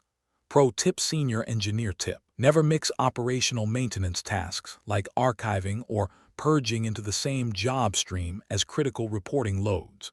Split them into separate workflows so reporting data publishes as fast as possible without waiting for maintenance tasks. Scenario 90. A high-visibility production job failed during month-end close, triggering intense developer debugging until a post-mortem RCA revealed that an unannounced network firewall rule update killed database port access.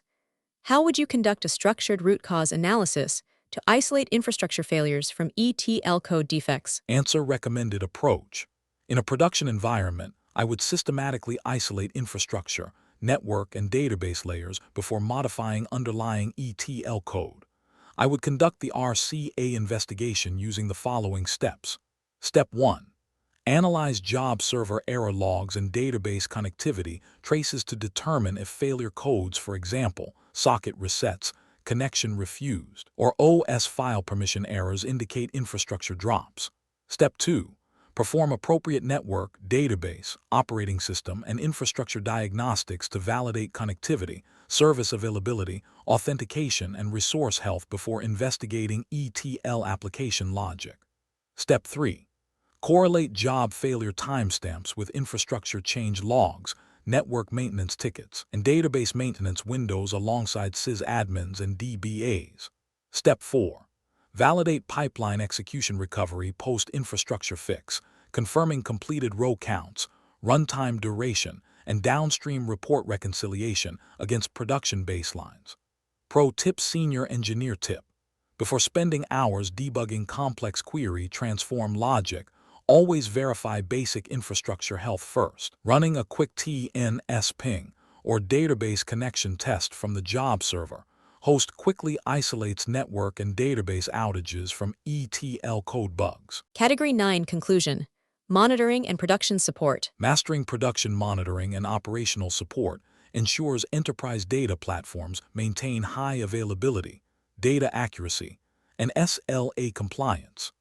By mapping critical execution paths, inspecting OS kernel crash logs for kills, building automated row count audit rules, enforcing substitution parameter parity across environments, and running diagnostic network checks, you isolate infrastructure defects from code bugs and maintain total business trust.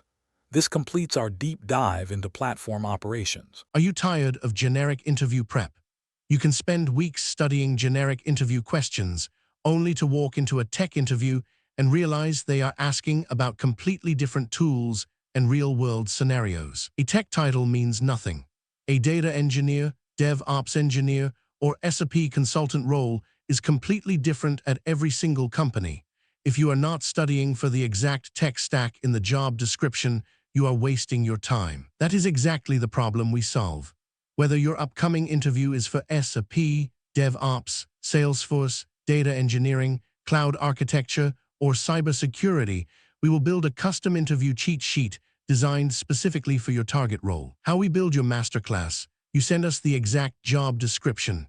We analyze the technologies, the dependencies, and the seniority level.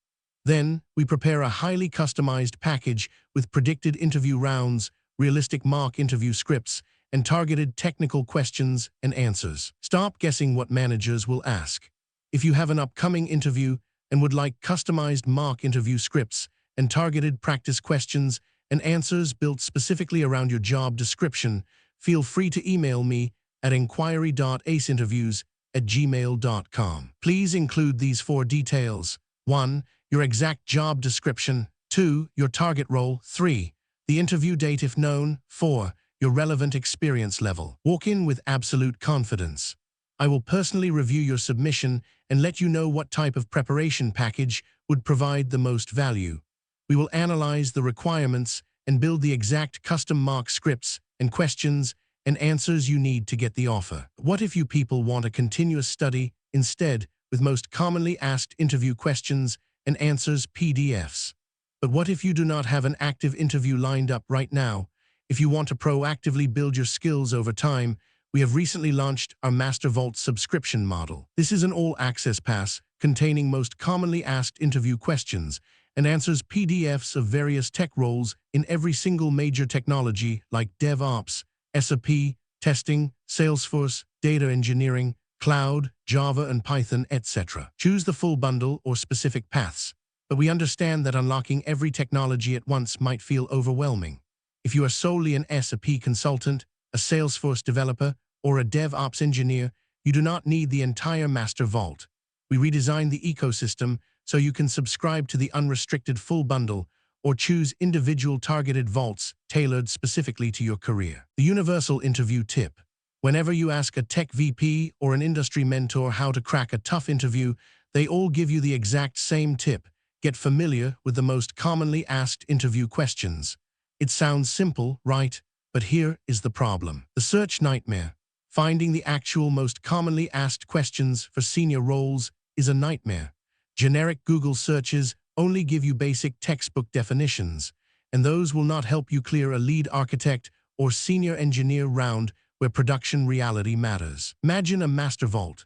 Now, imagine a vault where the absolute most commonly asked interview questions for your specific role are already collected for you, perfectly organized by interview rounds like 1.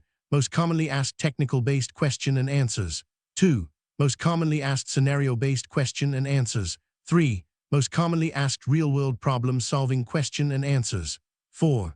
Most commonly asked system design question and answers. 5. Most commonly asked behavioral-based question and answers. Cross-domain mastery. I built the ACE Interviews Master Vault for the modern architect. We did not just do this for one role. We covered everything: SAP, cybersecurity, DevOps, software testing, data engineering, Java, and Python. The ultimate all-access deal. Instead of paying for individual PDFs, you can now unlock our entire database. Get over 1,000 plus PDFs containing 50,000 plus of the most asked question and answers for a mere 1,499 rupees a month. The elite transformation. Stop studying just to pass. Equip yourself with the cross-domain confidence of a true architect and walk out of your next interview choosing between 2 or 3 elite job offers. Unlock the vault now. The era of buying individual guides is over. Click the link in the video description below right now to unlock the Master Vault. Now, let's get back to the masterclass. Transition from Category 9, Monitoring and Production Support, to Category 10, SAP Integration and Migration. While operational support keeps standard pipelines running smoothly, enterprise platforms undergo major generational migrations when legacy ERP systems shift to modern landscapes. Navigating SAP ECC to S/4HANA migrations, HANA calculation view pushdowns, IDOC listener transports, ODP or BW extractors, and cutover weekend orchestration requires deep SAP ecosystem architecture. We now transition from daily production support to enterprise SAP migration engineering. Category 10, SAP Integration and Migration. Category 10, SAP Integration and Migration. Category 10 deep dives into native SAP integrations, S/4HANA migration patterns, and ABAP or ODP extractor architectures in SAP BODS. In large-scale SAP transformations, table structure consolidation such as ACDOCA, SQL pushdown behavioral shifts between Oracle and HANA, IDOC control block changes, Unicode code page shifts, and zero downtime cutover windows present high-risk challenges. This category equips you to design migration pipelines, reconcile legacy versus S/4 totals, optimize ODP extraction queues, and orchestrate cutover batch restarts. Category 10, SAP Integration and Migration Scenarios 91 to 100. Here are the 10 real-world SAP integration and migration scenarios we will solve in this category. Scenario 91, adapting BODS extraction flows when ECC to S/4HANA migration consolidates tables. Scenario 92, resolving execution discrepancies when transferring SQL pushdown from Oracle to HANA. Scenario 93, troubleshooting IDOC extraction failures following SAP transport deployments. Scenario 94, handling BW extractor metadata updates that break existing BODS data flows. Scenario 95, preventing character conversion corruption during Unicode system migrations. Scenario 96, resolving SAP authorization object locks that block background data extraction. Scenario 97, designing near-zero downtime ETL pipelines for high-volume cutover weekends. Scenario 98, coexisting legacy BODS ETL pipelines with new S/4HANA core data models. Scenario 99, reconciling financial balance mismatches between legacy ECC and S/4HANA ledgers. Scenario 100, orchestrating the coordinated restart of hundreds of BODS jobs during cutover. Total 10 seconds AP integration scenarios. Let's dive into Scenario 91. Scenario 91, an S/4HANA migration consolidated traditional ECC finance, tables BSIS, BSAS, BKPF into Universal Journal Table ACDOCA, breaking 40 downstream BODS financial extraction data flows. How would you adapt BODS extraction logic when migrating from legacy ECC tables to S/4HANA ACDOCA? Answer: recommended approach. My immediate focus would be to evaluate whether to query S/4HANA compatibility views or refactor data flows to extract from ACDOCA directly. I would adapt the extraction architecture using the following steps. Step 1. Analyze legacy data flows to map source fields from BSIS or BSAS to their consolidated equivalents in Universal Journal ACDOCA or S/4HANA compatibility views. Step 2. Update SAP Data Store metadata by re-importing the required objects such as ACDOCA, CDS views, or compatibility views and verify that downstream mappings remain compatible before deployment. Step 3. Refactor query transform join logic to eliminate redundant pre-migration joins, taking advantage of ACDOCA's pre-aggregated single table design. Step 4. Validate extraction throughput, target financial ledger totals, execution duration, and downstream reconciliation metrics against historical ECC baseline runs. Pro tip: Senior Engineer tip. During S/4HANA migrations, SAP provides compatibility views like V_BSIS that mimic old ECC tables. However, for maximum performance, refactor BODS data flows to query ACDOCA directly, or use ODPCDS views to avoid view translation overhead. Scenario 92. Repointing an existing BODS job from Oracle to an in-memory SAP HANA database produced different floating point aggregation totals and string truncation behavior during full SQL pushdown. What steps would you follow to diagnose and fix pushdown calculation discrepancies when migrating to HANA? Answer: recommended approach. In a production environment, I would first compare pushdown SQL generation and database column type casting rules between Oracle and HANA engines. I would resolve this pushdown variance using the following steps. Step 1. Inspect display optimized SQL in Designer for both Oracle and HANA data stores to isolate engine-specific SQL syntax divergence. Step 2. Identify implicit string truncation and floating point rounding differences between Oracle varchar 2 or number and SAP HANA and varchar or decimal. Step 3. Refactor query, transform expressions using explicit cast and round functions to enforce deterministic data type bounds regardless of underlying database engine. Step 4. Verify mathematical calculation outputs, row counts, total execution duration, and downstream financial report reconciliation against historical production baselines. Pro tip: Senior Engineer tip. Different database engines can interpret data types, null handling, collation, and numeric precision differently. Validate business calculations after migration rather than assuming identical SQL behavior across platforms. Scenario 93. After transporting an IDOC enhancement in SAP ECC, real-time BODS IDOC listener jobs stopped processing incoming messages, throwing IDOC structure definition mismatch errors in Access Server. What strategy would you use to troubleshoot and restore IDOC extractions following SAP transports? Answer: recommended approach.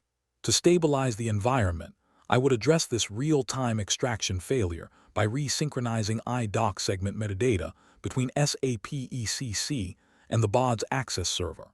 In SAP BODS, real-time IDOC sources rely on exact segment structure definitions cached in local data stores.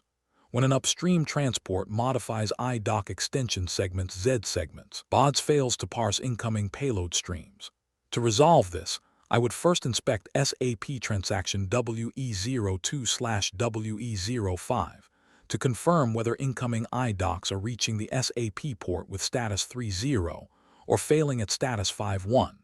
Second, I would re-import the updated IDOC structure into the SAP data store in BODS Designer, ensuring all newly added custom segment fields are visible. Third, I would update the real-time dataflow query transform to map the new segment attributes and restart the IDOC service in BODS Access Server. Finally, I would execute a test IDOC payload via transaction WE19 and validate message processing speed, payload completeness, total runtime, and downstream reconciliation totals against historical production baselines before releasing the listener. Pro tip: Senior Engineer tip. Whenever an SAP transport modifies custom IDOC segments Z segments, you must re-import the IDOC metadata in BODS Designer and restart the Access Server real-time service. Real-time listeners do not dynamically update segment schemas without a service restart. Scenario 94. Updating an SAP BW extractor in Source ECC, adding 2 new fields, caused dependent BODS delta extraction jobs to fail with ODP API data structure mismatch during queue fetches. How would you handle BW or ODP extractor schema changes without corrupting historical delta queues? Answer: recommended approach. My initial priority would be to verify delta queue status in ODQMON and resynchronize ODP extractor metadata in BODS. I would resolve this extractor mismatch using the following steps. Step 1. Inspect transaction ODQMON in SAP ECC to check if active Delta subscriptions hold pending unextracted data packets for the modified extractor. Step 2. Flush or extract all remaining Delta packets from the old queue structure into staging before updating BODS data store metadata. Step 3. Re-import the ODP extractor object in the SAP Data Store in Designer to update field structures and rebind query transform column mappings. Step 4. Verify Delta extraction continuity, extracted row counts, execution duration, and downstream report reconciliation against production baselines. Pro tip: Senior Engineer tip. Never re-import an active ODP extractor in BODS while unextracted deltas remain in ODQ-MON. Always clear or flush active delta queues first. Otherwise, changing metadata structures midstream corrupts the ODP delta queue pointer. Scenario 95. Following an SAP system migration from non-Unicode as key or ISO to Unicode, an RFC table extraction job inserted corrupted multi-byte characters into the target data warehouse. What steps would you take to resolve character corruption during an SAP Unicode migration? Answer: recommended approach. To stabilize the environment, I would audit code page settings across SAP RFC data stores, job server locales, and target database connections. I would resolve this Unicode conversion issue using the following steps. Step 1. Inspect the SAP source data store properties in Designer and update the code page parameter from non-Unicode default to UTF-8 or UTF-16. Step 2. Verify that the BODS job server system locale in dsconfig.txt and operating system environment variables are set to a Unicode-compliant locale. Step 3. Verify that every component in the extraction path, including SAP BODS middleware and the target database, supports Unicode consistently, updating column definitions only where required. Step 4. Benchmark character rendering accuracy, extracted row counts, execution duration, and downstream reconciliation metrics against production baselines. Pro tip: Senior Engineer tip. When an SAP system upgrades to Unicode, you must explicitly update the SAP Data Store code page property in BODS to UTF-8. Leaving it set to non-Unicode code pages causes RFC extractions to chop multi-byte characters in half. Are you tired of generic interview prep? You can spend weeks studying generic interview questions, only to walk into a tech interview and realize they are asking about completely different tools and real-world scenarios. A tech title means nothing. A data engineer, DevOps engineer, or SAP consultant role is completely different at every single company. If you are not studying for the exact tech stack in the job description, you are wasting your time. That is exactly the problem we solve. Whether your upcoming interview is for SAP, DevOps, Salesforce, data engineering, cloud architecture, or cybersecurity, we will build a custom interview cheat sheet designed specifically for your target role. How we build your masterclass: you send us the exact job description. We analyze the technologies, the dependencies, and the seniority level. Then, we prepare a highly customized package with predicted interview rounds, realistic mock interview scripts, and targeted technical questions and answers. Stop guessing what managers will ask. If you have an upcoming interview and would like customized mock interview scripts and targeted practice questions and answers built specifically around your job description, feel free to email me at inquiry.aceinterviews@gmail.com. Please include these 4 details. 1. Your exact job description. 2. Your target role. 3. The interview date if known. 4. Your relevant experience level. Walk in with absolute confidence.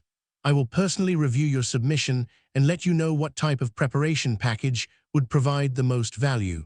We will analyze the requirements and build the exact custom mock scripts and questions and answers you need to get the offer. What if you people want a continuous study instead, with most commonly asked interview questions and answers PDFs?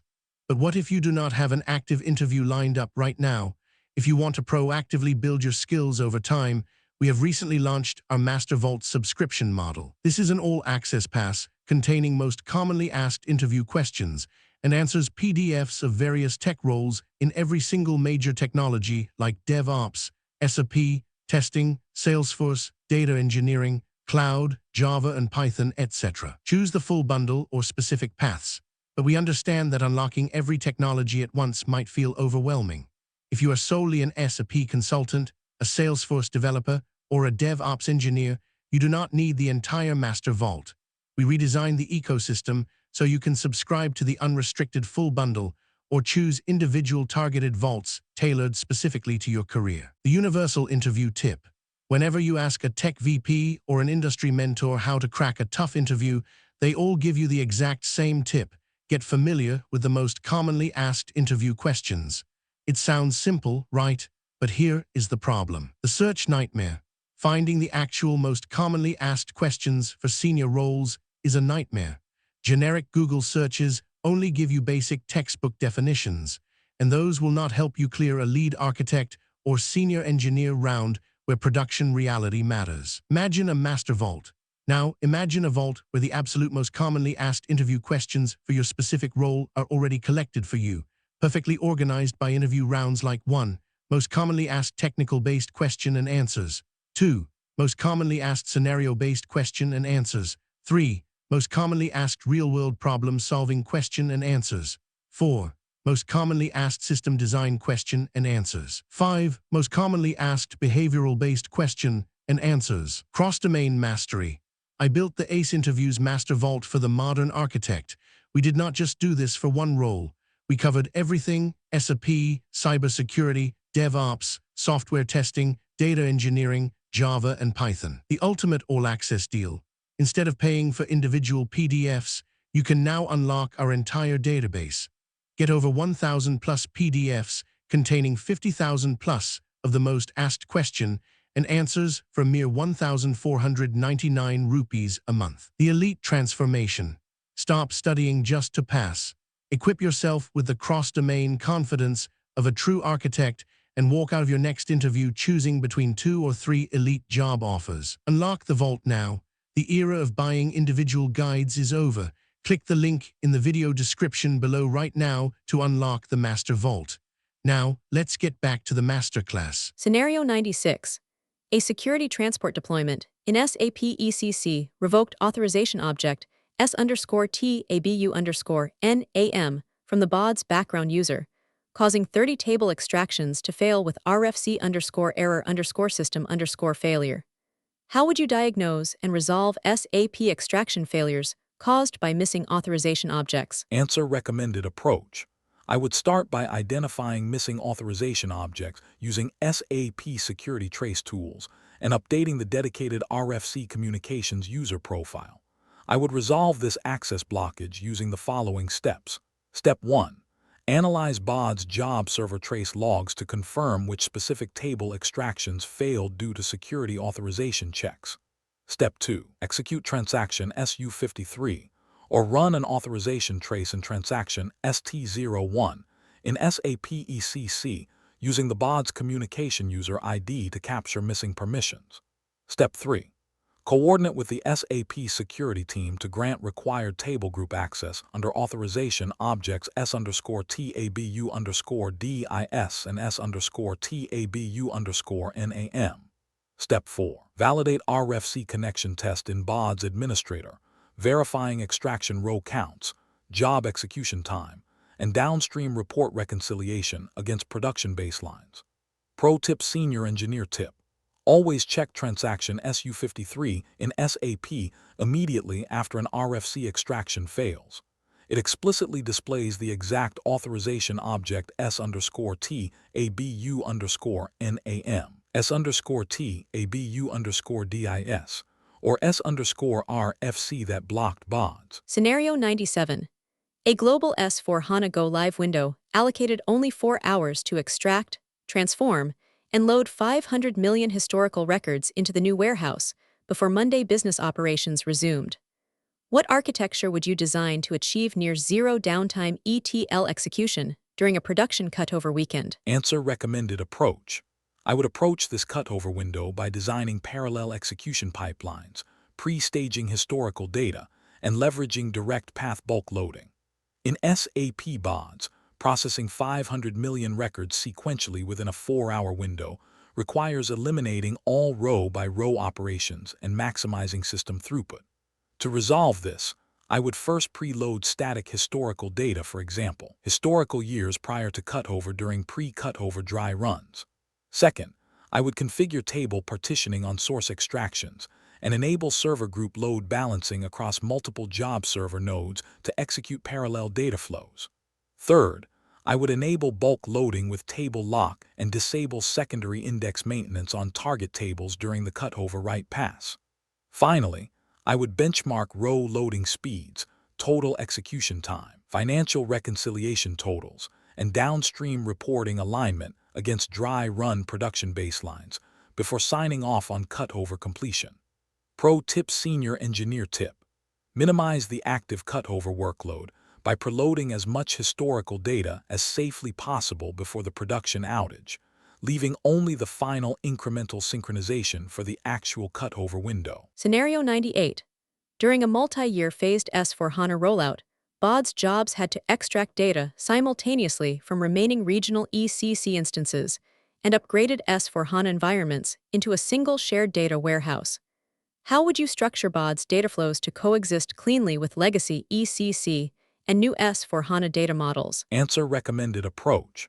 My immediate focus would be to abstract source-specific logic into modular staging flows and standardize target data models. I would build a dual model coexistence architecture using the following steps. Step 1. Isolate source extractions into separate staging workflows for ECC table-based and S/4HANA CDS view or ODP-based. Step 2. Map diverse source attributes into a standardized intermediate staging layer using uniform business naming conventions. Step 3. Unify the downstream transformation and target loading logic so warehouse data flows read from standardized staging views regardless of source ERP platform.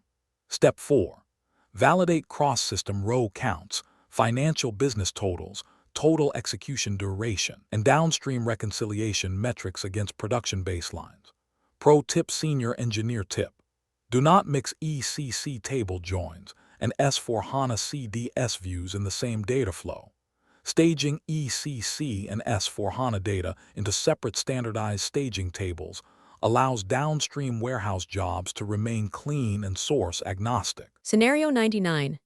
A post-migration reconciliation report showed a $2.8 million trial balance discrepancy between historical ECC legacy ledgers and newly migrated S/4HANA ACDOCA financial tables. What steps would you follow to audit and resolve financial reconciliation discrepancies between ECC and S/4HANA? Answer: recommended approach. In a production environment, I would first isolate whether the imbalance stems from currency conversion differences, document splitting logic, or unmigrated journal entries. I would resolve this reconciliation discrepancy using the following steps. Step 1. Audit source to target row counts and currency translation rates in intermediate staging tables between ECC and S/4HANA. Step 2. Compare pre-migration ledger totals GLT0 or FAGLFLEXA against Universal Journal Records ACDOCA group by company code and fiscal period. Step 3. Identify ledger line item adjustments created by S/4HANA automated migration posting routines such as document splitting or asset reconciliation items. Step 4. Verify trial balance alignment, total document counts, execution runtime, and downstream financial report reconciliation against historical production baselines. Pro tip: Senior Engineer tip. S/4HANA migration automatically creates new adjustment line items in ACDOCA for document splitting and ledger alignment. When reconciling ECC against S/4HANA, always account for SAP migration posting types MIG_* to prevent false discrepancy alerts. Scenario 100. A major ERP go-live required restarting 250 BODS jobs in strict dependency order following a 36-hour system freeze, risking job dependency deadlocks and server crashes if executed manually. How would you design and execute a controlled restart strategy for hundreds of BODS jobs during go-live cutover? Answer: recommended approach. To stabilize the environment, I would orchestrate execution through central scheduler event triggers and parameter-driven master scripts. I would manage this mass cutover restart using the following steps. Step 1. Validate that all source data store connection endpoints, substitution parameters, and SAP system IDs SAP SID are updated to point to production S/4HANA. Step 2. Group jobs into dependency-based execution waves according to business criticality, data dependencies, and infrastructure capacity, so each phase can be monitored and recovered independently. Step 3. Execute the phased cutover sequence via the enterprise scheduler, for example, Control-M, monitoring job server CPU or memory load and thread concurrency limits in dsconfig.txt. Step 4. Validate overall cutover completion time, total processed record volumes, job error logs, and downstream business report reconciliation against predefined go-live sign-off baselines. Pro tip: Senior Engineer tip. Never manually trigger hundreds of jobs from Management Console during a go-live cutover. Group jobs into phased dependency tiers in an enterprise scheduler, and use substitution parameter sets to switch data stores from pre-prod to production instantly. Category 10 Conclusion.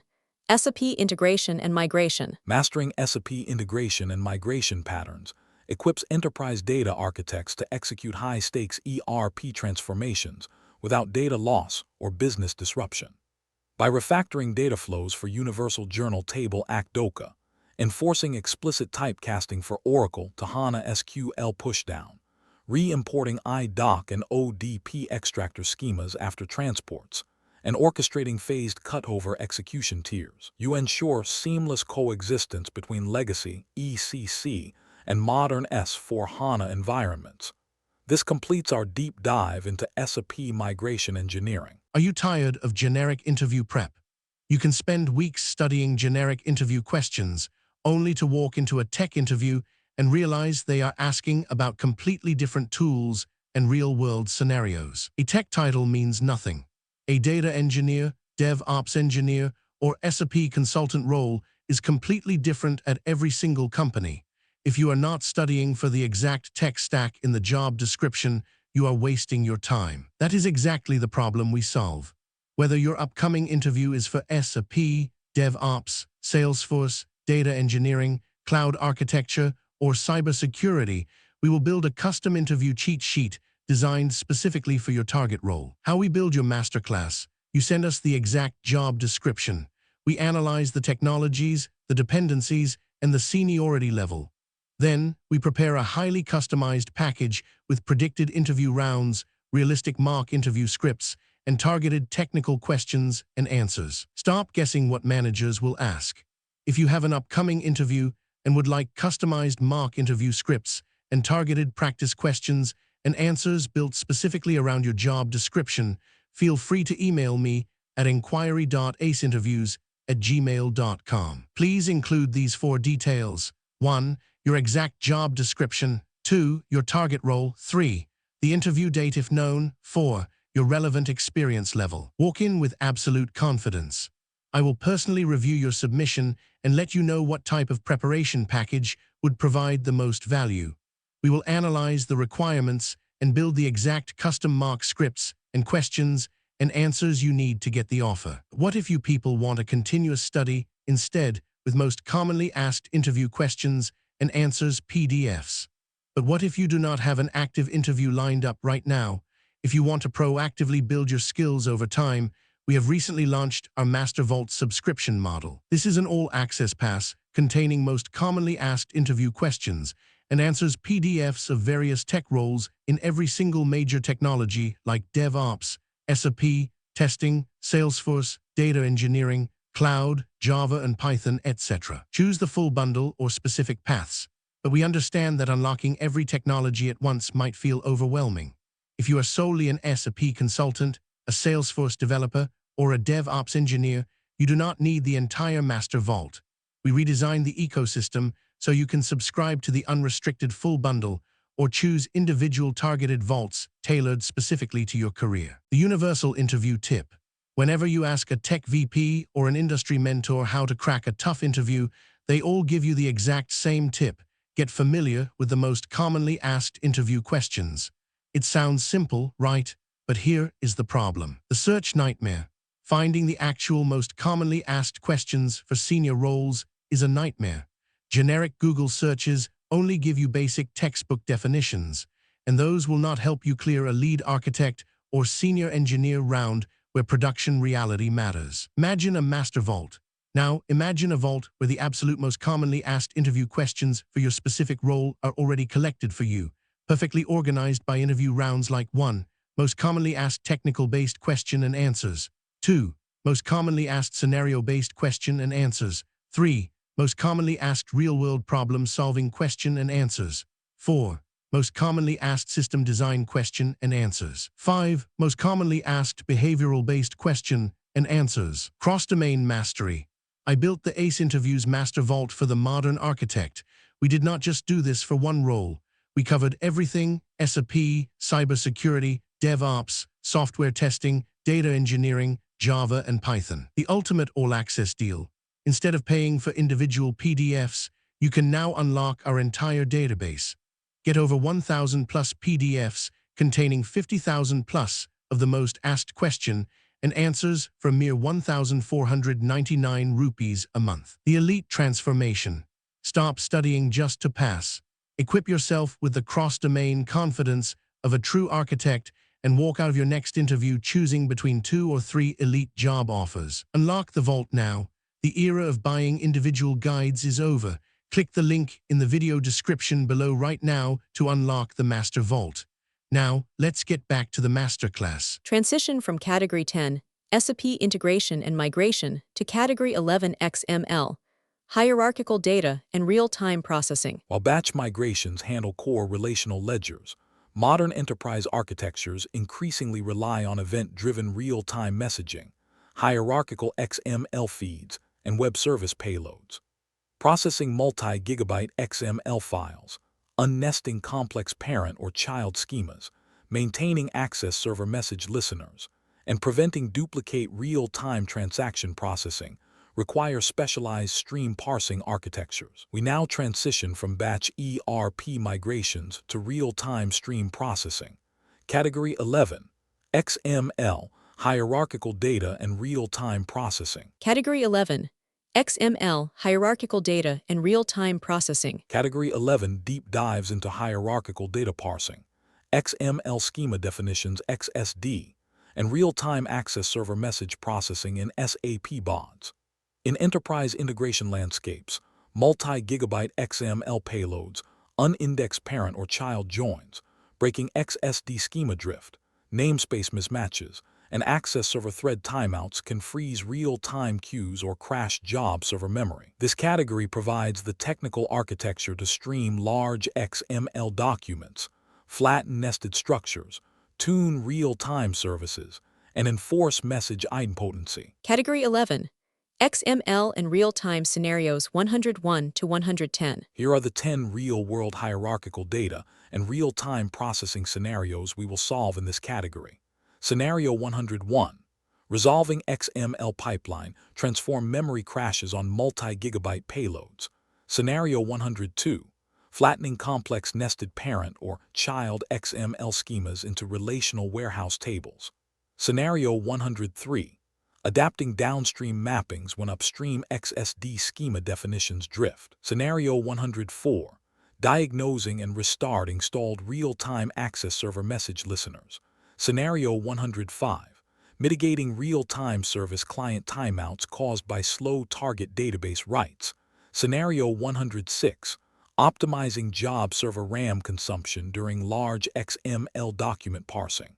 Scenario 107. Handling unexpected XML namespace modifications following third-party API upgrades. Scenario 108. Preventing duplicate child row generation during hierarchical XML array unnesting. Scenario 109. Resolving strict XML validation rejections on modified incoming business payloads. Scenario 110. Enforcing transaction idempotency to eliminate duplicate real-time message processing. Total 10 XML and real-time scenarios. Let's dive into Scenario 101. Scenario 101. Ingesting a 12 GB supplier catalog XML file caused the BODS job server to crash without memory while building XML DOM tree errors, bringing down all active batch data flows. What steps would you follow to stream large XML documents without exhausting job server RAM? Answer: recommended approach. My immediate focus would be to transition from full DOM and memory tree parsing to sequential XML streaming. I would resolve this memory crash using the following steps. Step 1. Analyze the XML file structure in Designer to identify repetitive row elements item element tag or catalog record element tags suitable for stream iteration. Step 2. Implement the XML_pipeline transform in the data flow, specifying the repeating XML element as the streaming chunk boundary. Step 3. Configure the XML source format properties to enable XML pipeline, allowing BODS to stream and process chunks sequentially without loading the full 12 GB file into RAM. Step 4. Verify memory utilization during execution, checking row throughput per second, total runtime, and downstream report reconciliation against production baselines. Pro tip: Senior Engineer tip.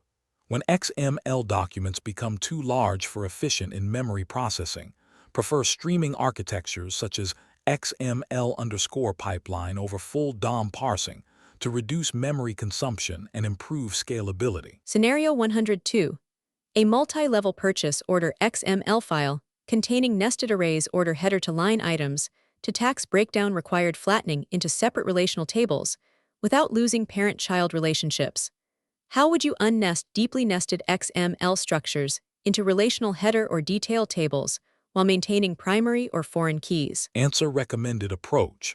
In a production environment, I would use the query transform make current hierarchy unnesting features while generating primary or foreign key pairs. I would flatten the schema using the following steps. Step 1. Inspect the nested XML schema in Designer and map parent-level attributes order ID, order date into a primary query transform. Step 2. Right-click the nested child schema line items in the query transform output panel and select Make Current to unnest child array elements to the current schema level. Step 3. Generate or preserve stable parent identifiers and propagate them to child records so hierarchical relationships remain intact regardless of the key generation strategy used by the target platform. Step 4. Validate parent or child row counts, join cardinality, total execution duration, and downstream financial report reconciliation against historical production baselines. Pro tip: Senior Engineer tip. When unnesting hierarchical XML in BODS, make current shifts the evaluation focus to the child array level. Always map parent keys down to child query transforms before applying make current to preserve relational foreign key links. Scenario 103. An external logistics partner updated their XML schema definition XSD, introducing mandatory new attributes carrier_code and altering element sequences, causing daily BODS XML import jobs to fail schema validation. What strategy would you use to update XML schema definitions without invalidating existing data flows? Answer: recommended approach. To stabilize the environment, I would address the schema drift by re-importing the updated XSD definition into the XML data store and updating downstream query transform schema projections. In SAP BODS, XML file formats bind directly to specific XSD structures cached in the repository. When an external partner modifies element structures or namespace tags, BODS throws schema mismatch exceptions during payload parsing. To resolve this, I would first inspect the updated XSD file alongside partner documentation to identify new or modified elements. Second, I would re-import the XSD into the BODS XML data store in Designer, refreshing the hierarchical schema tree. Third, I would audit dependent data flows, mapping newly introduced fields such as carrier_code into staging query transforms and configuring optional default handling for backwards compatibility. Finally, I would execute a test import pass using representative partner XML files and validate row counts, payload completeness, execution duration, and downstream reporting alignment against historical production baselines before releasing the update. Pro tip: Senior Engineer tip. When re-importing updated XSD files in BODS Designer, always choose re-import on the existing XML file format rather than creating a new file format. Re-importing preserves downstream column bindings in query transforms while highlighting newly added schema attributes. Scenario 104. A real-time web service job processing web orders suddenly stopped consuming incoming XML messages from the message queue, leaving 5,000 unprocessed transactions in the access server queue. How would you troubleshoot and restore stalled real-time access server message listeners? Answer: recommended approach. My immediate focus would be to inspect access server process health and restart stalled real-time message service instances. I would resolve this listener stall using the following steps. Step 1. Inspect the access server administrator console to check the operational status of the real-time service and worker thread pool AL_server. Step 2. Analyze the access server errorlog.txt to determine whether the listener stalled due to database timeout errors, memory leaks, or unhandled message exceptions. Step 3. Restart the real-time service instance in Access Server Administrator, rebinding the message queue listener and flushing corrupt or malformed payload messages to an error queue. Step 4. Verify real-time message consumption throughput per second, worker thread health, execution latency, and downstream target reconciliations against production baselines. Pro tip: Senior Engineer tip. Real-time jobs in BODS run continuously as background services managed by Access Server. Always configure maximum number of instances to at least 2 in real-time service properties to ensure high availability if one worker process crashes. Scenario 105. Incoming REST API calls to a real-time BODS service timed out after 30 seconds because downstream database inserts into a slow, unindexed target table held up the synchronous response thread. What steps would you take to eliminate real-time service client timeouts caused by slow target database writes? Answer: recommended approach. To stabilize the environment, I would decouple synchronous API response generation from slow target database writes. I would resolve this timeout issue using the following steps. Step 1.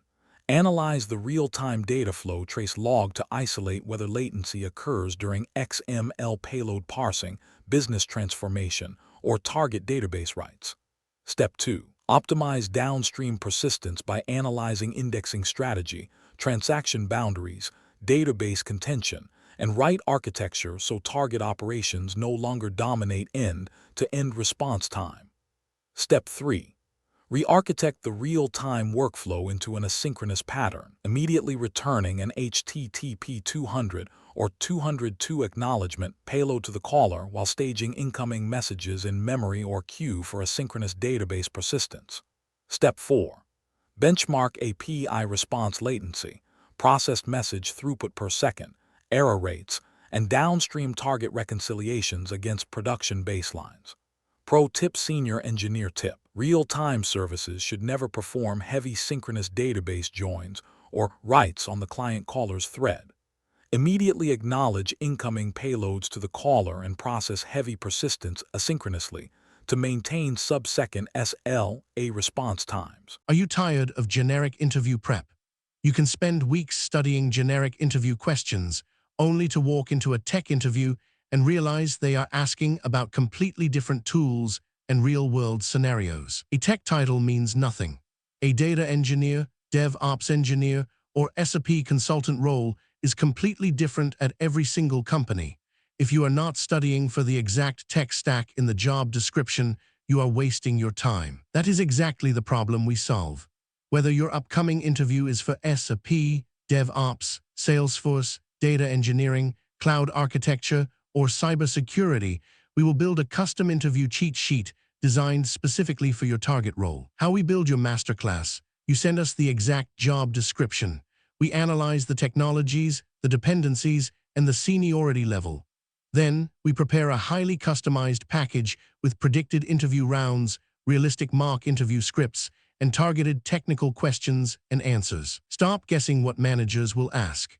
If you have an upcoming interview and would like customized mock interview scripts and targeted practice questions and answers built specifically around your job description, feel free to email me at inquiry.aceinterviews@gmail.com. Please include these 4 details. 1. Your exact job description. 2. Your target role. 3. The interview date if known. 4. your relevant experience level. Walk in with absolute confidence. I will personally review your submission and let you know what type of preparation package would provide the most value. We will analyze the requirements and build the exact custom mark scripts and questions and answers you need to get the offer. What if you people want a continuous study instead, with most commonly asked interview questions and answers PDFs? But what if you do not have an active interview lined up right now?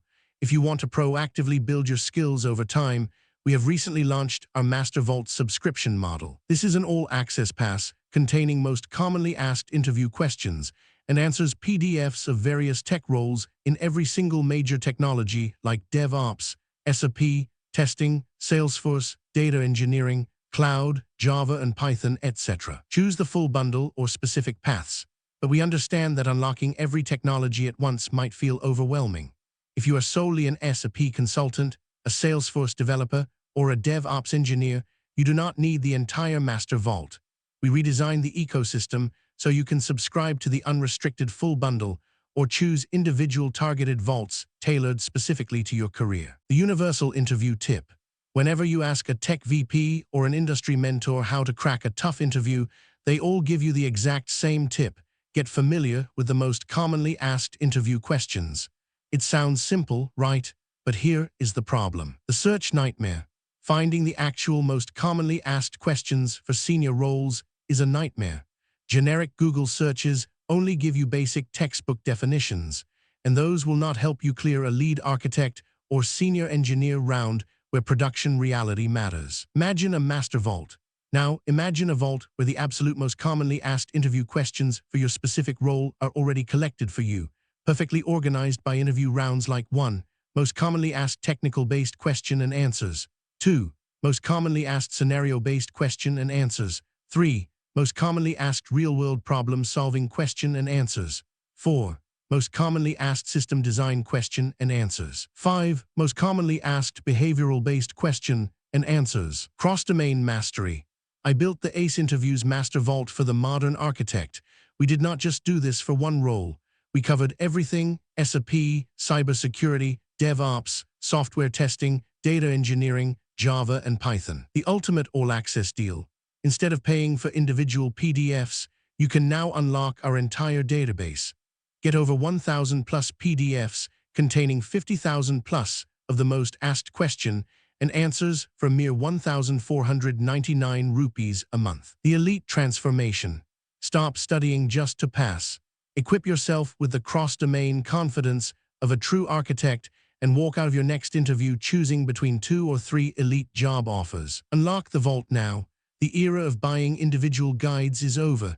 Click the link in the video description below right now to unlock the Master Vault. Now, let's get back to the masterclass. Scenario 106. Executing 10 parallel data flows parsing multi-level XML documents caused the BODS job server RAM usage to hit 100%, triggering OS out-of-memory process terminations. How would you optimize XML parsing configuration to prevent job server memory exhaustion? Answer: recommended approach. I would approach this memory pressure by evaluating XML document caching behavior and adjusting job server process memory limits. I would resolve this memory exhaustion using the following steps. Step 1. Analyze the size and structure of incoming XML documents to determine whether whole document DOM parsing is necessary or if schema simplification is possible.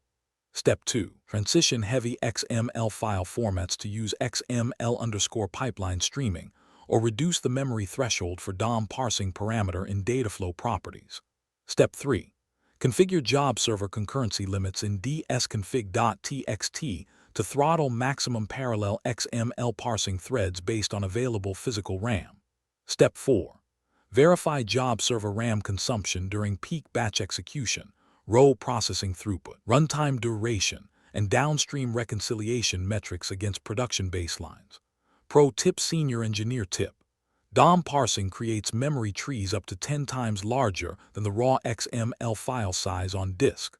Always limit parallel XML parsing streams and use XML_pipeline transforms when processing large XML inputs. Scenario 107. A third-party SaaS vendor updated their XML namespace URI prefix, for example, from XMLNS:(V1) to XMLNS:(V2) during a patch release, causing BODS XML source readers to return 0 rows without throwing explicit syntax errors. What steps would you follow to handle unexpected XML namespace updates without breaking payload parsing? Answer: recommended approach. My initial priority would be to audit incoming XML payload headers and configure namespace-agnostic schema parsing in the XML source format. I would resolve this silent parsing failure using the following steps. Step 1. Inspect incoming XML document headers to verify the updated XMLNS namespace URI definitions against the XSD schema registered in BODS. Step 2. Update namespace handling so XML parsing remains aligned with the partner's namespace definitions, using namespace-aware mapping or controlled namespace abstraction where appropriate. Step 3. Re-import the updated vendor XSD schema if new namespace structural rules were introduced. Step 4. Validate extracted row counts, column mapping accuracy, job execution duration, and downstream report reconciliation against production baselines. Pro tip: Senior Engineer tip. When an XML reader returns 0 rows silently, check the namespace prefix XMLNS. Enabling ignore namespaces in the BODS XML file format properties allows BODS to parse element tags regardless of vendor URI prefix changes. Scenario 108. Unnesting an XML payload containing multiple repeating sub-arrays invoice header to line items to tax lines generated 4 times row duplication in the line item staging table due to Cartesian product joins across nested levels. What strategy would you use to eliminate duplicate child records generated during hierarchical XML unnesting? Answer: recommended approach. To stabilize the environment, I would address this row multiplication defect by isolating nested schema projections into staged query transforms before joining. In SAP BODS, attempting to unnest multiple independent repeating child arrays line items and tax lines within a single query transform generates a Cartesian cross product across array elements. To resolve this, I would first inspect the hierarchical schema projection in Designer to identify which nested levels contain independent repeating elements. Second, I would refactor the data flow to split the unnesting into separate parallel query transforms. One query transform performing make current exclusively for line items, and a separate query transform performing make current for tax lines. Third, I would map parent surrogate keys down to both child streams and perform explicit target writes or controlled outer joins. Finally, I would validate line item row counts, invoice financial totals, execution duration, and downstream report reconciliation against historical production baselines before releasing the workflow. Pro tip: Senior Engineer tip. Never unnest 2 independent repeating child arrays inside the same query transform. Always split the unnesting of separate child nodes into dedicated parallel query transforms to prevent Cartesian row multiplication. Scenario 109. Enabling strict validate against XSD in an XML file format caused BODS to reject 10,000 valid customer orders because a third-party application inserted optional empty tags middle name element tag that violated strict element sequence rules. How would you diagnose and resolve XML validation failures caused by unexpected attribute variations? Answer: recommended approach. I would start by auditing the XSD element constraints and adjusting validation strictness or pre-cleansing optional XML elements. I would resolve this validation rejection using the following steps. Step 1. Analyze the XML parsing error log to identify specific elements or optional empty tags middle name element tag causing XSD validation failures. Step 2. Review the XSD schema definition in Designer to verify if optional elements are correctly configured with min occurs equals 0 and nil able equals true. Step 3. Configure the XML file format validation properties to log errors and continue or pre-process XML payloads using a search and replace script to sanitize empty self-closing tags. Step 4. Verify accepted payload counts, rejected error file volumes, execution duration, and downstream reporting reconciliation against production baselines. Pro tip Senior Engineer tip. In XSD schema definitions, elements missing min occurs equals 0 are treated as mandatory. Updating the XSD property to min occurs equals 0 or setting the BODS XML reader to log errors, and continue prevents optional empty tags from crashing pipelines. Scenario 110. A network retry mechanism on an upstream API gateway resent 3,000 web order XML messages to the BODS access server, causing duplicate order records and double billing customer accounts. What steps would you take to enforce transaction idempotency in real-time BODS message processing? Answer: recommended approach. To stabilize the environment, I would implement a message deduplication layer using a transaction GUID registry to enforce strict message idempotency. I would resolve this duplicate processing issue using the following steps. Step 1. Inspect incoming XML payloads to identify unique message transaction identifiers such as message_GUID or transaction_ID.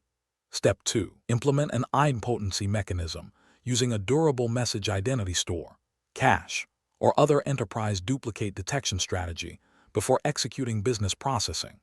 Step 3.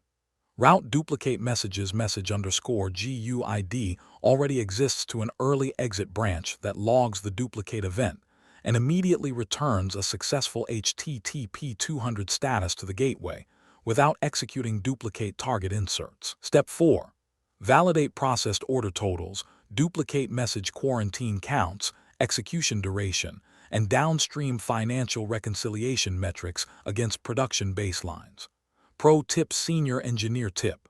Real-time messaging endpoints must always be idempotent. Checking a message_GUID lookup table before executing business logic guarantees that retried network payloads return a success response without inserting duplicate records into database tables. Category 11 Conclusion.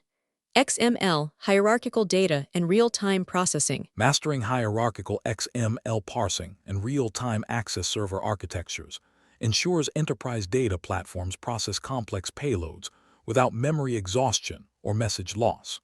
By streaming multi-gigabyte files via XML_pipeline, maintaining relational key linkage through make current unnesting, decoupling synchronous API responses from database writes, and enforcing transaction GUID idempotency, you build high-speed event-driven pipelines. This completes our deep dive into hierarchical stream processing. Are you tired of generic interview prep? You can spend weeks studying generic interview questions, only to walk into a tech interview and realize they are asking about completely different tools and real-world scenarios. A tech title means nothing. A data engineer, DevOps engineer, or SAP consultant role is completely different at every single company. If you are not studying for the exact tech stack in the job description, you are wasting your time. That is exactly the problem we solve. Whether your upcoming interview is for SAP, DevOps, Salesforce, data engineering, cloud architecture, or cybersecurity, we will build a custom interview cheat sheet designed specifically for your target role. How we build your masterclass. You send us the exact job description. We analyze the technologies, the dependencies, and the seniority level.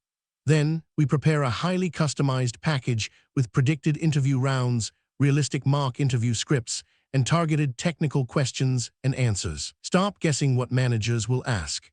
If you have an upcoming interview and would like customized mock interview scripts and targeted practice questions and answers built specifically around your job description, feel free to email me at inquiry.aceinterviews@gmail.com. Please include these 4 details. 1. Your exact job description. 2. Your target role. 3. The interview date if known. 4. Your relevant experience level. Walk in with absolute confidence. I will personally review your submission and let you know what type of preparation package would provide the most value. We will analyze the requirements and build the exact custom mock scripts and questions and answers you need to get the offer. What if you people want a continuous study instead with most commonly asked interview questions and answers PDFs? But what if you do not have an active interview lined up right now?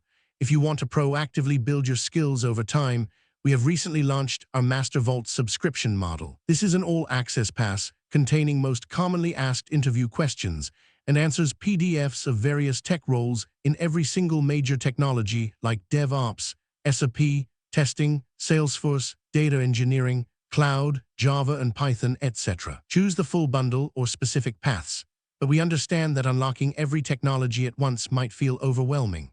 If you are solely an SAP consultant, a Salesforce developer, or a DevOps engineer, you do not need the entire master vault.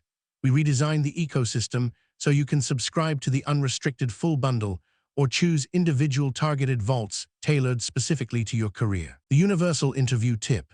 Whenever you ask a tech VP or an industry mentor how to crack a tough interview, they all give you the exact same tip. Get familiar with the most commonly asked interview questions. It sounds simple, right? But here is the problem. The search nightmare. Finding the actual most commonly asked questions for senior roles is a nightmare. Generic Google searches only give you basic textbook definitions, and those will not help you clear a lead architect or senior engineer round where production reality matters. Imagine a master vault. Now, imagine a vault where the absolute most commonly asked interview questions for your specific role are already collected for you, perfectly organized by interview rounds like 1. Most commonly asked technical-based question and answers. 2. Most commonly asked scenario-based question and answers. 3. Most commonly asked real-world problem-solving question and answers. 4. Most commonly asked system design question and answers. 5. Most commonly asked behavioral-based question and answers. Cross-domain mastery. I built the ACE Interviews Master Vault for the modern architect. We did not just do this for one role. We covered everything: SAP, cybersecurity, DevOps, software testing, data engineering, Java, and Python. The ultimate all-access deal. Instead of paying for individual PDFs, you can now unlock our entire database. Get over 1,000 plus PDFs containing 50,000 plus of the most asked question and answers for a mere 1,499 rupees a month. The elite transformation. Stop studying just to pass. Equip yourself with the cross-domain confidence of a true architect and walk out of your next interview choosing between 2 or 3 elite job offers. Unlock the vault now. The era of buying individual guides is over. Click the link in the video description below right now to unlock the Master Vault. Now, let's get back to the masterclass. Transition from Category 11 XML, hierarchical data and real-time processing to Category 12 scripting, variables and control flow. While stream parsing handles complex data formats, enterprise batch orchestration requires sophisticated control logic, parameterization, and custom business calculations. Managing global variable scope across parallel threads, capturing detailed error stacks in audit tables, executing OS commands securely via exec, avoiding database locks and SQL calls, and driving dynamic metadata-driven workflows require expert scripting mechanics. We now transition from real-time XML processing to programmatic workflow control. Category 12, scripting, variables, and control flow. Category 12, scripting, variables, and control flow. Category 12 deep dives into procedural scripting, variable lifecycle management, and dynamic control flow in SAP BODS. In enterprise production environments, global variable race conditions across parallel threads, incomplete audit logging during try or catch failures, broken substitution parameters post-transport, infinite while loop file polling, OS command privilege failures, and undebuggable SQL script deadlocks can stall batch scheduling or corrupt runtime metadata. This category equips you to design modular custom functions, structure metadata-driven jobs, and write robust control scripts. Category 12, scripting and control flow scenarios 111 to 120. Here are the 10 real-world scripting and control flow scenarios we will solve in this category. Scenario 111, preventing global variable value overwrites across parallel executing workflows. Scenario 112, designing custom audit tables to capture detailed exception messages in catch blocks. Scenario 113, resolving repository global variable value discrepancies following transport migrations. Scenario 114, building robust custom functions for complex business day and holiday calculations. Scenario 115, configuring safe timeout and escape criteria for file polling while loops. Scenario 116. Troubleshooting substitution parameter resolution failures in exported transport packages. Scenario 117. Resolving OS file permission and execution errors in exec script calls. Scenario 118. Eliminating database lock contention and deadlocks caused by heavy SQL function calls. Scenario 119. Preventing metadata-driven dynamic jobs from loading wrong target table schemas. Scenario 120. Refactoring complex nested if-then or else scripting into maintainable control logic. Total 10 scripting scenarios. Let's dive into Scenario 111. Scenario 111. A master batch job running 6 parallel workflows updated a shared global variable $GV_region_code concurrently, causing workflows to process records using overwritten regional codes from competing threads. How would you troubleshoot and resolve variable state corruption in parallel workflows? Answer: recommended approach. My immediate focus would be to isolate shared global variables and replace them with thread-safe local parameters inside parallel workflows. I would resolve this variable scope conflict using the following steps. Step 1. Analyze the master job structure in Designer to identify where parallel workflows concurrently write to shared global variables $GV_star. Step 2. Refactor shared runtime state so each parallel execution path owns its own isolated context, using local variables, input parameters, or other thread-safe mechanisms appropriate to the workflow design. Step 3. Pass runtime parameters down from the parent job to child workflows explicitly using input parameters during workflow invocation. Step 4. Validate variable isolation across parallel threads during test runs, checking row counts, execution duration, and downstream reconciliation metrics against production baselines. Pro tip: Senior Engineer tip. Global variables in BODS share a single memory space across the entire job instance. When workflows execute in parallel, never write to global variables inside child threads. Pass input parameters to local variables to guarantee thread isolation. Scenario 112. When a staging dataflow failed, the custom audit logging script inside the catch block inserted generic job failed rows into the audit table without capturing the exact SQL error code or message text. What steps would you follow to construct a robust catch script that logs full database error details? Answer: recommended approach. In a production environment, I would leverage built-in BODS exception functions to extract exact system error context before writing to the audit table. I would upgrade the error logging script using the following steps. Step 1.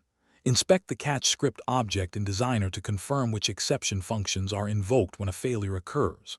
Step 2. Incorporate built-in BODS error functions error_number, error_message, and error_context into local variables within the catch script. Step 3. Construct an explicit SQL or insert statement in the script to populate error code, detailed error message text, job run ID, and timestamp into the enterprise audit table. Step 4.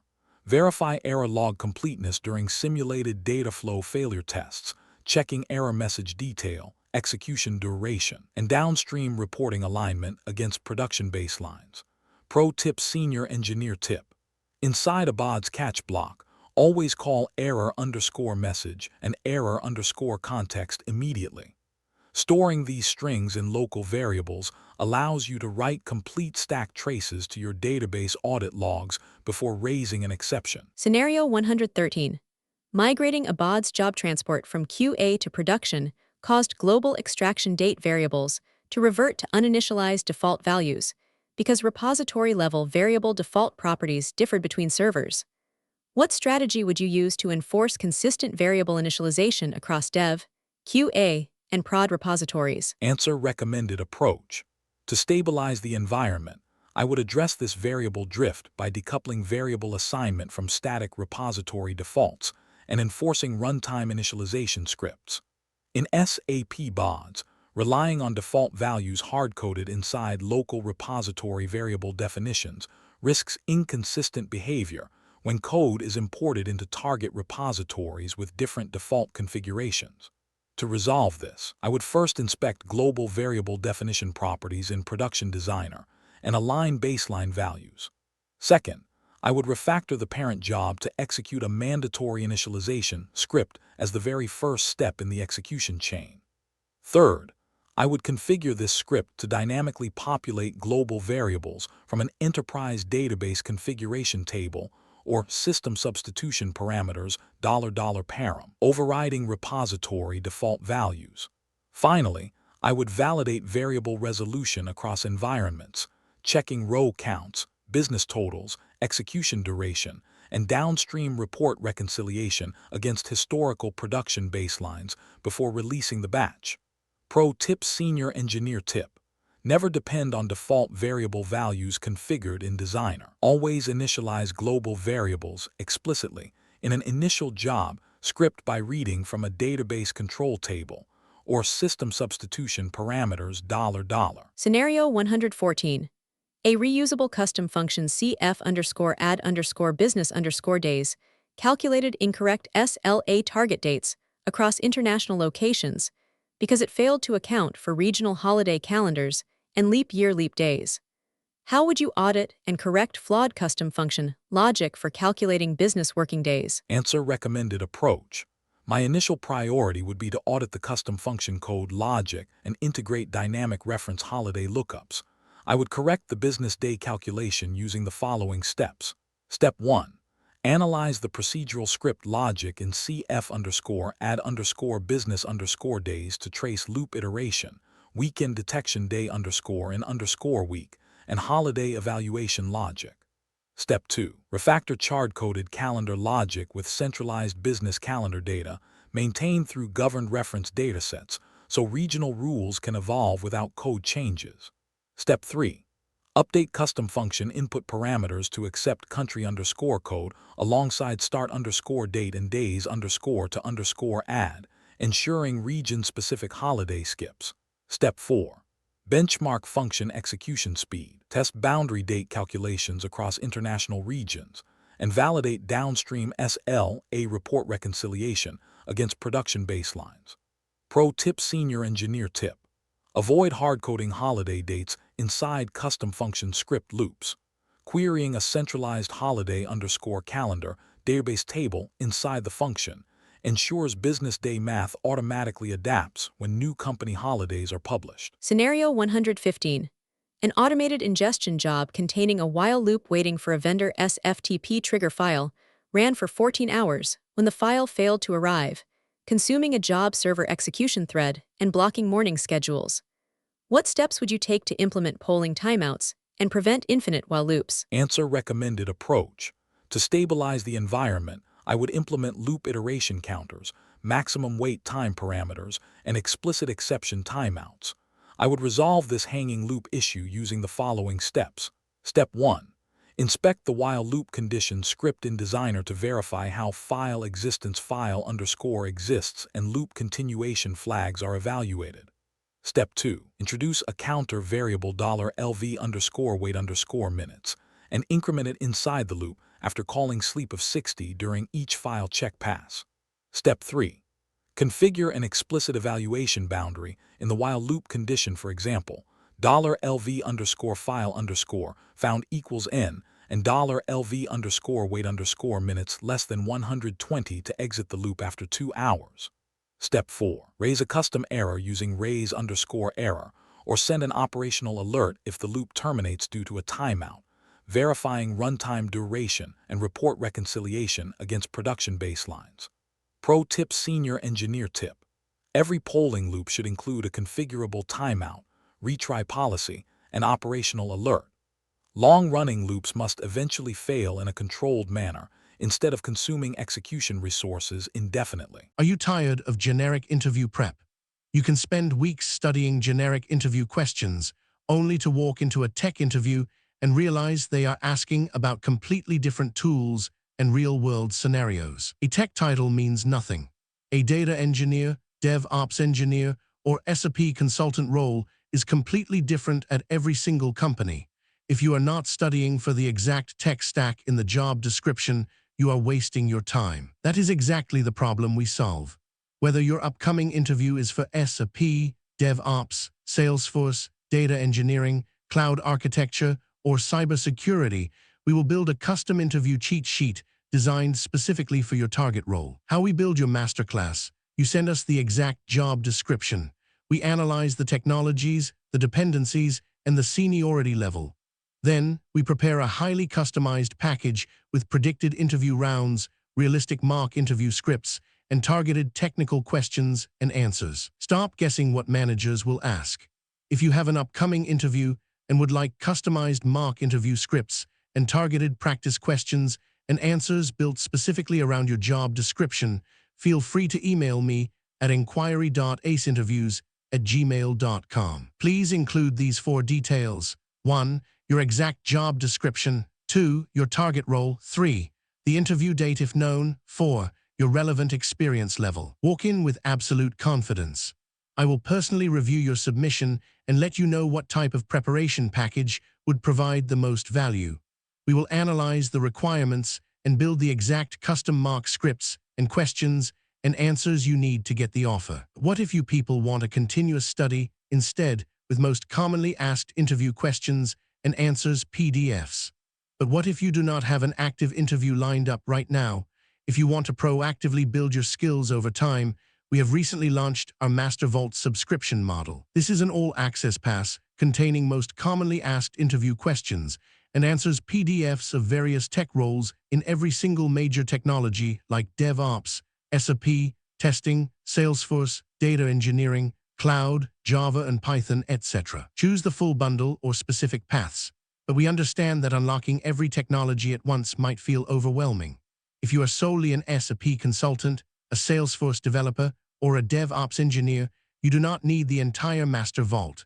We redesigned the ecosystem so you can subscribe to the unrestricted full bundle or choose individual targeted vaults tailored specifically to your career. The universal interview tip.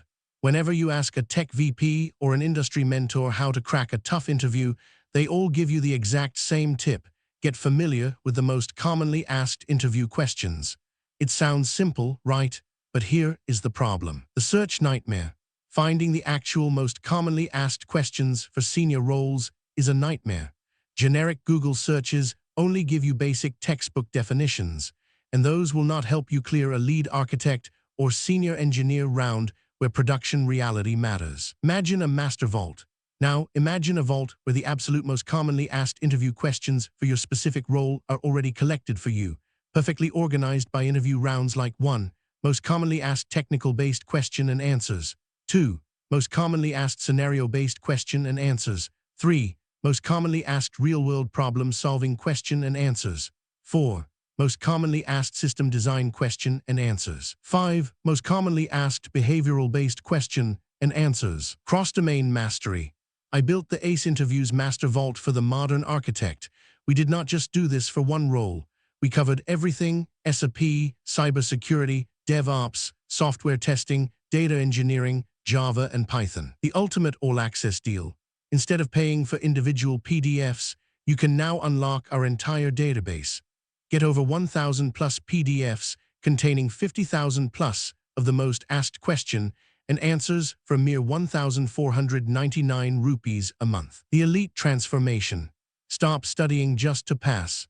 Equip yourself with the cross-domain confidence of a true architect and walk out of your next interview choosing between 2 or 3 elite job offers. Unlock the vault now. The era of buying individual guides is over. Click the link in the video description below right now to unlock the Master Vault. Now, let's get back to the masterclass. Scenario 116. After deploying a BODS project ATL transport to production, data flows attempted to read from development database instances because local substitution parameters overrode global transport configurations. How would you troubleshoot and enforce substitution parameter parity across environments following code transports? Answer: recommended approach. I would approach this transport failure by auditing substitution parameter configurations in Central Management Console (CMC) and enforcing environment-specific parameter mapping sets. In SAP BODS, substitution parameters $param allow code to remain environment agnostic while pointing to different database connections or file paths in dev, QA, and prod. When code is transported via ATL or object promotion without assigning the active target environment parameter set, BODS defaults to the source environment values. To resolve this, I would first open Central Management Console (CMC) or Management Console and inspect the active substitution parameter configurations for the production job server repository. Second, I would verify that production-specific values are assigned to all $$ parameters in the production configuration set. Third, I would configure the job execution schedule in External Schedulers or Management Console to explicitly specify the production substitution parameter configuration set during invocation.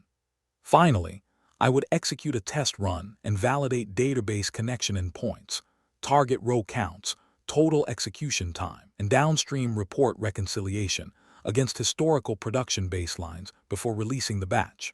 Pro tip: Senior Engineer tip.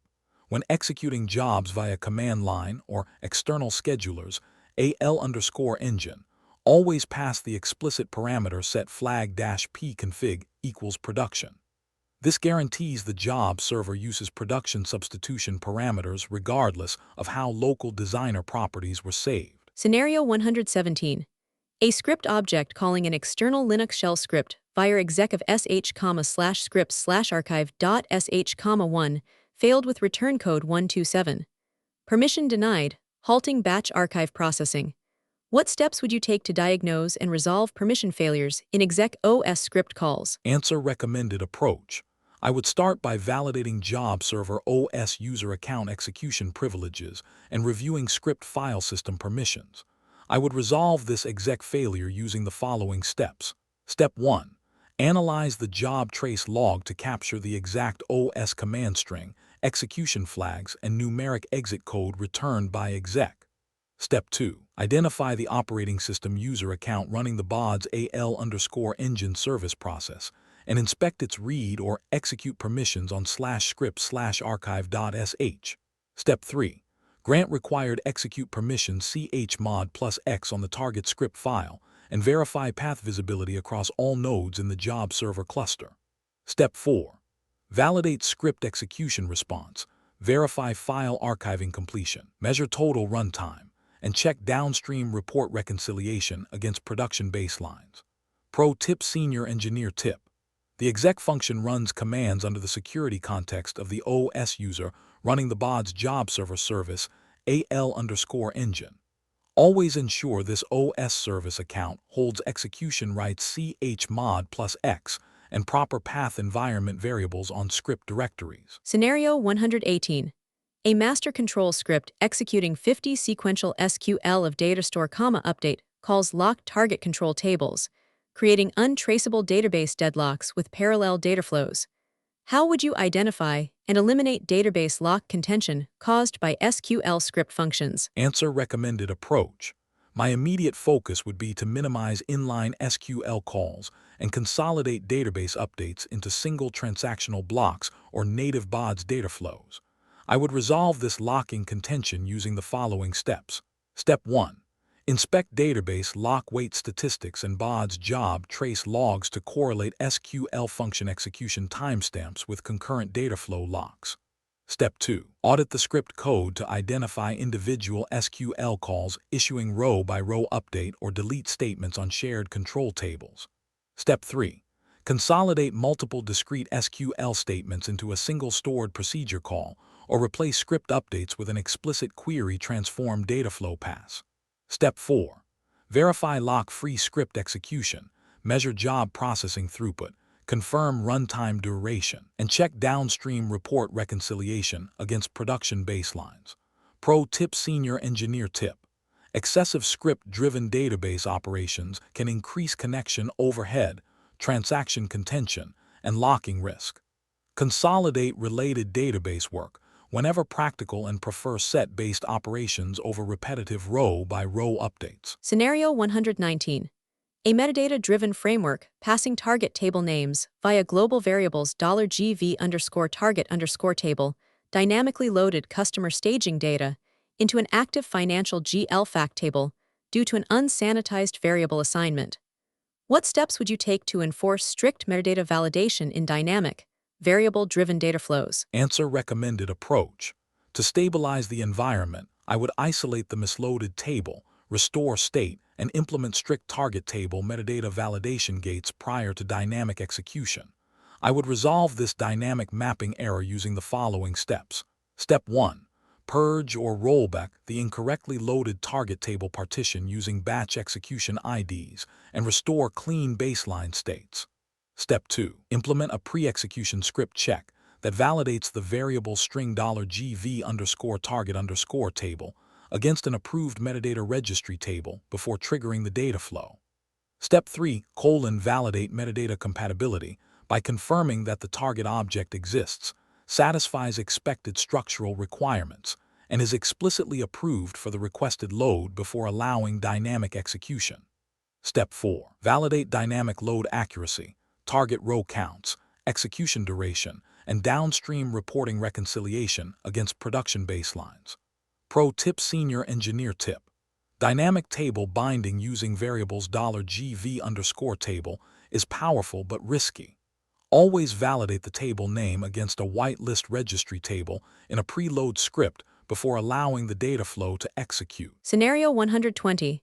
A master initialization script contained 15 levels of nested if-else conditions spanning 800 lines of code, making it impossible for support teams to debug execution branching errors. How would you refactor complex, deeply nested script logic into maintainable control structures? Answer: recommended approach. My immediate focus would be to simplify the procedural flow by flattening nested conditions into modular custom functions or conditional workflow objects. I would refactor the control script using the following steps. Step 1. Analyze the 800-line script to map execution branching paths and identify decision boundaries and redundant conditional checks. Step 2. Refactor complex nested if-else blocks into linear, single-level guard clauses or wrap-specific business evaluation logic in dedicated custom functions. Step 3. Replace script-driven job branching with native BODS conditional objects inside the workflow, allowing visual tracing of execution branches in Designer. Step 4. Verify logic equivalence, job execution response times, row counts, total runtime, and downstream report reconciliation against production baselines. Pro tip: Senior Engineer tip. Avoid writing massive monolithic scripts in BODS. Convert complex script branching into native conditional workflow objects in Designer, which visually document decision paths and isolate execution traces. Category 12 Conclusion. Scripting, variables, and control flow. Mastering procedural scripting and variable lifecycle management provides the backbone for automated, parameter-driven batch orchestration. By isolating parallel thread variables, capturing full exception stacks in catch scripts, initializing global parameters explicitly from control tables, enforcing execution timeouts on while loops, and securing OS command calls, you build maintainable, enterprise-grade control frameworks. This completes our deep dive into programmatic control flow. Are you tired of generic interview prep? You can spend weeks studying generic interview questions, only to walk into a tech interview and realize they are asking about completely different tools and real-world scenarios. A tech title means nothing. A data engineer, DevOps engineer, or SAP consultant role is completely different at every single company. If you are not studying for the exact tech stack in the job description, you are wasting your time. That is exactly the problem we solve.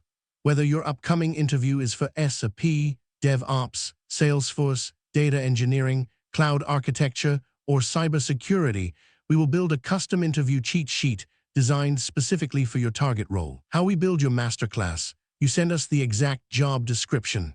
We analyze the technologies, the dependencies, and the seniority level.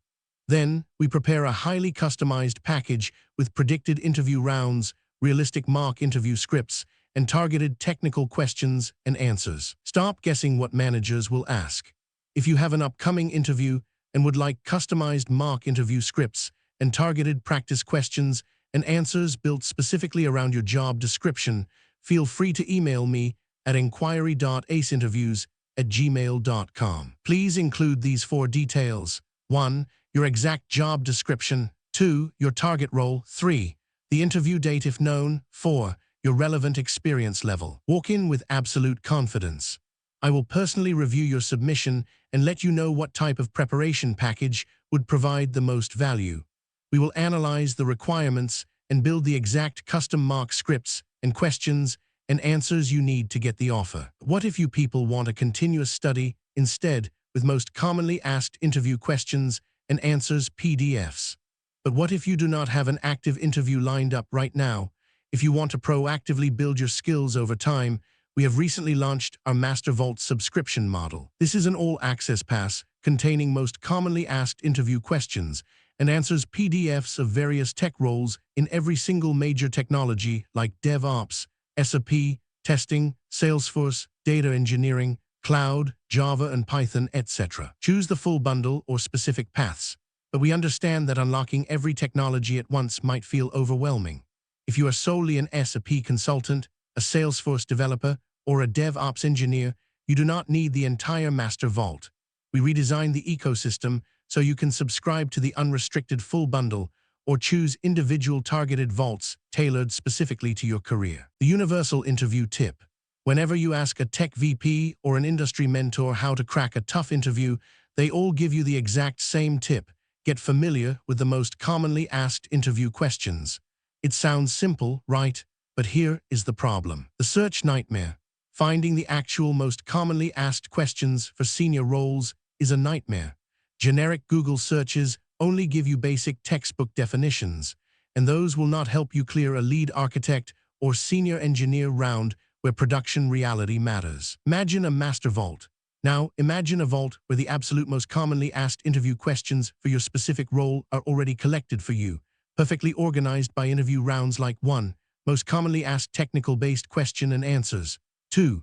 Most commonly asked scenario-based question and answers. 3. Most commonly asked real-world problem-solving question and answers. 4. Most commonly asked system design question and answers. 5. Most commonly asked behavioral-based question and answers. Cross-domain mastery.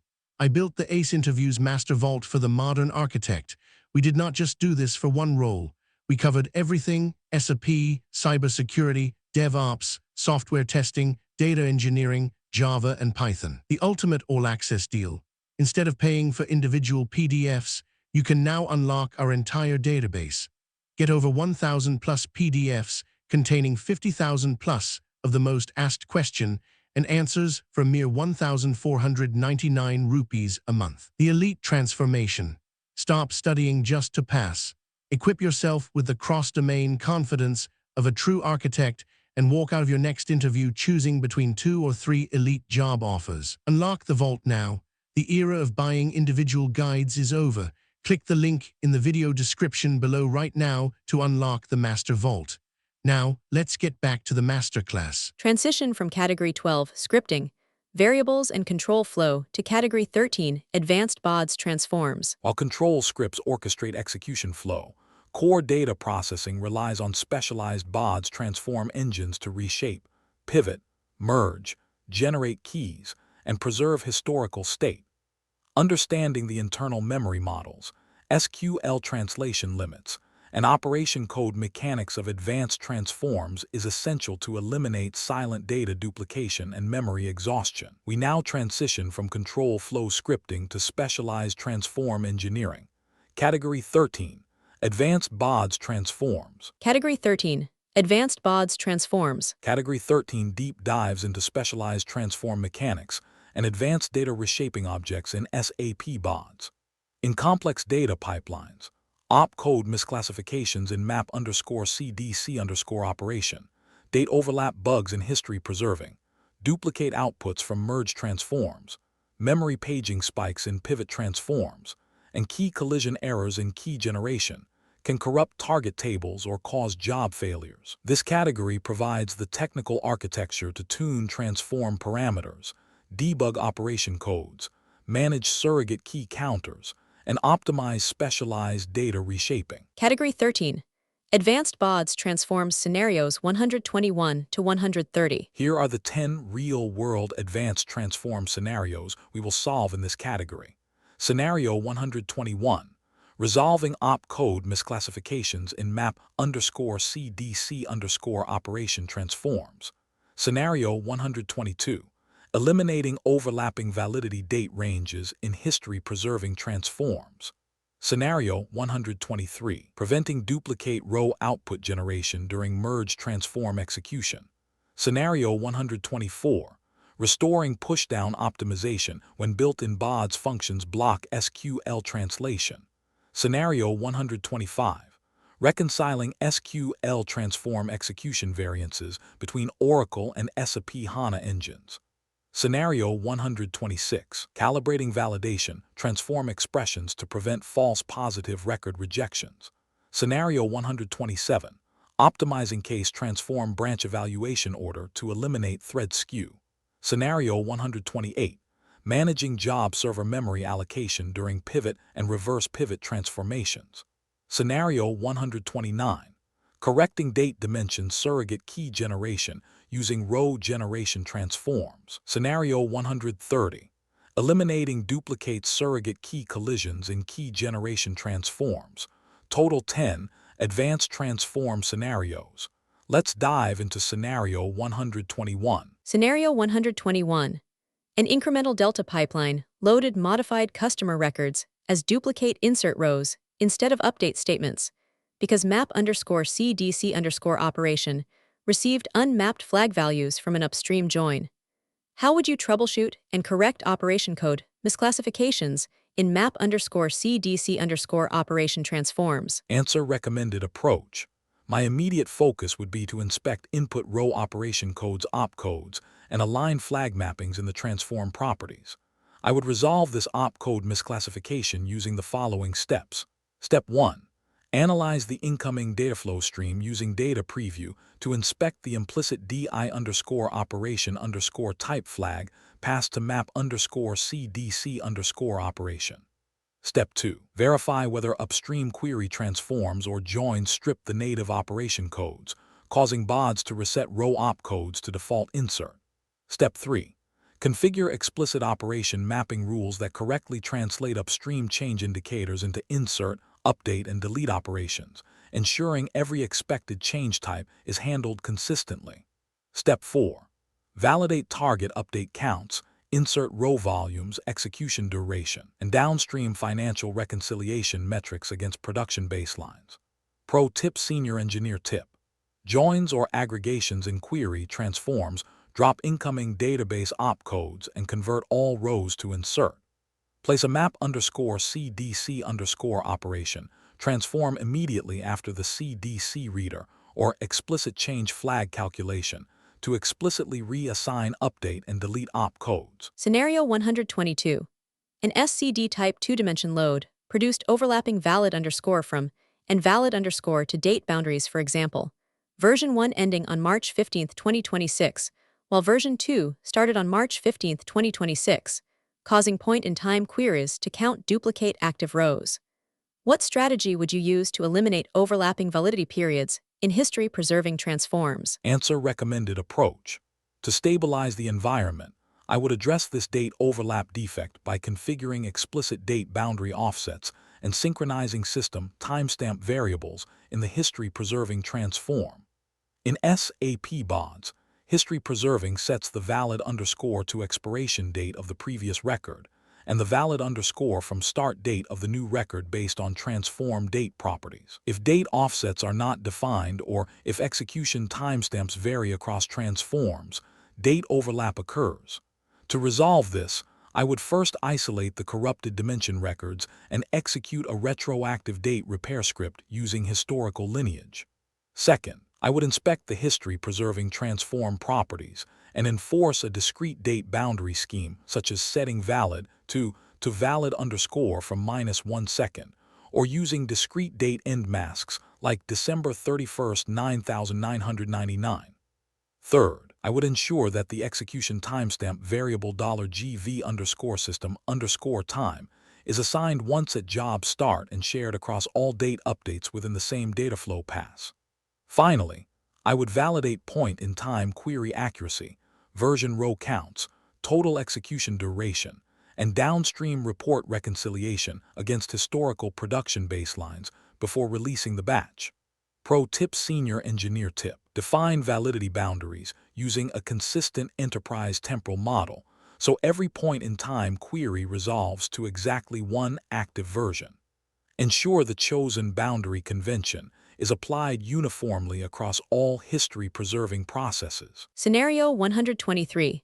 Combining three parallel dataflow processing branches using a merge transform multiplied target output counts by 30%, inserting duplicate customer order rows into the staging layer. What steps would you take to diagnose and eliminate duplicate records generated by merge transforms? Answer: recommended approach. In a production environment, I would first analyze branch stream isolation to determine whether input streams contained overlapping records prior to the merge. I would resolve this duplication issue using the following steps. Step 1. Inspect the input data flow branches feeding the merge transform to verify if upstream filtering conditions where clauses are mutually exclusive. Step 2. Audit the merge transform configuration, confirming that BODS merge operates strictly as a union all-set operation without performing implicit deduplication. Step 3. Place a query transform with distinct or group by immediately following the merge transform or adjust upstream branch filters to eliminate overlapping records. Step 4. Verify target insert counts, stream row volumes, execution duration, and downstream report reconciliation against production baselines. Pro tip: Senior Engineer tip. The BODS merge transform is an unindexed union all pass-through operation. If incoming parallel data streams contain identical rows, merge will pass all duplicates to the output target. Always place a query transform with distinct after a merge if stream overlap is possible. Scenario 124. Adding a custom date formatting function date underscore to underscore char to a query transform broke full SQL pushdown on a 40 million row extraction, forcing BODS to fetch all raw records over the network. How would you identify non-pushable functions and restore pushdown optimization in query transforms? Answer: recommended approach. My immediate focus would be to isolate non-translatable BODS functions and replace them with database native SQL expressions. I would restore SQL pushdown using the following steps. Step 1. Inspect display optimized SQL in Designer to locate the exact query transform attribute or expression that blocked full SQL delegation. Step 2. Identify built-in BODS functions like date underscore to underscore char or custom scripts that lack native database translation mappings in the BODS SQL compiler. Step 3. Replace non-pushable logic with equivalent database executable expressions where appropriate, or isolate unavoidable application-side processing into dedicated transformation stages. Step 4. Validate that full SQL pushdown is restored in the optimized SQL viewer, verifying row throughput rates, total execution time, and downstream reconciliation metrics against production baselines. Pro tip: Senior Engineer tip. Built-in BODS functions like word underscore ext or date underscore to underscore char frequently block SQL pushdown. Check display optimized SQL after editing query transforms. If pushdown is broken, replace BODS functions with database native SQL syntax. Scenario 125. A legacy job using direct SQL transform select. From failed during execution after migrating the underlying data store from Oracle to SAP HANA due to engine-specific SQL syntax and hint errors. What steps would you take to ensure cross-database SQL transform portability when migrating from Oracle to HANA? Answer: recommended approach. I would approach this SQL transform failure by auditing database-specific syntax extensions and replacing direct database SQL code with standard BODS query transforms where feasible. In SAP BODS, a SQL transform bypasses the BODS transformation engine and sends raw SQL text directly to the underlying database driver. When migrating from Oracle to SAP HANA, database-specific functions, for example, decode, NVL, row num, or Oracle optimizer hints cause syntax errors in HANA. To resolve this, I would first inspect the raw SQL text inside the SQL transform and isolate Oracle-specific functions. Second, I would rewrite the query using ANSI SQL compliant syntax or native HANA equivalents, for example, replacing NVL with co-a-less and decode with case. Third, wherever possible, I would replace the SQL transform completely with standard BODS query transforms, allowing BODS to handle database-specific SQL generation automatically. Finally, I would execute comparative test runs and validate query execution speed, output row counts, total execution duration, and downstream financial report reconciliation against historical production baselines before releasing the change. Pro tip: Senior Engineer tip. Avoid using SQL transforms for standard data transformations. SQL transforms lock your code to a specific database vendor's SQL dialect. Using native BODS query transforms keeps your ETL logic database agnostic and portable across Oracle, HANA, and SQL Server. Are you tired of generic interview prep? You can spend weeks studying generic interview questions, only to walk into a tech interview and realize they are asking about completely different tools and real-world scenarios. A tech title means nothing. A data engineer, DevOps engineer, or SAP consultant role is completely different at every single company. If you are not studying for the exact tech stack in the job description, you are wasting your time. That is exactly the problem we solve. Whether your upcoming interview is for SAP, DevOps, Salesforce, data engineering, cloud architecture, or cybersecurity, we will build a custom interview cheat sheet designed specifically for your target role. How we build your masterclass: you send us the exact job description. We analyze the technologies, the dependencies, and the seniority level. Then, we prepare a highly customized package with predicted interview rounds, realistic mock interview scripts, and targeted technical questions and answers. Stop guessing what managers will ask. If you have an upcoming interview and would like customized mock interview scripts and targeted practice questions and answers built specifically around your job description, feel free to email me at inquiry.aceinterviews@gmail.com. Please include these 4 details. 1. Your exact job description. 2. Your target role. 3. The interview date if known. 4. Your relevant experience level. Walk in with absolute confidence. I will personally review your submission and let you know what type of preparation package would provide the most value. We will analyze the requirements and build the exact custom mock scripts and questions and answers you need to get the offer. What if you people want a continuous study instead, with most commonly asked interview questions and answers PDFs? But what if you do not have an active interview lined up right now? If you want to proactively build your skills over time, we have recently launched our Master Vault subscription model. This is an all-access pass containing most commonly asked interview questions and answers PDFs of various tech roles in every single major technology like DevOps, SAP, testing, Salesforce, data engineering, cloud, Java and Python, etc. Choose the full bundle or specific paths, but we understand that unlocking every technology at once might feel overwhelming. If you are solely an SAP consultant, a Salesforce developer, or a DevOps engineer, you do not need the entire Master Vault. We redesigned the ecosystem so you can subscribe to the unrestricted full bundle or choose individual targeted vaults tailored specifically to your career. The universal interview tip. Whenever you ask a tech VP or an industry mentor how to crack a tough interview, they all give you the exact same tip: get familiar with the most commonly asked interview questions. It sounds simple, right? But here is the problem. The search nightmare.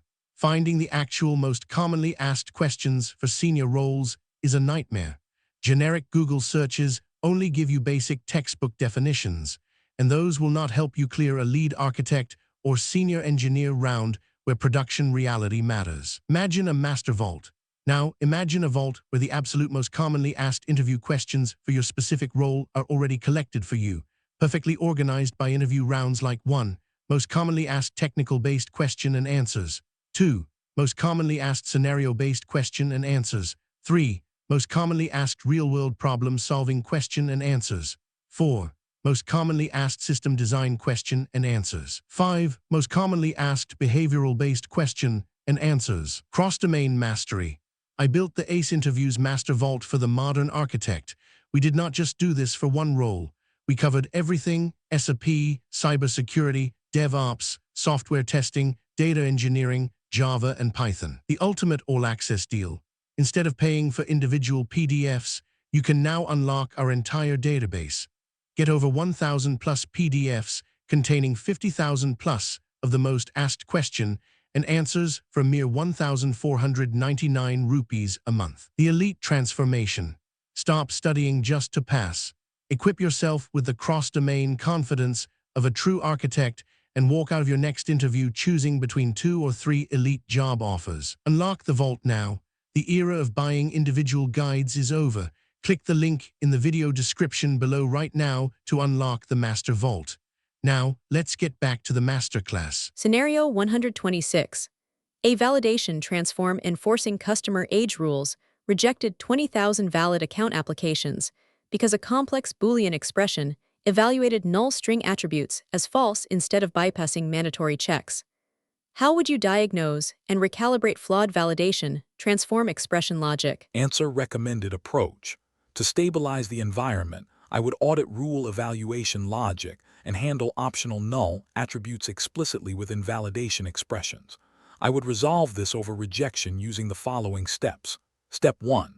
Analyze rejected record logs in the validation transform error table to isolate which specific validation rule failed. Step 2. Inspect the expression logic in Designer, verifying how Boolean operators and or handle uninitialized null attributes during rule evaluation. Step 3. Refactor the validation expression using is underscore not underscore null and explicit if then else checks to ensure optional fields evaluate safely without triggering false rejections. Step 4. Verify reprocessed row counts, pass or fail ratios, total execution duration, and downstream reporting alignment against production baselines. Pro tip: Senior Engineer tip. In BODS validation transforms, Boolean expressions that encounter null values evaluate to unknown or false, rejecting valid rows. Always wrap optional attributes in is underscore not underscore null checks inside validation rules. Scenario 127. A case transform routing transactions into 5 regional processing branches caused 90% of data to flow down a single North America stream, bottlenecking one job server worker thread while others remained idle. What performance tuning techniques would you use to balance execution workload across case transform branches? Answer: recommended approach. My initial priority would be to evaluate branch execution parallelism and sub-partition heavy data streams. I would resolve this workload imbalance using the following steps. Step 1. Analyze the case transform expression hierarchy and row count distribution across output branches in the monitor log. Step 2. Subdivide the high-volume North America branch in the case transform into balanced sub-branches, for example, by state or postal range to distribute processing volume. Step 3. Configure row-by-row or parallel dataflow settings in parent workflow properties to ensure separate CPU worker threads process output branches concurrently. Step 4. Benchmark thread CPU utilization, row processing throughput, total execution time, and downstream report reconciliation against production baselines. Pro tip: Senior Engineer tip. The case transform evaluates expressions sequentially for each row. When one output branch handles the vast majority of volume, split that branch into subcases to enable parallel thread execution across job server CPU cores. Scenario 128. Pivoting 20 million monthly sales metric rows into quarterly columns crashed the BODS dataflow with out-of-memory in pivot transform errors, bringing down parallel batch executions. What steps would you follow to optimize pivot and reverse pivot memory consumption during high-volume transformations? Answer: recommended approach. I would approach this memory exhaustion by offloading sorting requirements and configuring pageable cache settings. I would optimize pivot performance using the following steps. Step 1. Analyze the pivot or reverse pivot transform configuration to verify whether input records are sorted by pivot key columns before transform execution. Step 2. Enable the input is sorted option in pivot transform properties, ensuring an upstream query transform or database query delivers pre-sorted data. Step 3. Transition data flow cache properties from in-memory to pageable cache if dataset volume exceeds available physical RAM. Step 4. Verify job server RAM usage during execution, row processing throughput, total runtime, and downstream reconciliation metrics against production baselines. Pro tip: Senior Engineer tip. Supplying pre-sorted input can significantly reduce the working memory required by pivot operations. Because the transform can process groups more efficiently, instead of maintaining larger intermediate structures. Scenario 129. Using a row generation transform to construct a 10-year date dimension, created 3,650 duplicate date keys because start or end row generation parameters were hard-coded and re-executed daily without boundary checks. How would you troubleshoot and correct sequence boundary errors in row generation transforms? Answer: recommended approach. To stabilize the environment, I would parameterize row generation bounds and enforce pre-execution boundary checks against the target table. I would resolve this date generation error using the following steps. Step 1. Inspect row generation, transform properties in Designer to review hard-coded row start count and row end count parameters. Step 2. Parameterize generation bounds using global variables $GV_ start _ count, $GV_ end_ count calculated dynamically from target table max dates via a preload script. Step 3. Implement a table comparison, or is _ null lookup check downstream of row generation to filter out date surrogate keys that already exist in the target dimension. Step 4. Validate target row counts, date sequence continuity, total execution duration, and downstream reporting alignment against production baselines. Pro tip: Senior Engineer tip. Never hardcode row counts in row generation transforms for dimensions. Pass dynamic start and end parameters via global variables to ensure row generation produces only missing sequence ranges. Scenario 130. Two parallel data flows using key generation against the same customer dimension target generated identical surrogate key values, for example, both assigned key 5001, resulting in primary key unique constraint failures. What steps would you take to eliminate surrogate key collisions in key generation transforms during concurrent loads? Answer: recommended approach. In a production environment, I would first enforce key generator table lock synchronization or centralized surrogate key generation. I would resolve this key collision using the following steps. Step 1. Inspect the key generation transform properties across both parallel data flows to verify the target table name and key column assignment. Step 2. Audit database maximum surrogate key values max of customer_key to verify if the in-memory key generator cache was out of sync with the target database table. Step 3. Re-architect execution workflows to run key generation steps sequentially or replace key generation transforms with native database auto-increment or sequence object sequence.nextVal. Step 4.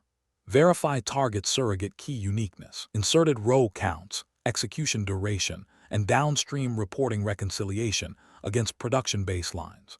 Pro tip: Senior Engineer tip. Concurrent surrogate key generation requires centralized coordination.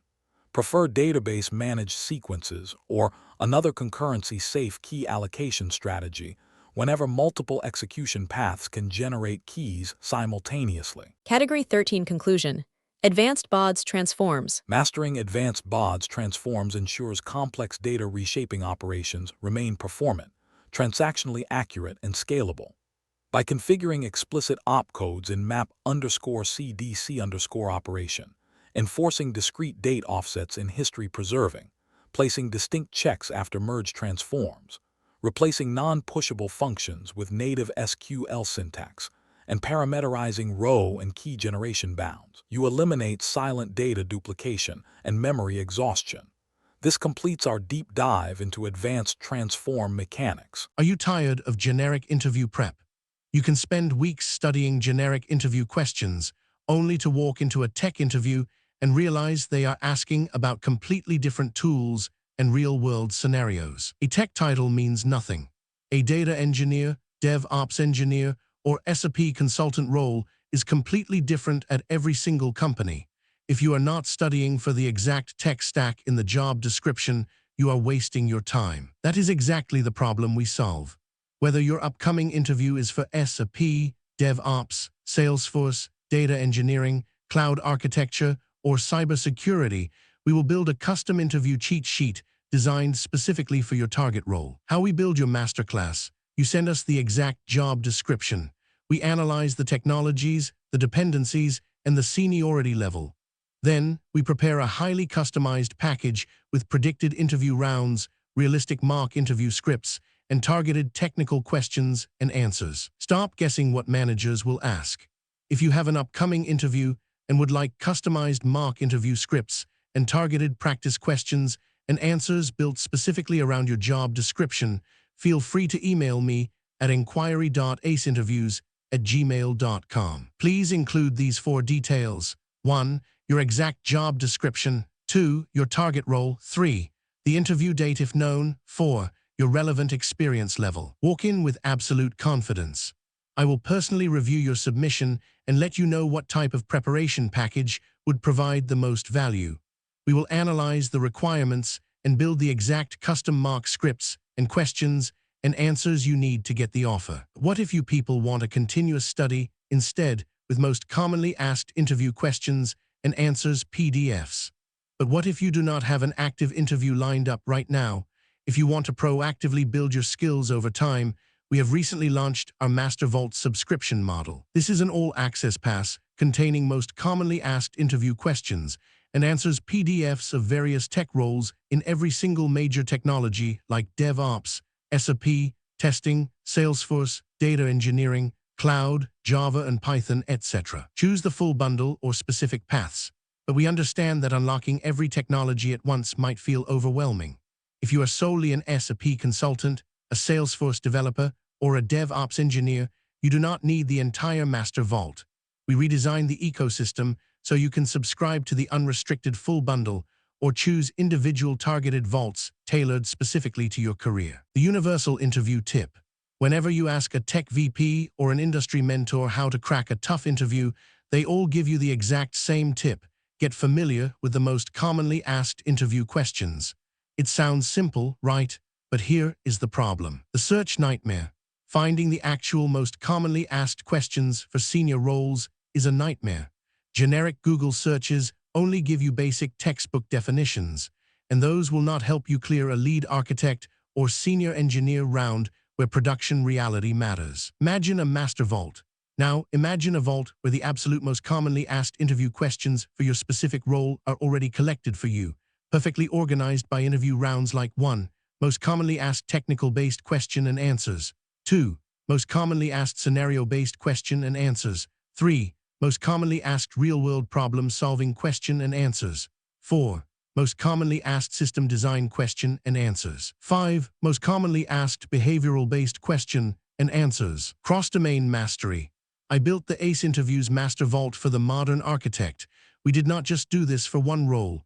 We covered everything: SAP, cybersecurity, DevOps, software testing, data engineering, Java, and Python. The ultimate all-access deal.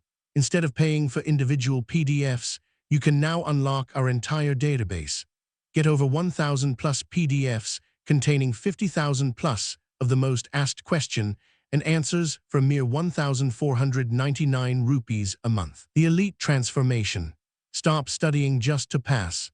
Equip yourself with the cross-domain confidence of a true architect and walk out of your next interview choosing between 2 or 3 elite job offers. Unlock the vault now. The era of buying individual guides is over. Click the link in the video description below right now to unlock the Master Vault.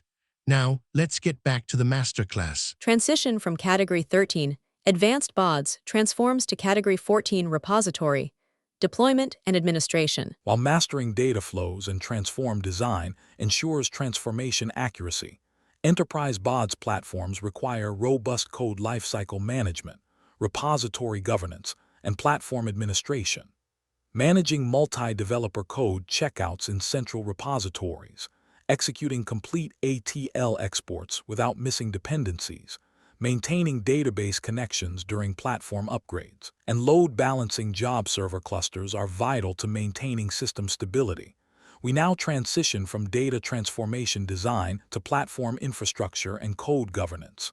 Category 14, Repository, Deployment and Administration. Category 14, Repository, Deployment and Administration. Category 14 deep dives into central repository governance, code migration transports, repository database administration, and server cluster management in SAP BODS. In enterprise environments, overlapping developer checkouts, incomplete ETL transport dependencies, repository metadata corruption after patch upgrades, job server database connectivity loss, and unbalanced server group load distributions can stall release cycles or crash production environments. This category equips you to enforce checkout governance, manage ATL deployments, repair repository schemas, and optimize server group clusters. Category 14. Administration and Deployment Scenarios 131 to 140. Here are the 10 real-world administration and deployment scenarios we will solve in this category. Scenario 131. Resolving central repository code conflicts and lock overlaps across parallel developers. Scenario 132. Ensuring complete object dependency inclusion during ATL file exports and imports.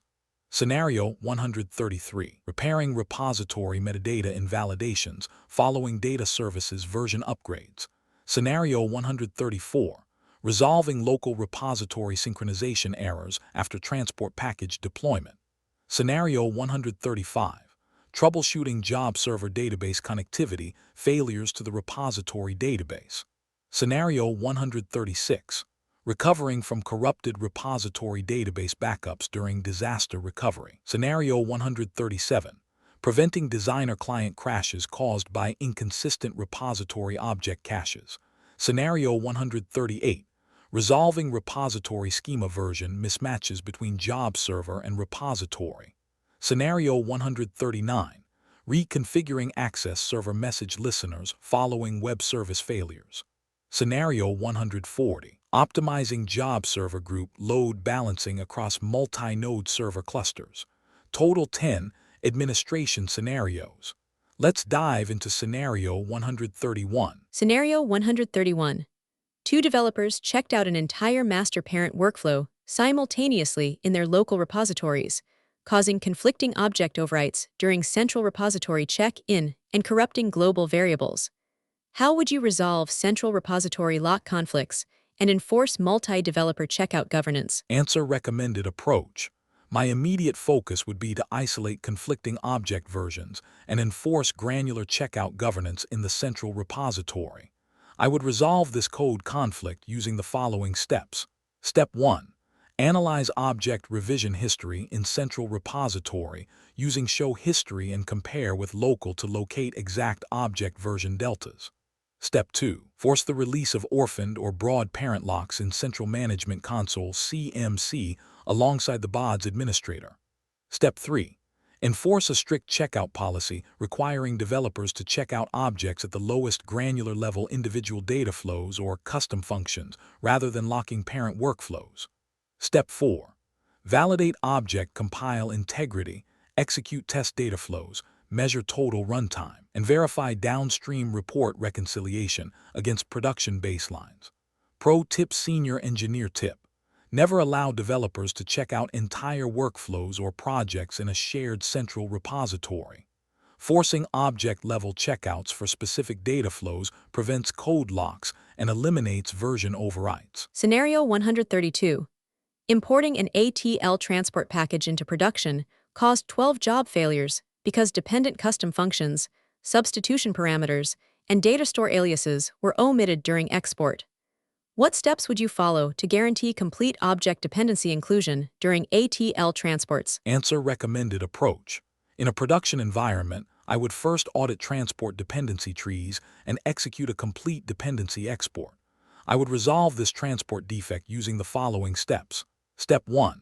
Inspect job error logs in Designer to identify missing dependent objects such as unimported custom functions or data store connection aliases. Step 2. Audit the export configuration in the source local repository, ensuring export dependence or export with global variables option is selected in Designer. Step 3. Re-export the verified ATL package from QA, explicitly including all required custom functions, substitution parameters, and data stores. Step 4. Verify target job compilation in Production Designer, checking row counts, total execution duration, and downstream reconciliation metrics against production baselines. Pro tip: Senior Engineer tip. When exporting ATL code packages, always check export dependence in Designer. Skipping dependency exports leaves behind custom functions and global variables, breaking jobs upon target environment import. Scenario 133. Upgrading SAP Data Services from version 4.2 to 4.3 invalidated 150 repository dataflow objects, causing job server compilation errors and preventing batch dispatches. What strategy would you use to repair invalidated repository object metadata following a data services upgrade? Answer: recommended approach. To stabilize the environment, I would address this metadata invalidation by executing a systematic repository upgrade and object recompilation pass. In SAP BODS, upgrading job server software without updating underlying local repository database schemas creates version mismatches between the execution engine and cached metadata. To resolve this, I would first back up the local repository database instance alongside DBAs. Second, I would launch Data Services Repository Manager and execute the upgrade repository utility on the local repository schema to align internal metadata tables like AL_version with the new software release version. Third, I would open Designer, execute a validate all pass across all projects, and resave dependent objects to update compiled execution plans. Finally, I would execute test batch runs and validate job execution response times, row counts, total runtime duration, and downstream report reconciliation against historical production baselines before releasing the server. Pro tip: Senior Engineer tip. Always run Data Services Repository Manager to upgrade repository schemas immediately after installing a software patch or version upgrade. Running jobs against an unupgraded repository causes silent metadata corruption. Scenario 134. Importing a large project ETL file hung midway due to a database network timeout, leaving the local repository in a locked, partially updated state where objects failed to open in Designer. How would you troubleshoot and restore local repository synchronization following transport failures? Answer: recommended approach. My immediate focus would be to clear temporary lock flags and resync the local repository with a clean transport export. I would restore repository sync using the following steps. Step 1.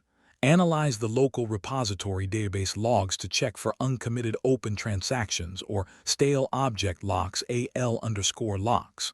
Step 2. Clear stale lock entries in the repository database or re-get clean object code from the central repository. Step 3. Re-import the validated ETL transport package after confirming stable database network connectivity. Step 4. Validate object opening and compilation in Designer, checking test run row counts, total execution duration, and downstream report reconciliation against production baselines. Pro tip: Senior Engineer tip. If an ETL import is interrupted, never continue developing in that local repository. Clear stale lock tables AL_locks or sync fresh code from central repository to prevent corrupted object definitions from propagating. Scenario 135. Following a database password rotation policy update, the BODS job server service failed to initialize, throwing cannot connect to repository database system _repo error on startup. What steps would you take to diagnose and resolve job server to repository database connection failures? Answer: recommended approach. In a production environment, I would first verify database client configuration files and update encrypted repository passwords in Data Services Server Manager. I would resolve this connectivity failure using the following steps. Step 1. Inspect the job server startup log server config.log to confirm whether the connection failed due to invalid credentials, TNS resolution errors, or network port blocking. Step 2. Execute Data Services Server Manager utility on the job server host to update and re-encrypt the repository database password. Step 3. Verify database client configuration files tnsnames.ora, odbc.ini, or dsconfig.txt to confirm database service name and port alignment. Step 4.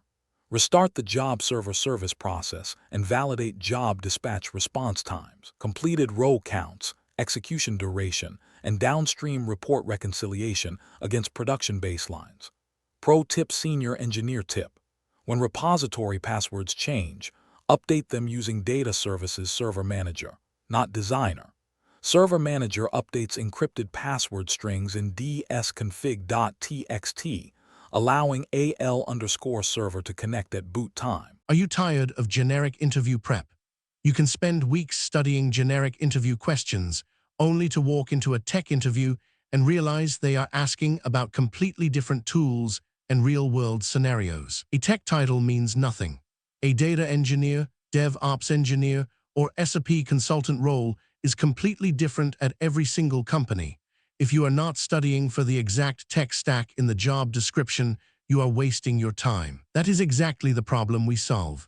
Whether your upcoming interview is for SAP, DevOps, Salesforce, data engineering, cloud architecture, or cybersecurity, we will build a custom interview cheat sheet designed specifically for your target role. How we build your masterclass: you send us the exact job description.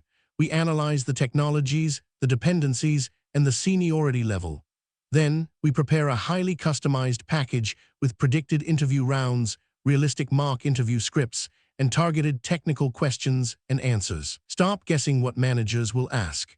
If you have an upcoming interview and would like customized mock interview scripts and targeted practice questions and answers built specifically around your job description, feel free to email me at inquiry.aceinterviews@gmail.com. Please include these 4 details. 1. Your exact job description. 2. Your target role. 3. The interview date if known. 4. Your relevant experience level. Walk in with absolute confidence. I will personally review your submission and let you know what type of preparation package would provide the most value. We will analyze the requirements and build the exact custom mock scripts and questions and answers you need to get the offer. What if you people want a continuous study instead, with most commonly asked interview questions and answers PDFs? But what if you do not have an active interview lined up right now? If you want to proactively build your skills over time, we have recently launched our Master Vault subscription model. This is an all-access pass containing most commonly asked interview questions and answers PDFs of various tech roles in every single major technology like DevOps, SAP, testing, Salesforce, data engineering, cloud, Java and Python, etc. Choose the full bundle or specific paths, but we understand that unlocking every technology at once might feel overwhelming. If you are solely an SAP consultant, a Salesforce developer, or a DevOps engineer, you do not need the entire Master Vault. We redesigned the ecosystem so you can subscribe to the unrestricted full bundle or choose individual targeted vaults tailored specifically to your career. The universal interview tip. Whenever you ask a tech VP or an industry mentor how to crack a tough interview, they all give you the exact same tip: get familiar with the most commonly asked interview questions. It sounds simple, right? But here is the problem. The search nightmare. Finding the actual most commonly asked questions for senior roles is a nightmare. Generic Google searches only give you basic textbook definitions, and those will not help you clear a lead architect or senior engineer round where production reality matters. Imagine a master vault. Now, imagine a vault where the absolute most commonly asked interview questions for your specific role are already collected for you, perfectly organized by interview rounds like 1. Most commonly asked technical-based question and answers. 2. Most commonly asked scenario-based question and answers. 3. Most commonly asked real-world problem-solving question and answers. 4. Most commonly asked system design question and answers. 5. Most commonly asked behavioral-based question and answers. Cross-domain mastery. I built the ACE Interviews Master Vault for the modern architect. We did not just do this for one role. We covered everything: SAP, cybersecurity, DevOps, software testing, data engineering, Java, and Python. The ultimate all-access deal. Instead of paying for individual PDFs, you can now unlock our entire database. Get over 1,000 plus PDFs containing 50,000 plus of the most asked question and answers for mere 1,499 rupees a month. The elite transformation. Stop studying just to pass. Equip yourself with the cross-domain confidence of a true architect and walk out of your next interview choosing between 2 or 3 elite job offers. Unlock the vault now. The era of buying individual guides is over. Click the link in the video description below right now to unlock the Master Vault. Now, let's get back to the masterclass. Scenario 136. A storage array crash corrupted the local repository database, and the nightly database backup file failed restoration checks, threatening to halt disaster recovery operations. How would you reconstruct a corrupted local repository during disaster recovery when backups are unreadable? Answer: recommended approach. To stabilize the environment, I would reconstruct a fresh local repository database schema and populate object definitions from the central repository. I would recover the repository using the following steps. Step 1. Create a blank target database instance and use Data Services Repository Manager to instantiate a clean, uncorrupted local repository schema. Step 2. Register the new local repository in Central Management Console (CMC) and associate it with the production job server. Step 3. Execute a get latest version operation from the central repository in Designer to restore all production workflows, data flows, and custom functions. Step 4. Validate job execution response times, row counts, total runtime duration, and downstream report reconciliation against pre-disaster production baselines. Pro tip: Senior Engineer tip. Central Repository acts as your ultimate disaster recovery insurance.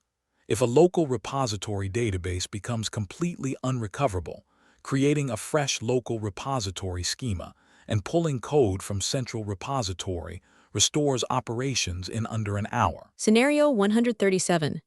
Opening a specific master data flow caused BODS Designer to crash repeatedly with access violation exception errors due to corrupted client-side metadata caching.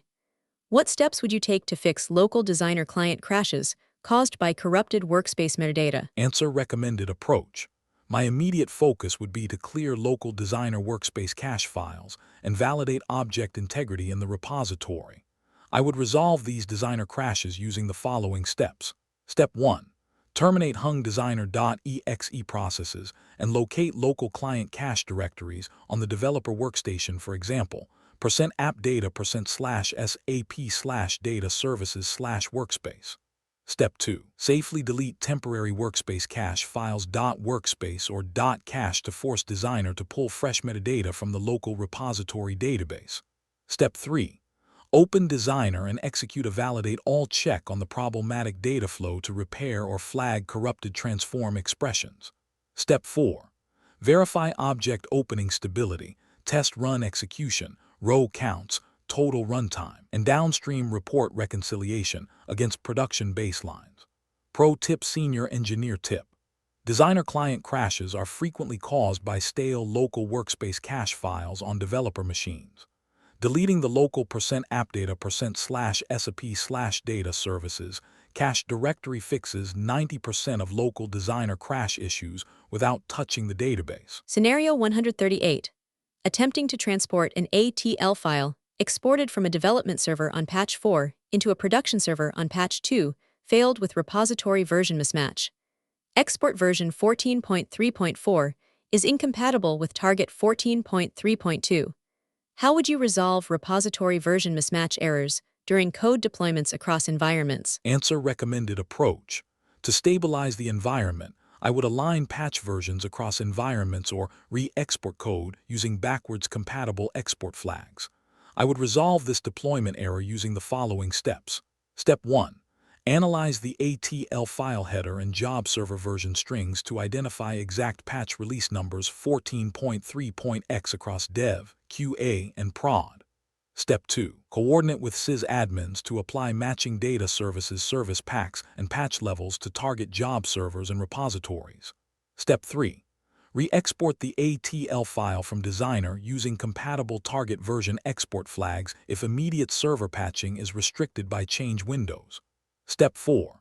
Validate transport import success in production, verifying job execution time, row counts, and downstream report reconciliation against production baselines. Pro tip: Senior Engineer tip. Never develop code in a dev environment running a higher patch version than production. Exporting ETL code from newer BODS patch releases into older target servers causes version rejection errors during transport import. Scenario 139. Following an OS network card replacement on the Access server host, Real-time web service requests failed with HTTP 500. Access server port binding failed, dropping real-time order streams. What strategy would you use to troubleshoot and repair broken access server real-time service bindings? Answer: recommended approach. I would approach this real-time service failure by auditing access server network adapter bindings and updating real-time service listener parameters in Management Console. In SAP BODS, the access server routes incoming HTTP or SOAP requests to background real-time job instances via dedicated socket ports and host IP bindings. When a network card or IP address changes, access server attempts to bind to obsolete network interfaces, causing port socket errors. To resolve this, I would first open Access Server Administrator in Management Console and inspect active adapter bindings admin.xml. Second, I would update the access server host IP address and communication port parameters, ensuring alignment with the new network interface card. Third, I would restart the access server service and re-enable real-time service interfaces. Finally, I would execute a test web service call via SOAP UI or REST client and validate message processing latency, payload row counts, total execution duration, and downstream report reconciliation against historical production baselines before releasing the listener. Pro tip: Senior Engineer tip. In Access Server Configuration, admin.xml, bind services to 0.0.0.0 or hostname aliases rather than hard-coded static IP addresses. This prevents real-time listener breaks when network adapters or server IP addresses are reconfigured. Scenario 140. A job server group containing 4 nodes sent 90% of batch jobs to Node 1, while nodes 2, 3, and 4 remained idle, causing Node 1 CPU saturation and job queuing. What performance tuning techniques would you use to rebalance execution distribution across server group nodes? Answer: recommended approach. My immediate focus would be to inspect server group metrics, verify node connectivity, and recalibrate dynamic load distribution algorithms in Management Console. I would resolve this load balancing skew using the following steps. Step 1. Analyze server group health in Management Console to verify if nodes 2, 3, and 4 exhibit network disconnects or stale ping response times. Step 2. Inspect dsconfig.txt parameters on each job server host to confirm that maximum number of jobs and memory allocation limits are identically configured across all cluster nodes. Step 3. Recalibrate the server group distribution policy, for example, transitioning from least CPU load to round-robin or resetting load metric polling thresholds in Management Console. Step 4. Benchmark batch execution distribution across all 4 nodes, verifying job server CPU or memory balance, total batch runtime, row counts, and downstream report reconciliation against production baselines. Pro tip: Senior Engineer tip. Server group load balancing relies on active metric polling. If a remote job server's response metric drops or if dsconfig.txt thread limits are misaligned, BODS routes all jobs to Node 1. Ensure node configuration parity across all cluster members. Category 14 Conclusion. Repository, Deployment, and Administration. Mastering repository management and platform administration protects the enterprise from crippling code conflicts, broken transport migrations, and job server cluster failures. By enforcing object-level checkouts, repairing metadata schemas via Repository Manager post-upgrade, clearing stale database locks, and calibrating server group distributions, you maintain a highly available, secure, and synchronized BODS architecture. This completes our deep dive into deployment and administration. Are you tired of generic interview prep? You can spend weeks studying generic interview questions, only to walk into a tech interview and realize they are asking about completely different tools and real-world scenarios. A tech title means nothing. A data engineer, DevOps engineer, or SAP consultant role is completely different at every single company. If you are not studying for the exact tech stack in the job description, you are wasting your time. That is exactly the problem we solve. Whether your upcoming interview is for SAP, DevOps, Salesforce, data engineering, cloud architecture, or cybersecurity, we will build a custom interview cheat sheet designed specifically for your target role. How we build your masterclass. you send us the exact job description. We analyze the technologies, the dependencies, and the seniority level. Then, we prepare a highly customized package with predicted interview rounds, realistic mock interview scripts, and targeted technical questions and answers. Stop guessing what managers will ask. If you have an upcoming interview and would like customized mock interview scripts and targeted practice questions and answers built specifically around your job description, feel free to email me at inquiry.aceinterviews@gmail.com. Please include these 4 details. 1. Your exact job description. 2. Your target role. 3. The interview date if known. 4. Your relevant experience level. Walk in with absolute confidence. I will personally review your submission and let you know what type of preparation package would provide the most value. We will analyze the requirements and build the exact custom mock scripts and questions and answers you need to get the offer. What if you people want a continuous study instead with most commonly asked interview questions and answers PDFs? But what if you do not have an active interview lined up right now? If you want to proactively build your skills over time, we have recently launched our Master Vault subscription model. This is an all-access pass containing most commonly asked interview questions and answers PDFs of various tech roles in every single major technology like DevOps, SAP, testing, Salesforce, data engineering, cloud, Java and Python, etc. Choose the full bundle or specific paths, but we understand that unlocking every technology at once might feel overwhelming. If you are solely an SAP consultant, a Salesforce developer, or a DevOps engineer, you do not need the entire Master Vault. We redesigned the ecosystem so you can subscribe to the unrestricted full bundle or choose individual targeted vaults tailored specifically to your career. The universal interview tip. Whenever you ask a tech VP or an industry mentor how to crack a tough interview, they all give you the exact same tip. Get familiar with the most commonly asked interview questions. It sounds simple, right? But here is the problem. The search nightmare. Finding the actual most commonly asked questions for senior roles is a nightmare. Generic Google searches only give you basic textbook definitions, and those will not help you clear a lead architect or senior engineer round where production reality matters. Imagine a master vault. Now, imagine a vault where the absolute most commonly asked interview questions for your specific role are already collected for you, perfectly organized by interview rounds like 1. Most commonly asked technical-based question and answers. 2. Most commonly asked scenario-based question and answers. 3. Most commonly asked real-world problem-solving question and answers. 4. Most commonly asked system design question and answers. 5. Most commonly asked behavioral-based question and answers. Cross-domain mastery. I built the ACE Interviews Master Vault for the modern architect. We did not just do this for one role. We covered everything: SAP, cybersecurity, DevOps, software testing, data engineering, Java, and Python. The ultimate all-access deal. Instead of paying for individual PDFs, you can now unlock our entire database. Get over 1,000 plus PDFs containing 50,000 plus of the most asked question and answers for a mere 1,499 rupees a month. The elite transformation. Stop studying just to pass. Equip yourself with the cross-domain confidence of a true architect and walk out of your next interview choosing between 2 or 3 elite job offers. Unlock the vault now. The era of buying individual guides is over. Click the link in the video description below right now to unlock the Master Vault.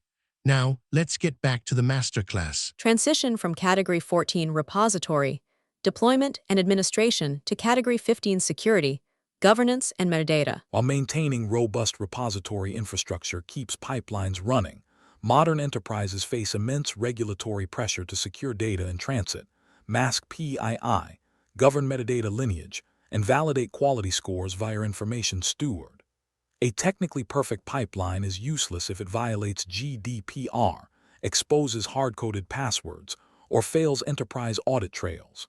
We now transition to our final, highly critical tier of enterprise architecture, Category 15, Security, Governance, and Metadata. Category 15, Security, Governance, and Metadata. Category 15 deep dives into enterprise data security, GDPR compliance, SAP information steward integration, and metadata lineage auditing in SAP BODS.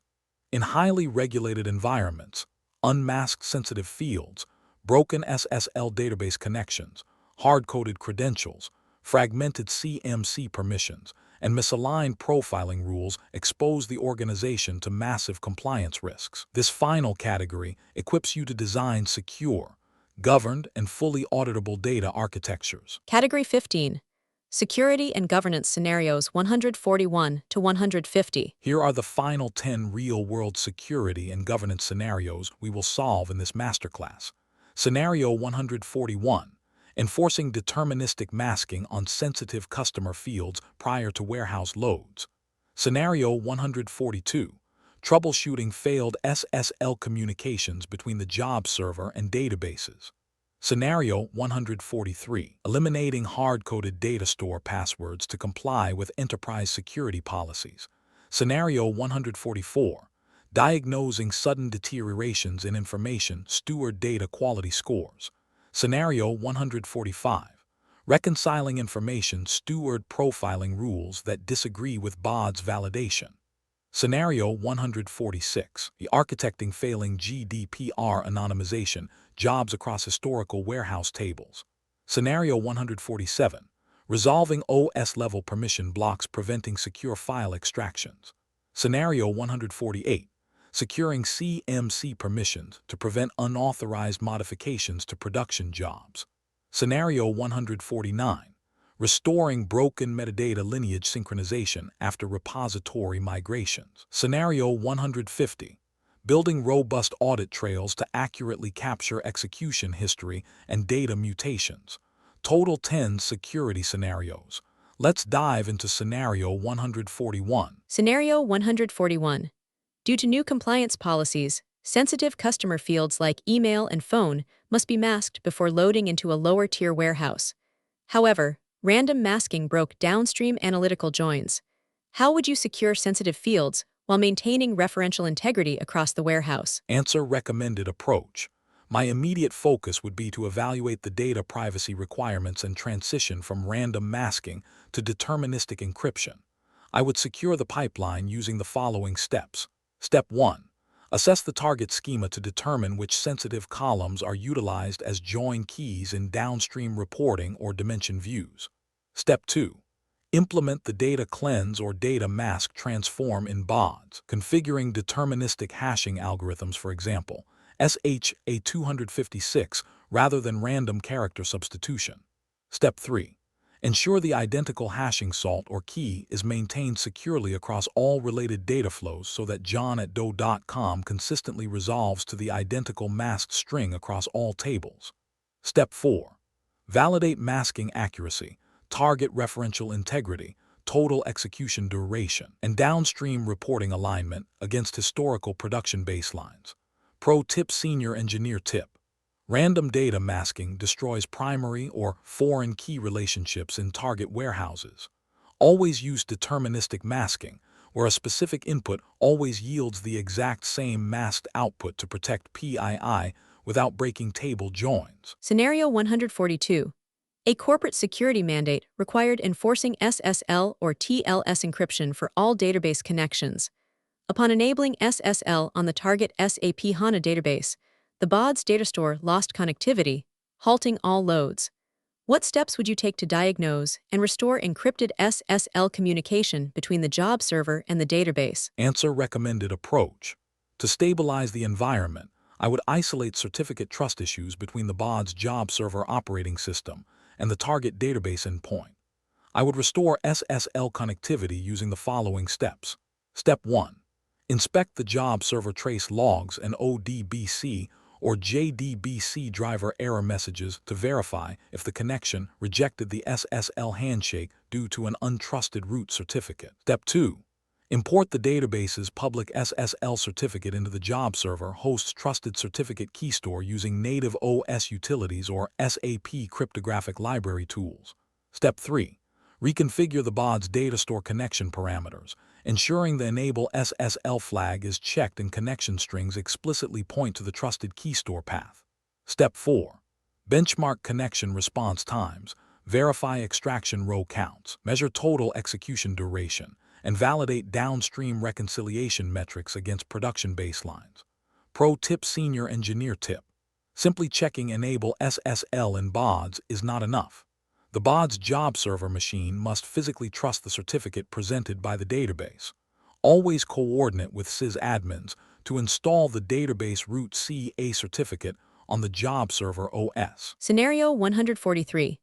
An external security audit flagged multiple BODS data stores because database passwords were saved directly within Designer, violating enterprise credential rotation policies.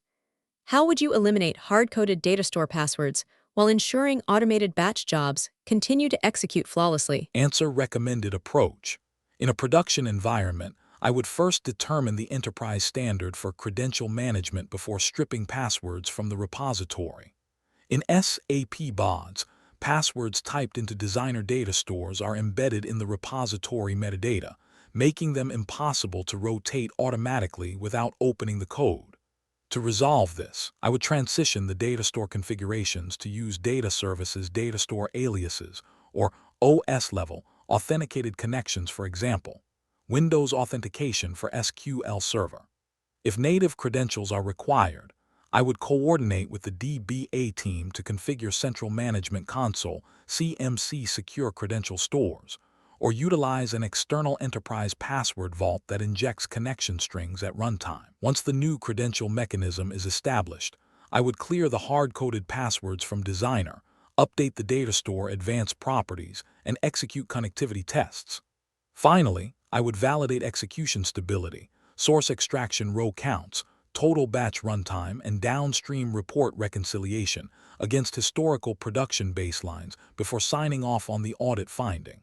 Pro tip: Senior Engineer tip. To comply with strict InfoSec policies, configure your BODS database connections to use OS-level authentication integrated security.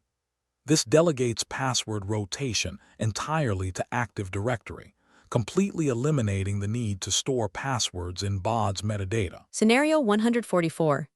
A daily information steward dashboard showed data quality accuracy scores for a critical financial table dropping from 98% to 74% over 3 days, triggering an executive alert.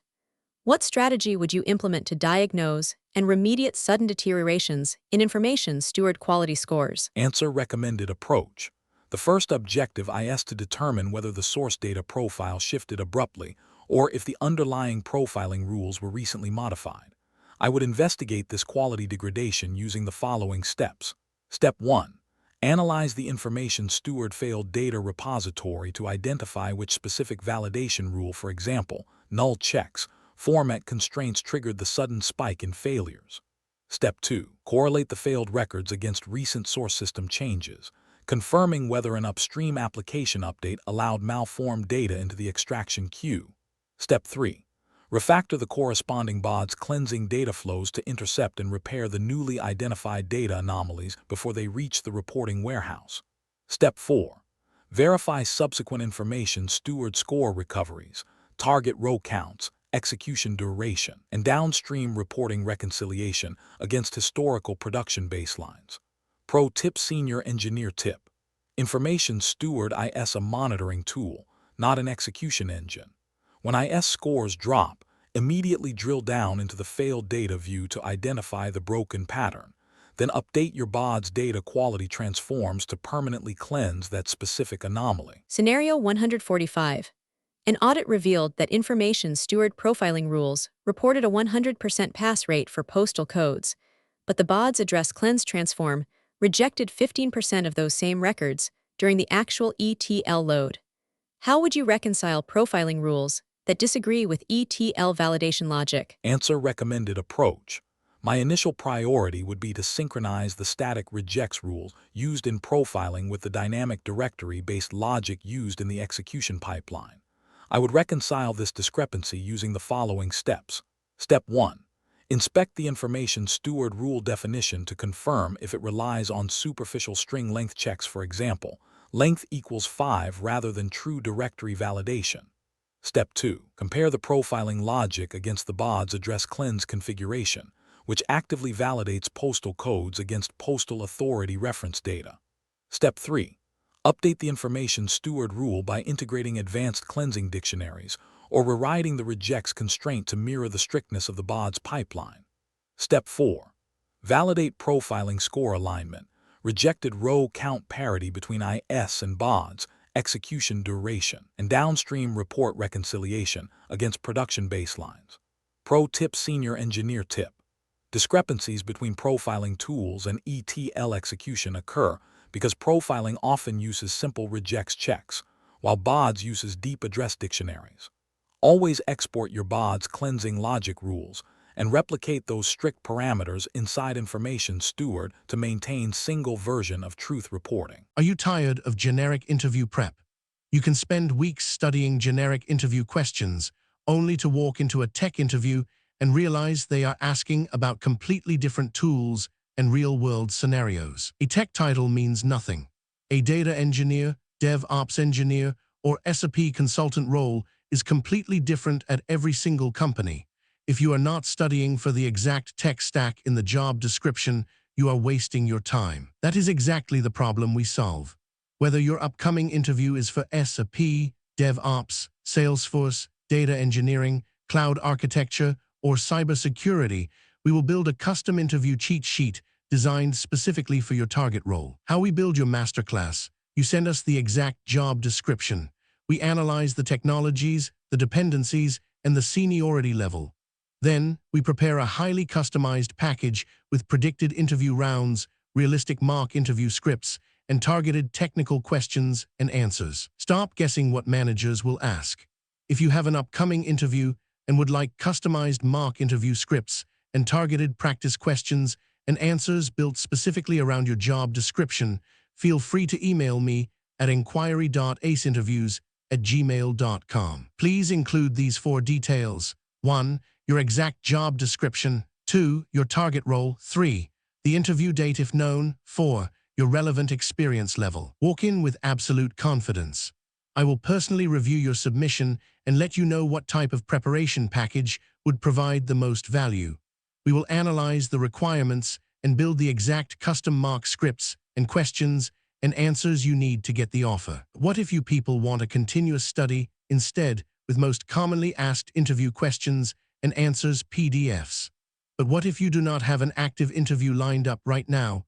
If you want to proactively build your skills over time, we have recently launched our Master Vault subscription model. This is an all-access pass containing most commonly asked interview questions and answers PDFs of various tech roles in every single major technology like DevOps, SAP, testing, Salesforce, data engineering, cloud, Java and Python, etc. Choose the full bundle or specific paths, but we understand that unlocking every technology at once might feel overwhelming.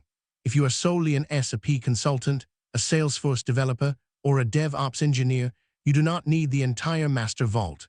We redesigned the ecosystem so you can subscribe to the unrestricted full bundle or choose individual targeted vaults tailored specifically to your career. The universal interview tip. Whenever you ask a tech VP or an industry mentor how to crack a tough interview, they all give you the exact same tip: get familiar with the most commonly asked interview questions. It sounds simple, right? But here is the problem. The search nightmare. Finding the actual most commonly asked questions for senior roles is a nightmare. Generic Google searches only give you basic textbook definitions, and those will not help you clear a lead architect or senior engineer round where production reality matters. Imagine a master vault. Now, imagine a vault where the absolute most commonly asked interview questions for your specific role are already collected for you, perfectly organized by interview rounds like 1. Most commonly asked technical-based question and answers. 2. Most commonly asked scenario-based question and answers. 3. Most commonly asked real-world problem-solving question and answers. 4. Most commonly asked system design question and answers. 5. Most commonly asked behavioral-based question and answers. Cross-domain mastery. I built the ACE Interviews Master Vault for the modern architect. We did not just do this for one role. We covered everything: SAP, cybersecurity, DevOps, software testing, data engineering, Java, and Python. The ultimate all-access deal. Instead of paying for individual PDFs, you can now unlock our entire database.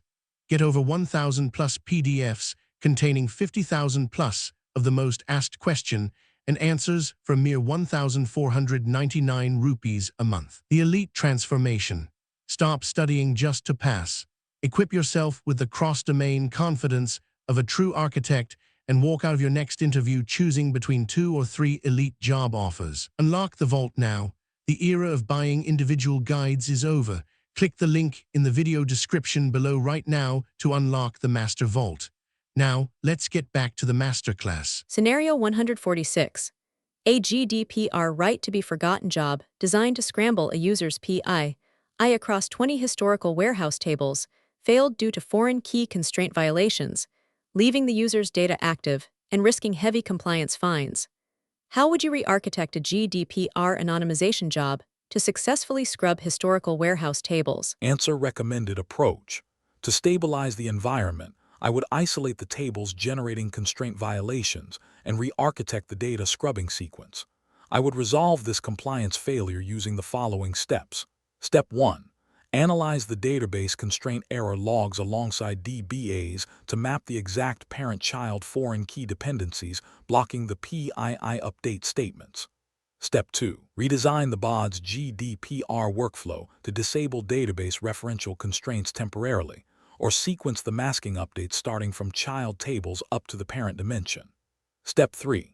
Replace hard deletes with deterministic PII scrambling, updating names to GDPR_redacted to satisfy privacy laws without orphancing historical sales fact records.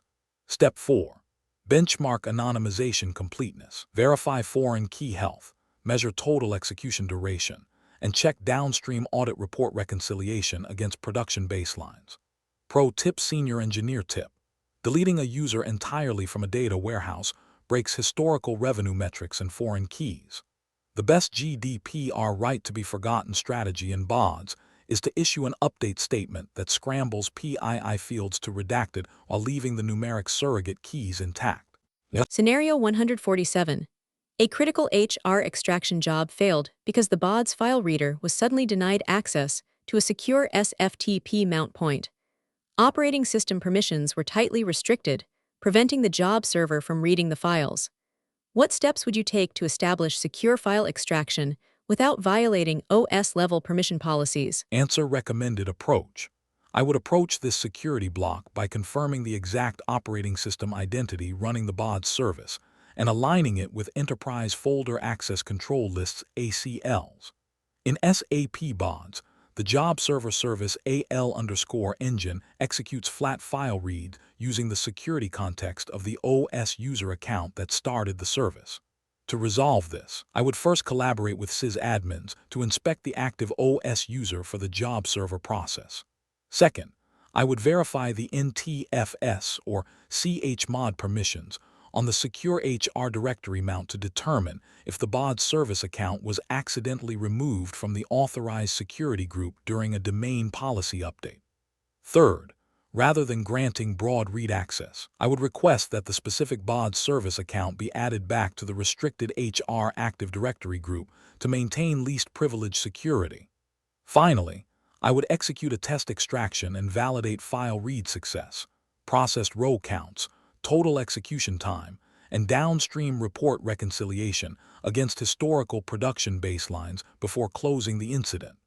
Pro tip: senior engineer tip. Never run the BODS job server service as a generic local system or root user.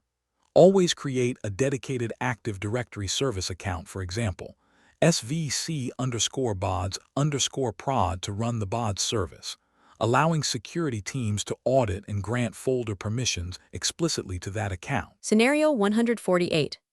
A routine audit discovered that junior developers possess the ability to check out and modify code directly in the production central repository, posing a massive risk of unsanctioned code execution. How would you configure CMC permissions to prevent unauthorized modifications to production jobs? Answer: recommended approach.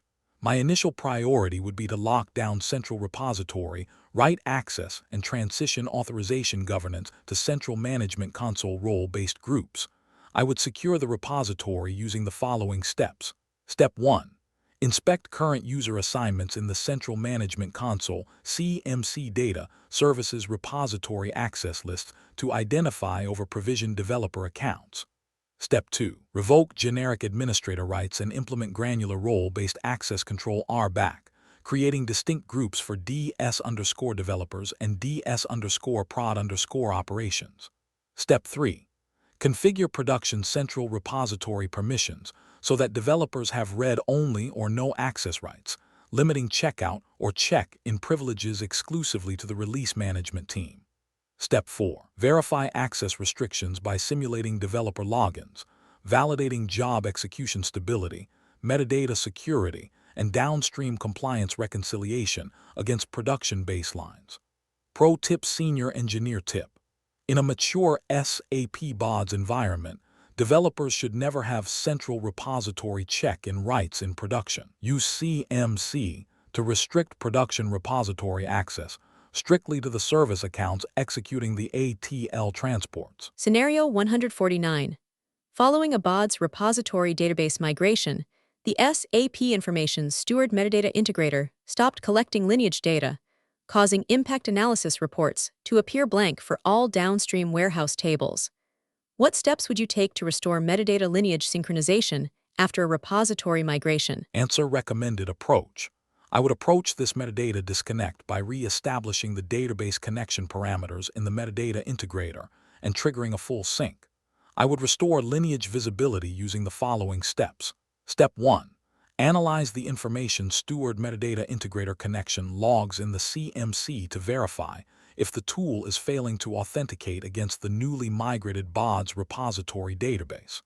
Step 2. Update the target database connection string, IP address, and encrypted credentials in the metadata integrator configuration to point to the new repository host. Step 3.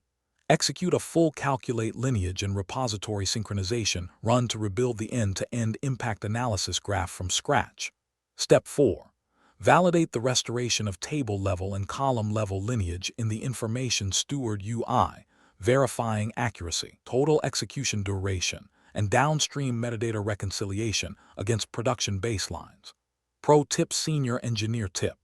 When migrating BODS repository databases to new servers, the Information Steward Metadata Integrator connection breaks silently. Always update the integrator connection settings in CMC and run a full sync immediately after repository migrations. Scenario 150. A financial regulator mandated that all ETL data flows modifying the general ledger must produce an unalterable audit trail logging exactly who ran the job, the execution timestamp, and the exact count of modified rows. How would you build a compliant audit trail to accurately capture execution history and data modifications? Answer: recommended approach. The first objective is to combine native BODS data flow audit features with robust script-driven metadata logging to satisfy regulatory compliance. I would build this audit trail using the following steps. Step 1. Inspect the critical general ledger data flows and enable the native audit property, defining explicit rules to capture source, target, and reject row counts automatically. Step 2. Configure a preload initialization script to capture system variables $GV_job_name, system_user_name, and sysdate representing execution context. Step 3. Implement a post-load catch or success script that writes these system variables alongside the internal audit counts into a secure, write-only database audit ledger table. Step 4. Validate audit log completeness. Verify user and timestamp accuracy, measure execution duration, and confirm downstream financial reconciliation metrics against historical production baselines. Pro tip: Senior Engineer tip. Regulators do not accept text-based trace logs as financial audit trails because they can be deleted. Extracting built-in audit metrics and system_user_name into a secure, encrypted database ledger table ensures your BODS pipelines pass strict SOX compliance audits. Category 15 Conclusion. Security, governance, and metadata. Mastering enterprise security, GDPR compliance, and metadata governance elevates you from a developer to a true data architect. By enforcing deterministic PII masking, securing database SSL certificates, synchronizing information steward profiling rules, and building immutable audit ledgers, you guarantee that your data pipelines are not only performant, but fully compliant and secure. This completes Category 15, our final tier of SAP BODS architecture. Conclusion. The 150 Scenario Roadmap. Congratulations on completing the 150 Scenario SAP BODS Masterclass. Over the course of these 15 categories, we have transitioned from foundational delta extraction mechanics to advanced performance engineering, failure recovery, and strict enterprise security governance. You now possess the investigative mindset, the vocabulary, and the exact architectural approaches required to walk into any senior developer, lead, or architect interview and demonstrate undeniable production-grade expertise.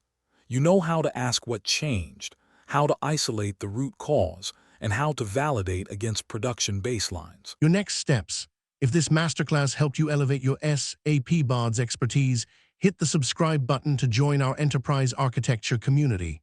Leave a comment below telling me the toughest SAP BODS interview question you have ever faced, and I will answer it. Stay resilient, keep building, and I will see you in the next masterclass. Are you tired of generic interview prep? You can spend weeks studying generic interview questions, only to walk into a tech interview and realize they are asking about completely different tools and real-world scenarios. A tech title means nothing. A data engineer, DevOps engineer, or SAP consultant role is completely different at every single company. If you are not studying for the exact tech stack in the job description, you are wasting your time. That is exactly the problem we solve. Whether your upcoming interview is for SAP, DevOps, Salesforce, data engineering, cloud architecture, or cybersecurity, we will build a custom interview cheat sheet designed specifically for your target role. How we build your masterclass. You send us the exact job description. We analyze the technologies, the dependencies, and the seniority level. Then, we prepare a highly customized package with predicted interview rounds, realistic mock interview scripts, and targeted technical questions and answers. Stop guessing what managers will ask. If you have an upcoming interview and would like customized mock interview scripts and targeted practice questions and answers built specifically around your job description, feel free to email me at inquiry.aceinterviews@gmail.com. Please include these 4 details. 1. Your exact job description. 2. Your target role. 3. The interview date if known. 4. Your relevant experience level. Walk in with absolute confidence. I will personally review your submission and let you know what type of preparation package would provide the most value. We will analyze the requirements and build the exact custom mock scripts and questions and answers you need to get the offer. What if you people want a continuous study instead, with most commonly asked interview questions and answers PDFs? But what if you do not have an active interview lined up right now? If you want to proactively build your skills over time, we have recently launched our Master Vault subscription model. This is an all-access pass containing most commonly asked interview questions and answers PDFs of various tech roles in every single major technology like DevOps, SAP, testing, Salesforce, data engineering, cloud, Java and Python, etc. Choose the full bundle or specific paths, but we understand that unlocking every technology at once might feel overwhelming. If you are solely an SAP consultant, a Salesforce developer, or a DevOps engineer, you do not need the entire Master Vault. We redesigned the ecosystem so you can subscribe to the unrestricted full bundle or choose individual targeted vaults tailored specifically to your career. The universal interview tip. Whenever you ask a tech VP or an industry mentor how to crack a tough interview, they all give you the exact same tip. Get familiar with the most commonly asked interview questions. It sounds simple, right? But here is the problem. The search nightmare. Finding the actual most commonly asked questions for senior roles is a nightmare. Generic Google searches only give you basic textbook definitions, and those will not help you clear a lead architect or senior engineer round where production reality matters. Imagine a master vault. Now, imagine a vault where the absolute most commonly asked interview questions for your specific role are already collected for you, perfectly organized by interview rounds like 1. Most commonly asked technical-based question and answers. 2. Most commonly asked scenario-based question and answers. 3. Most commonly asked real-world problem-solving question and answers. 4. Most commonly asked system design question and answers. 5. Most commonly asked behavioral-based question and answers. Cross-domain mastery. I built the ACE Interviews Master Vault for the modern architect. We did not just do this for one role. We covered everything: SAP, cybersecurity, DevOps, software testing, data engineering, Java, and Python. The ultimate all-access deal. Instead of paying for individual PDFs, you can now unlock our entire database. Get over 1,000 plus PDFs containing 50,000 plus of the most asked question and answers for a mere 1,499 rupees a month. The elite transformation. Stop studying just to pass. Equip yourself with the cross-domain confidence of a true architect and walk out of your next interview choosing between 2 or 3 elite job offers. Unlock the vault now. The era of buying individual guides is over. Click the link in the video description below right now to unlock the Master Vault. Now, let's get back to the masterclass. For more exciting tips, tricks, and more importantly, for valuable insights of interviews, please share, like, and subscribe to my channel. It has a lot of valuable information about various insights of interviews. It has a wide range of real-world portfolio projects of various technologies for interviews, and it has wide range of most asked interview questions and answers of various technologies like data science, SAP, AWS, DevOps, and full-stack web development, and more. That will be useful during interviews. It has a wide range of most asked interview questions and answers and real-world portfolio projects of various technologies for freshers, for 2 to 3 years, experienced candidates, and for 5 or above years, experienced candidates to test their skills by knowing most asked interview questions and make themselves ready for interviews.